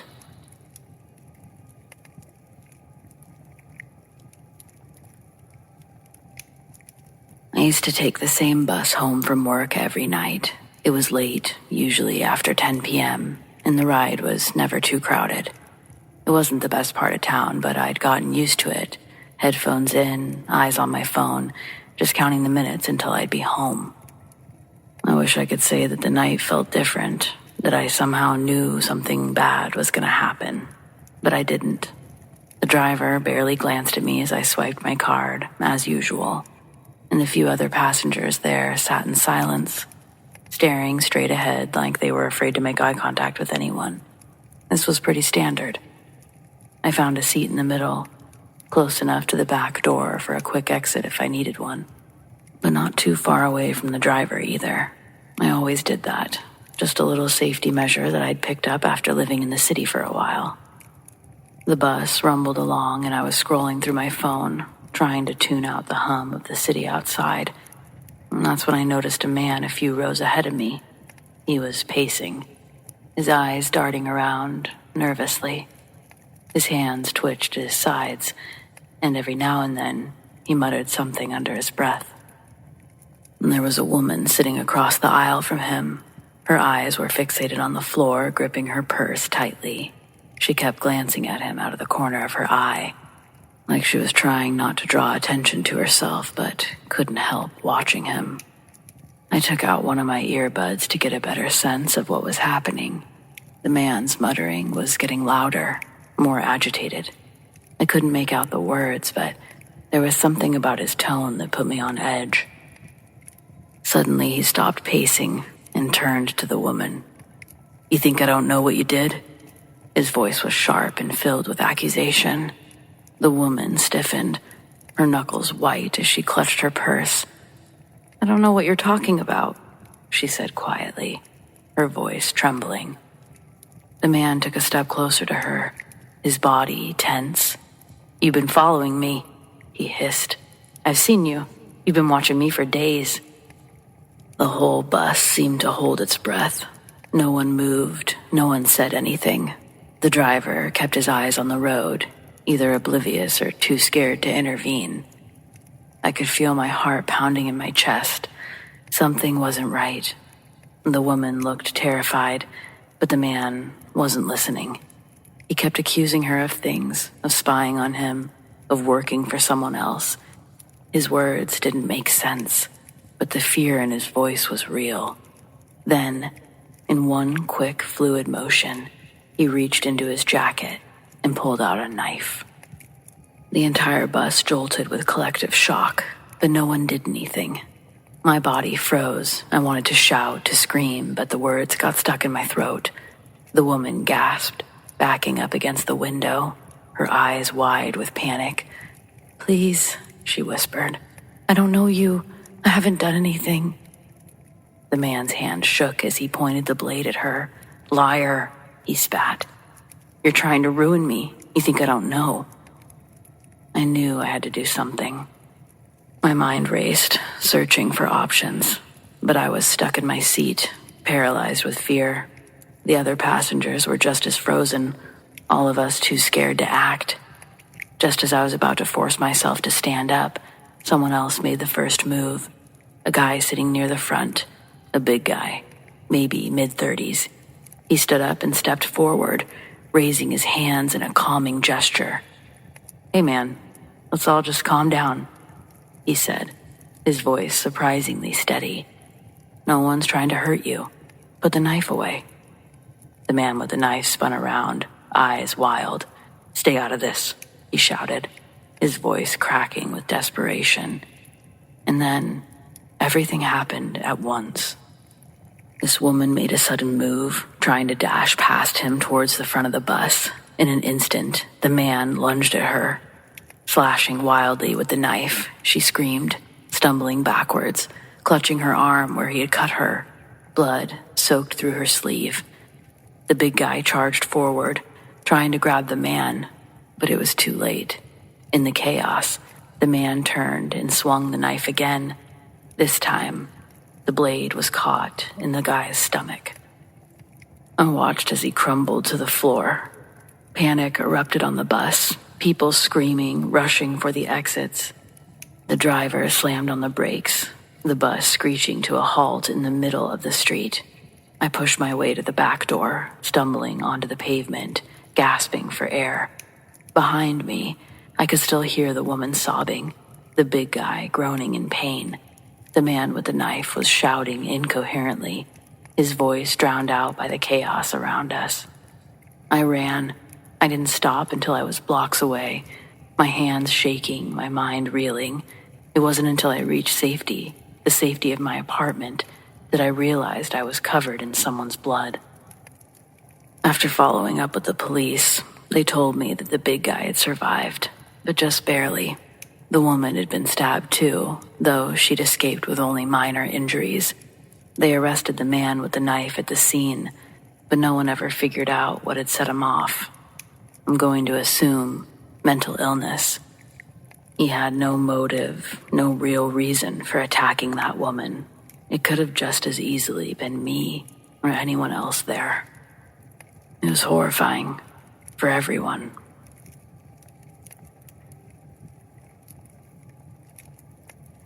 I live in an area pretty close to a park and a retirement facility, so my neighborhood is, for the most part, pretty uneventful. It's nice by all accounts. Next door to my building is a large field. Sometimes on the weekends or even in the evenings after work, I see random groups of people playing games of soccer or hosting some sort of team workout event if it's still light out. Outside of those kinds of things, the park is relatively empty. I like to walk there in the mornings, just basically a few laps around the perimeter of the field. At the far end is some woods, and it's just kind of calm. At night, I do sort of avoid it because it's pretty dark. No lighting system around the area besides the buildings. So, a few nights ago, I was out for a late-night walk. I was enjoying the freezing cold that is the winter right now, and the peacefulness of the practically empty but still well-lit streets. I was about to pass the field on my right, heading towards my go-to convenience store, when I noticed a figure in the distance, crouched down. At first, I thought that it was a stray dog, wandering aimlessly in the night, stopping to sniff something. I'd never seen one before, but it seemed possible given its stature. Curiosity got the better of me, and I decided to approach the dog. Cautiously, of course, but as I got closer to the thing, something felt off. The dog seemed to look less like a dog the closer I got, so I stopped moving. Then, it stood upright on its hind legs, its eyes fixated on me. Were they glowing or just really bright colors? I guess I don't know for sure. I just stood, frozen. I was unable to comprehend what I was witnessing. Even now, how do I describe what I saw without it sounding absurd? It's not possible, I don't think. This dog, or whatever this thing was, with a dog-shaped head, dog-shaped feet. To my horror, it began to walk backwards a few feet. Then it stopped abruptly, turned its body to the right, and continued walking backwards, into the field and out of view. I'd have to pass whatever the hell this thing was in order to get to my destination, or I could just go home. I recalled its movements. They were unnaturally smooth. I recalled it staring at me. A strange sensation had washed over me. It was as if I had been pulled into a trance. I couldn't move, couldn't escape the gaze of those eyes. It was only a few moments that felt like an eternity. I had already decided that I was going to turn around and go home. It was the obvious choice, and I was making my way when I heard a horrifying howl, more like a guttural, loud growl. It was distant, but not by much. Something told me that something was terribly wrong. Call it instincts, or maybe that's just what deep fear feels like. I picked up my pace and I was running. I don't run, not for exercise, but I booked it like never before. Panic had just kind of taken over. I didn't stop until the growl was completely gone and I was at my own door. I've played the whole series of events in my head a million times. I've tried to draw this thing. I've tried to compare it to things that I've seen online, and truly, I just have no idea. I'm just insanely curious and a little terrified, wondering, what did I see that night? If anyone knows something or has any ideas, please, I welcome you to shed some light on this new mystery that seems to haunt me all the time now.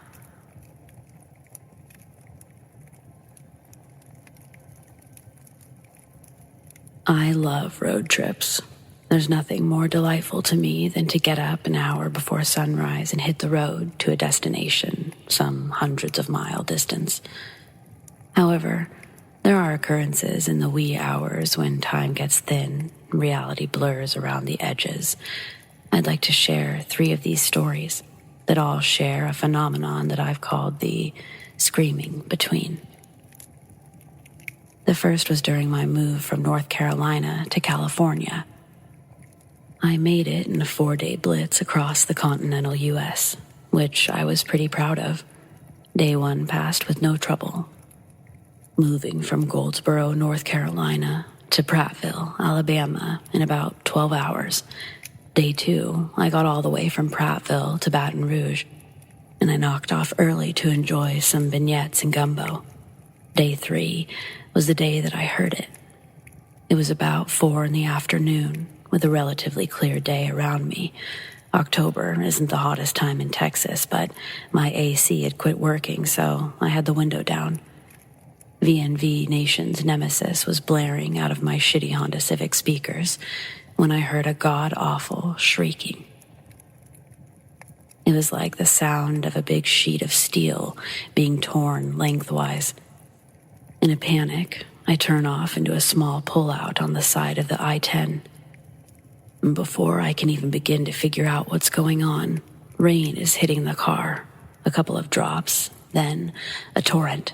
And just ahead of me, where the road dips a bit, I see a runnel of water start. I look to my left, down to the south, and this massive thunderhead is pulling from behind a butte, and this wall of water is starting to pour across the road. Never saw anything like it before, and I was stranded there for a good 40 minutes as this flash flood poured not 20 feet ahead of my car, across the road. The next time was a road trip to Idaho. From my new home in the Mojave, I took the route up through Nevada via Amboy and Vegas, figuring that I could do the trip in about a day since the GPS predicted 12 to 13 hours for the drive. The snow was starting to come down, as this was a Christmas trip, my favorite time of year to take these journeys, visiting family and friends. I'd gotten roughly halfway there, around the town of Wells. It's honestly a bunch of truck stops and hotels, more of a stopover than a real town. I was starting to get drowsy. I'd taken longer than expected due to a major traffic buildup a few hours before, and it was already pitch black, around 11:30 p.m. I had just rolled down the window to let the blast of cool air rejuvenate me when I heard it. The same horrifying shriek of a sound. I jerked the wheel reflexively and skidded off the road. At that exact moment, an oncoming semi drifted right into the lane that I'd been in. The last story is another Christmas road trip.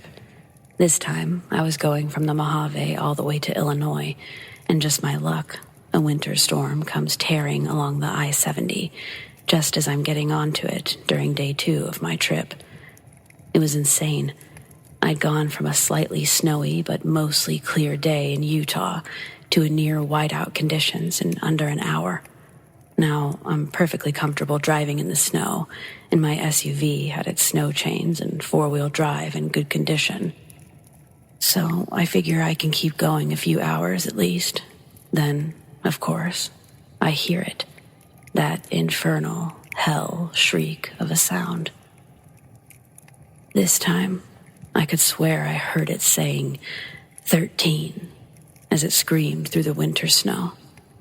By this time, I'm entirely out of fucks to give when it comes to that screaming, so I hit the next exit and I ducked into a hotel. Even though it was only 7 p.m. and I'd been on the road for less than 9 hours. The next day, as I'm driving, I counted 12 vehicles on the side of the road, overturned and wrecked, each one with massive gashes in the sides of the vehicles, like they'd been peeled back by some horrible force. I still love road trips, but part of me is always listening for that screaming when I'm between towns.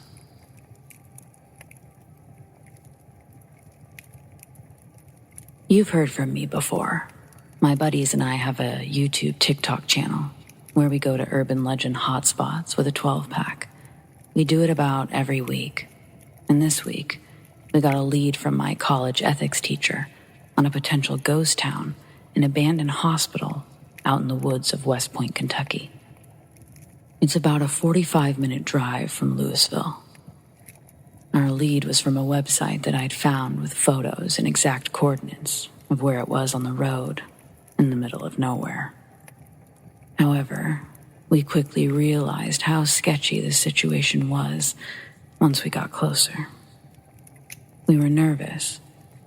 The road that we had chosen to try to find the place was basically on Fort Knox property, and every turn we took was either gated off by Fort Knox or closed with a sign saying, "Surveilled by the military." We eventually made it to a location called Bridges of the Past. It was foggy as hell, and you could walk under the bridges, but it was the canopy of trees that made it look like something out of Hollywood.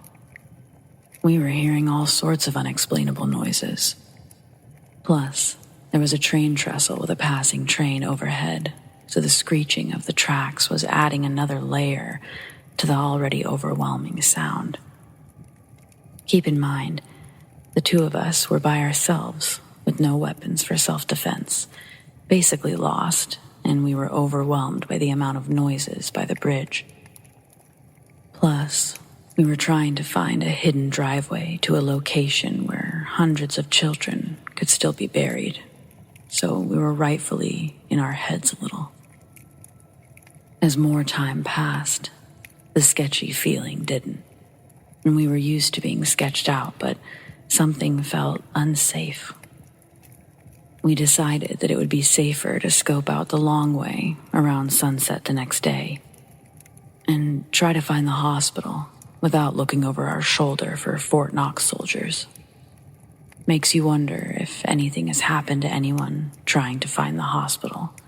With the military in the way, wonder if they made it.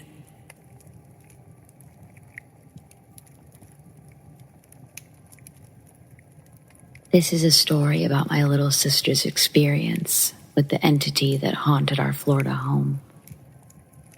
I myself have never experienced anything in that house, but I think you'll find her encounters very creepy. This all took place in Florida when I was 15 and Liz was 11. Liz shared a room with me and our youngest sister. She slept on the top bunk while I slept across the room in my own bed. I like to entertain my sisters by telling scary stories or reciting whole scripts to one of our favorite movies. Liz always had a habit of calling me out whenever I told a scary story. She didn't believe in ghosts, which makes this whole thing 10 times weirder. The first incident was probably around July. As I remember, it was pretty hot. I had been asleep maybe 3 hours when I was shaken awake by Liz. She asked why I was standing at her bed and staring at her. Having just woken up, I was confused. I no longer struggled with sleepwalking, so I had no idea why she would think I was staring at her all creepy-like. I got her back to bed and I sat with her until she fell back asleep. The second incident was maybe 4 weeks later. While eating breakfast, Liz asks Mom who the man in the hat was. Mom brushed her off, but I questioned her further. She told me late last night she woke up to find someone standing next to her bed, peering at her through the safety bars. She described the figure as a man wearing a fedora-type hat, and he was wearing all black. He was very shadowy and disappeared when Liz blinked. The third and most terrifying incident happened a few days after. I remember waking up after a particularly terrifying nightmare. I looked over to my sister's bed, and I noticed Liz was sitting bolt upright, staring at me. I asked her what was wrong, and she answered, with fear apparent in her voice. The man in the hat was watching you sleep. That was the last and most terrifying incident I can remember. I don't believe he appeared again. We had our house blessed twice, so that may have deterred him. What do you think it was? I know that we don't have any dead relatives that wear hats, so I'm confused as to what the entity was.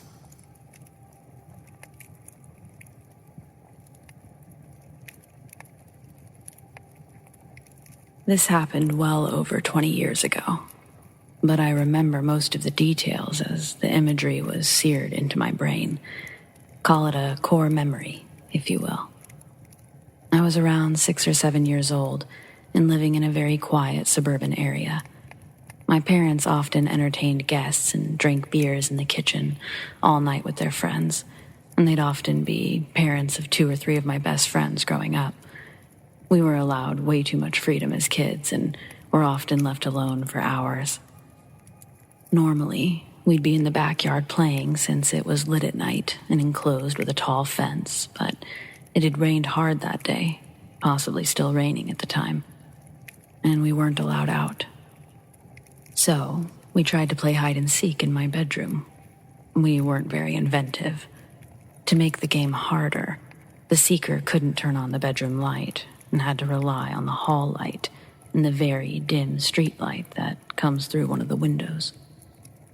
As a hider, I immediately threw myself into 6 pillows on my bed and hoped they would conceal me better than my other hiding friend. No idea where he ended up. Soon enough, I heard the door open and could just barely see the hallway light coming in from between the pillows. Way too many seconds pass without a sound, no rustling or signs of seeking, and I peek out from my hiding spot to find myself completely alone in the room. Strange. I didn't have long to rack my tiny child mind, because almost immediately my window caught my attention. There was a shadow slowly crossing in between the streetlight and my blinds in the shape of a head and a very distinctive, long, triangular shape, being held up as if to strike. I get absolutely freaked out, scramble out of my bed, and run into the kitchen, where I see my 2 friends looking equally scared and confused. But I noticed that the adults were laughing their heads off, so I began to relax. It was clearly just a prank. Got me good. Wait, who had the knife? I asked as I realized that someone could have gotten hurt since they were pretty darn buzzed at that point. The laughing stopped immediately. Every single person stared in my direction. I don't remember the conversation particularly well because my panic came back tenfold at this point. But apparently, my other hiding friend saw a shadow in the window before he was able to hide, and he sprinted out of the room, leaving me. Thanks, bud. He told the adults that he saw something in the window, but they didn't take him seriously. Just a kid's imagination. But as soon as I seemed to have corroborated the story, adding a knife into the mix, I was asked more questions, while the husbands ran outside to see if anyone was in the yard. Nothing was found outside. The area in front of my window was mostly asphalt driveway, so there was no evidence of someone recently standing there. The small garden directly under my window did have footprints in it, but the tipsy adults couldn't definitively say that they weren't my parents' footprints. And there were no muddy steps outside of the garden. The incident was, again, chalked up to a couple of silly kids hyped on sugar or something. But my best friend and I both remember what we saw this day. I looked at Ray, panicked. Like most people in Latin America, a fear of being robbed in an ATM was drilled into me at a young age. As a result, we always go to public places during busy times. We also eat dinner quite late, usually 8:30 or 9. Anyway, last night I was short on cash, so I headed to the mall. It was around 7 p.m., so just after people got off work, but still well before dinner. It was already pitch black outside. There were quite a lot of people around, and the line for the ATM was too long, so I decided to walk around the mall and maybe get a snack. I got to the end of the mall corridor, and I saw an escalator, so I assumed there were more stores. But as I began to descend, I realized my mistake. I had entered a basement area full of random junk like food containers, blank price tags, water bottles, and face masks. It was just a big room with the other side of it being empty. I looked around trying to find the way back up, but there didn't seem to be another escalator. So I walked through the room to an open door, which revealed a hallway with offices. The lights were dim, and the place seemed deserted except for one open door near the end of the hallway. Curious, I peeked into the room to see an office with the floor pulled out and piles of sawdust, and a man painting the wall. It was too late, and he saw me. "What are you doing here?" he asked. "How'd you get here?" I'm sorry, I was trying to find my way back up." "No, you weren't," he said. "Do I look dumb to you? No matter, though. Come here and tell me, what's your name?" I have to go," I said. "What's a sexy thing like you in a rush for?" he said. "I bet I can make you feel good. Come on. There's nobody around. Give me a kiss, babe." I started running down the hallway at full speed until I reached the escalator again. The man didn't seem to be following me. I never heard any footsteps, so I assumed he stayed and kept painting. A few very long minutes later, I found the escalator for up, behind a bunch of cardboard boxes. Soon, all the colors and sounds returned, and I was thrust back into the boisterous corridor. I don't understand why the mall made it so easy to stumble into the basement, or how people would get out normally. The whole thing was just creepy. It feels like I stepped into a different dimension or something. Like I was in a place that shouldn't be there. Really alone in a vast, untouched landscape. I was 18 at the time, and my best friend and I had just gotten back to my place after a rave. It was about 3 a.m.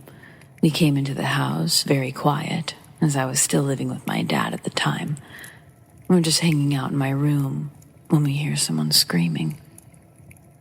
So I peek out the window to see what the hell's going on, as the screaming was extremely guttural. I see a woman wearing a big white t-shirt with her hair over her face, screaming and walking down the block with no shoes. I usher my friend to look. We just look at each other, wide-eyed, observing. She then grabs the sign for the public pool nearby and starts aggressively shaking it and continues to scream. We considered if she needed help, but for real, this woman straight up looked like the Grudge and sounded like a witch from Left 4 Dead. We were scared as hell. She eventually leaves the sign crooked and walks off. This freaked both of us out at the time, since we were pretty young. So we did nothing, and I didn't want to wake up my dad and get in trouble. Now, at 28, I wonder if she needed help, or if she was from the psychiatric hospital nearby, hoping to find some landmark or trail. So, straight up, I made this throwaway account for this because I'm ashamed of my actions, but I'm in over my head, and I really need some help. Just know that karma has thoroughly put me in my place, and my mistake will never be repeated. I live in a small, poor neighborhood, and for 7 years, I've been at war with the old woman next door, Helga. If I have family or friends over, and someone's parked on the curb, she'll call the police. If my dog barked, she'd call the police. That's why I never got another one after Buddy passed. If I play music, she'll call the police. Obviously, nothing came of it, but it was still a pain to deal with. If I put out yard decorations, she'll find a reason to complain. If they aren't somehow offensive, they violate the HOA policy. Fun fact, we don't have an HOA. We're all poor. Everything looks like shit. Hell, there's tinfoil all over her windows. I mean, come on. But she's like that towards everyone. I only get the worst of it because her house is on the corner, and I'm unfortunate enough to be directly next to her. She lived in that house alone for at least 15 or 20 years, according to the other neighbors, and no one has ever seen her have company. Since I moved in, I've only seen her leave 2 or 3 times, but she gets a lot of deliveries, so I figured that she's just ordered everything off Amazon.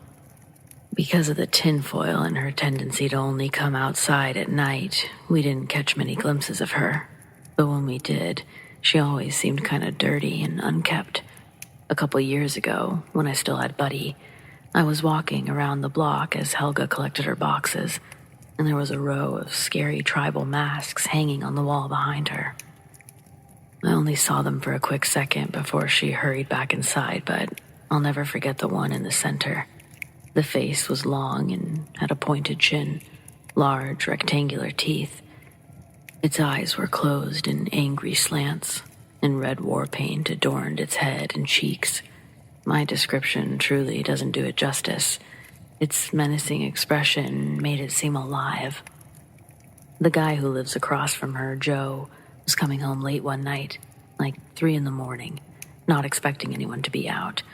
But Helga was standing in the middle of the street, with her arms raised to the sky, wearing a black hooded robe. When the headlights hit her, she started screaming in what sounded like Latin, and Joe thinks that she put a curse on him because he had a wreck just 3 days later. It totaled his truck. He got banged up a little, but could have been much worse.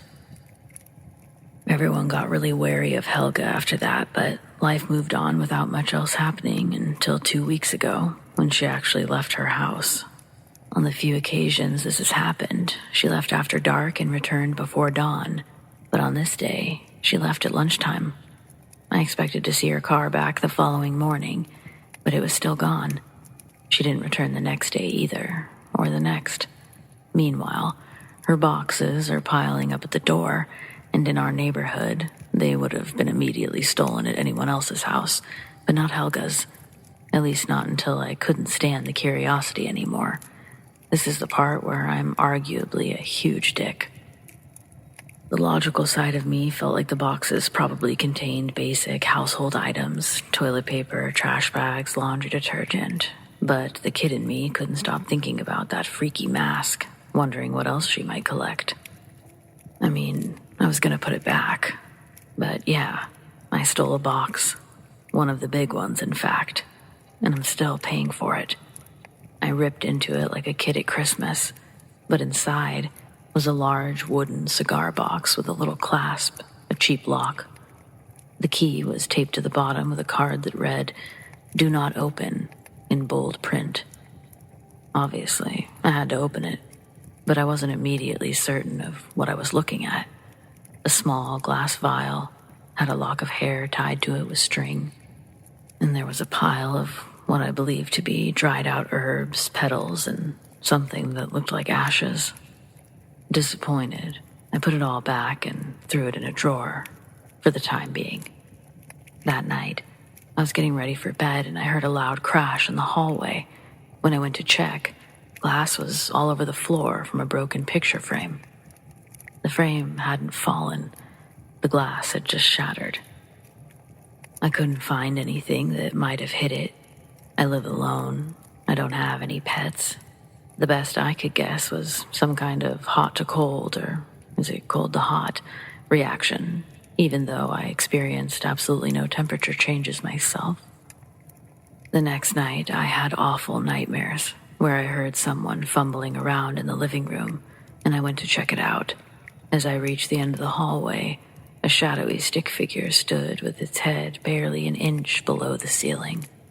And upon seeing me, it rushed towards me at a blinding speed. I stumbled backwards as it shot through me, and I bolted straight up in bed, gasping for breath. I was clammy with cold sweat, and there was a sharp pain in my chest. When I opened my shirt, there was a big red rash in the center of my chest. Freaked out, I went to the bathroom, but when I turned on the lights, I saw the same shadowy stick figure behind me in the mirror. I turned around, screaming, but nothing was there. Likewise, it was gone from the mirror as well. A day or two later, a picture frame fell off the wall, but at least that one didn't break. Then that night, I dreamed the figure was on my ceiling, looking down at me. It turned into black smoke and funneled down my nose and throat like fire. Again, I woke up in a clammy sweat, and now I had a hacking cough as well. The night before last, I woke up to a banging on my closet door that didn't stop until I got up and opened it. I don't know how much more of this I can take. Was the box cursed? Was it a trap? Was someone trying to curse Helga? But I intervened. No one knows where she is. 3 days ago, I went door to door asking if anyone knew where she might be. But the neighbors were as confused as me. Afterwards, I called the police to report a possible missing person. They're looking into it, but the only update I've received was to say that they couldn't find any relatives or friends. They're pursuing other avenues. I've already put the package back, but I feel like I messed up really bad. I have no clue how to break a curse, and I can't even Google it without knowing what kind it is. Does anyone have any idea what the deal is with that freaky box or the shadow thing?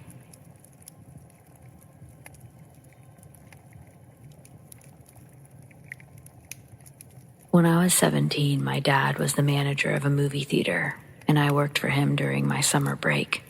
This was back in the 80s when people still got paper checks, and I would sometimes hand them out. During my first time doing this, I had one left over. It was for an old man that retired the previous week, and he had had some health problems, so Dad asked me to run it by the guy's house to save him the bus trip. It got me off work a little early, and he lived close by, so that was fine with me. I got there and knocked on each door for a solid 5 minutes, but no one answered. I had to drive back up the road to call my dad from a payphone, just to ask if I could leave it in the mailbox instead. He didn't like that idea very much and insisted that the man was definitely home, but probably asleep. I really wasn't happy about the prospect of knocking on this guy's windows, but my dad is a hard man to argue with. So I hurried back to get it over with. I tried the doors again first, just in case, but still had no luck. Made my way to the backyard. Upon identifying the window supposedly belonging to the bedroom, I pressed my face to the glass and began tapping lightly, but stopped abruptly when 2 cats bolted away at the sound. They had been crouched over something, but it took a moment for my eyes to recognize the bulky shape on the floor as a person. I could only see him from the waist down. He wasn't moving.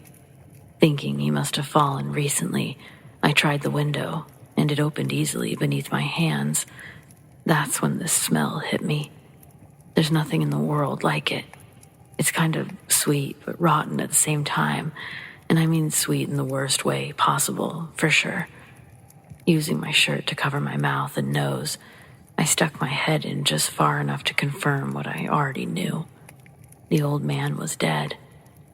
But not only that, the cats had begun eating away at his face. His lips, nose, and ears, they'd been gnawed away to the bone. I couldn't get away fast enough, slamming the window shut. I raced back to the payphone to call the police, and then my dad. He got there a few minutes after the ambulance, and I went home. I had seen and smelled more than enough for a lifetime. We later learned that the man died of a stroke, either the same night or the morning after his retirement gathering, so he'd been there for a solid 6 days.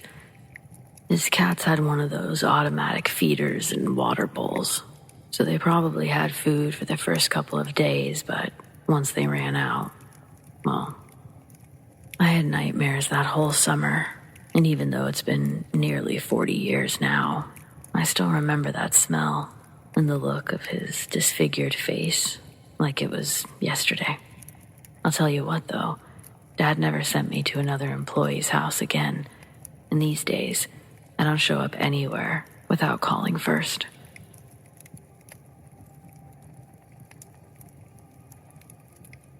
I was driving home along a rural road. I'd just left a friend's birthday party and planned to call my husband when I stopped at the closest gas station, as that's what we would do when either of us would hit the road.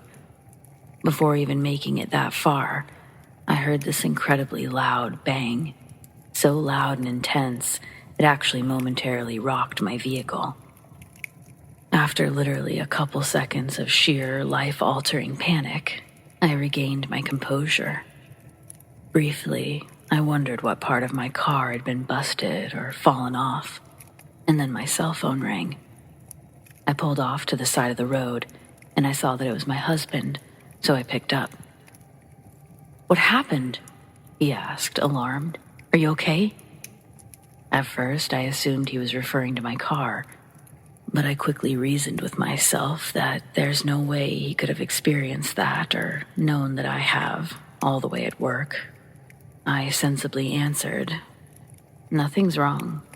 I'm fine," unsure of what he meant.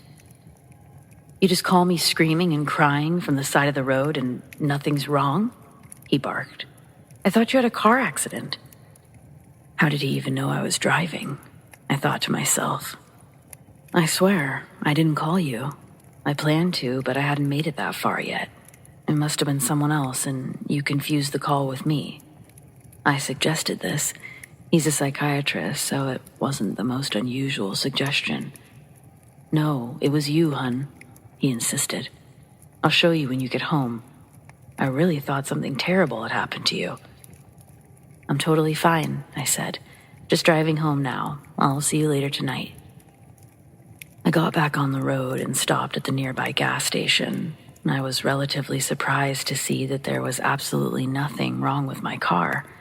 Despite the combustion sound so loud it actually shook it. Everything checked out, even under the hood. My husband calling 1 second after that sound would indicate that he got the alleged phone call from me at the exact moment of the boom. Honestly, I'm not sure what happened that night. I do know that my husband showed me his call log, and sure enough, there was a call from me at the time he'd claimed. I'm not sure if we breached some time-space barrier, or if we somehow experienced an alternate reality just for a second. Either way, it's just one of those moments we have no explanation for.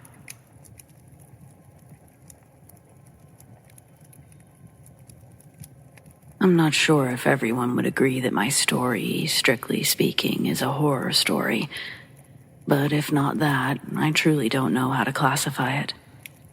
My mom's currently a nurse practitioner, but she's done it all over the years, and hands down, her time working in the ER is where the real horror comes from. She's seen enough cheating men have their you-know-whats chopped off, and barely hanging on that she could barely remember and didn't have an exact number.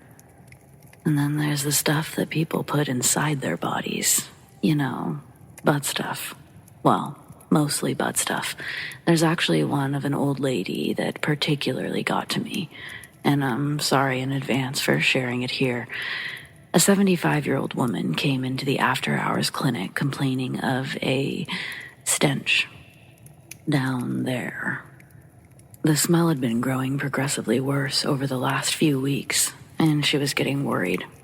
The doctor put her in stirrups and got in there. They found a ketchup bottle top jammed way back there. I'll let your minds work out the rest. Anyway, back to the main event. This was in the 90s, and my mom was working in an ER.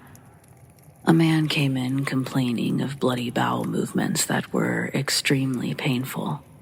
This guy was still crying from the last one as he explained the problem. Most doctors try to be reassuring and lighthearted so the patient will tell the truth, but some are just assholes, like the one that my mom was working with that day. He went straight to asking the hard questions and talking to the patient like he was an idiot. So, of course, the man just clams up and doesn't have a clue what could be wrong. Everyone assumes this guy shoved something unspeakable up his ass, and they all started taking bets on what was in there. They take him for an x-ray, and then, lo and behold, this guy has a motherfucking baby snake in his goddamn ass. Dead, obviously, but it got itself in there pretty deep before suffocating. Drowning? Maybe it was crushed. I never thought to ask what the snake actually died of. Okay, I just called my mom and she couldn't be sure, but she always assumed it died from lack of oxygen. Anyway, Nobody won the bet, and they had to do an emergency surgery to remove it. The guy went on to make a full recovery, but the number one question on everyone's mind was, how? When confronted with his x-rays, the man went as white as bedsheets and continued to fervently deny any knowledge of how the snake got in there. But Mom said his face told a different story. The doctor was in and out, so she worked on making nice with the patient. She really wanted this story. Eventually, he did tell one. Maybe it's the truth, or maybe it just took him that long to think of a story he felt less embarrassed by. Either way, the only narrative my mother received was as follows. The night before, he'd been at a friend's house for a small gathering. Everyone had been drinking and doing a bunch of drugs. This friend owned pet snakes and had recently hatched a new clutch. The cages were in the dining room area where everyone could see them. At some point, his ex shows up with her new boyfriend, and they had a minor altercation that came to blows. The patient ended up embarrassing the new boyfriend, who promptly left after the fight, and that was assumed to be the end of the night. The night went on, more drugs and alcohol were had, and the patient eventually passed out on his friend's futon, which was in the same room as the snakes. The next morning, this guy wakes up with a mega hangover and just feeling like overall shit. So he didn't think too much out of the ordinary about the discomfort to his rectal area. But as he went to leave, he saw the ex's new boyfriend was back and learned that he had returned shortly after the patient had passed out. He also felt that his friends were acting strangely, and as he got in his truck, he noticed they were watching him through the window, but then they quickly scattered when caught. His ass and lower back felt a bit sore as he sat down, but he attributed that to a hard night of partying and just went home. It was there he experienced his first painful bowel movement and became concerned. Concerned that for whatever reason, he couldn't actually make it. Hoping it would simply go away on its own, he did nothing. As the day wore on, the pain became increasingly intolerable. So he took a few painkillers. They took the edge off for a while, but he later experienced a second, more torturous bowel movement. And this time, the pain was excruciating enough to send him to the ER in tears. And the rest, as they say, is history. The operation was a success. Several people took pictures of the snake during and after, but they were all on disposable cameras, so sadly, my mom didn't end up with a copy of anyone's snapshots. Maybe that's not so sad. But yeah, I found that story fairly horrifying, so I thought others might too. Enjoy thinking about that one while you fall asleep tonight. Cheers.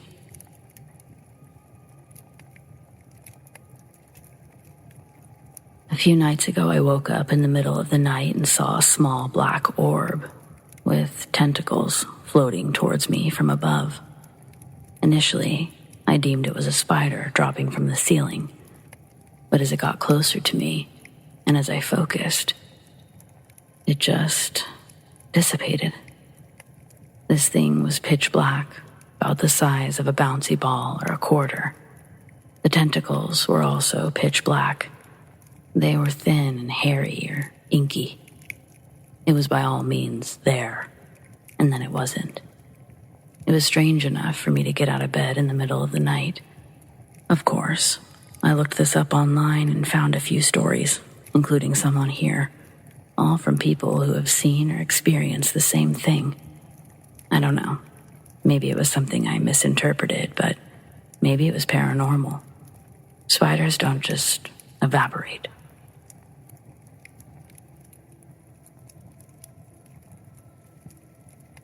It was 4 a.m. when I woke to someone knocking at my door, but when I opened it, no one was there. I knocked on the bathroom door and my mom said to give her a minute. She was just getting my clothes. I thought nothing of it, but less than a minute later, she came out of her room with a basket of clothes. Confused, I looked at her. I asked if she'd just been in my bathroom. She shook her head. She'd been in her bathroom. And that made my heart skip a beat. I told her what happened. but she only repeated that she was in her bathroom. I just stared at her in confusion, stayed awake the rest of the night. I wasn't able to fall asleep until after 6 this morning.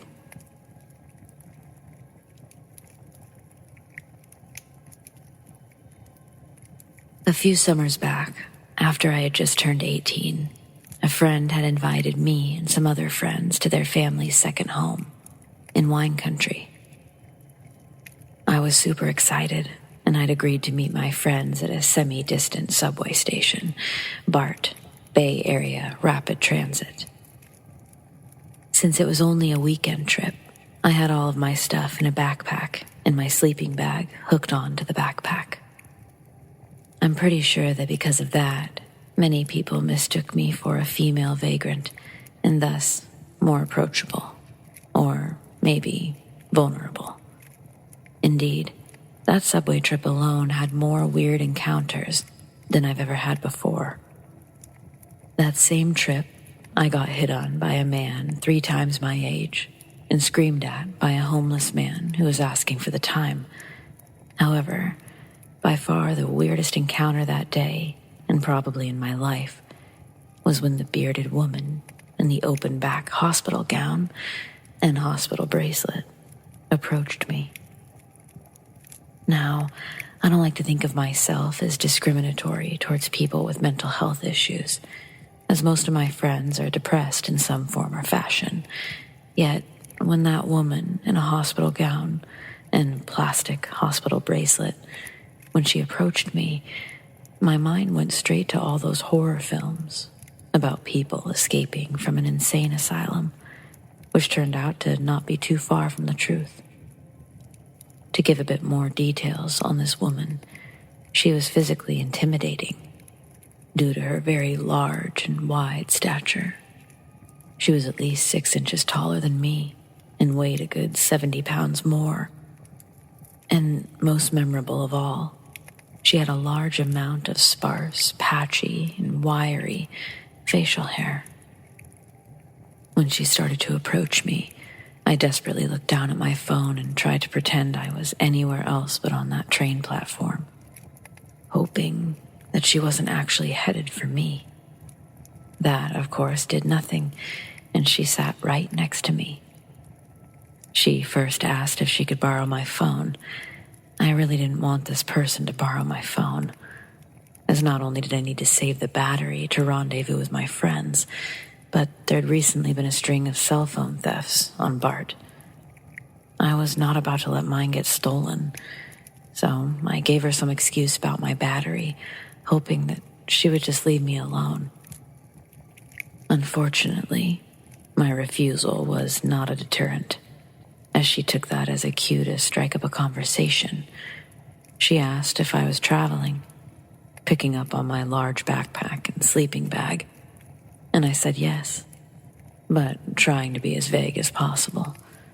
Then she asks where I'm going, and as I did not know how to deflect her, and being too deeply uncomfortable to lie, I said the truth. Napa. She then proceeds to tell me how she'd gotten locked up at a psychiatric facility in Napa after she had beat her husband with a phone receiver, after he threatened her. Feeling very glad that I had not given her my phone, I tried to defuse the situation by sympathizing with her over her awful ex-husband. That prolongs the conversation, and she asks me again to borrow my phone so that she could show me a website called World's Best Gore Vids.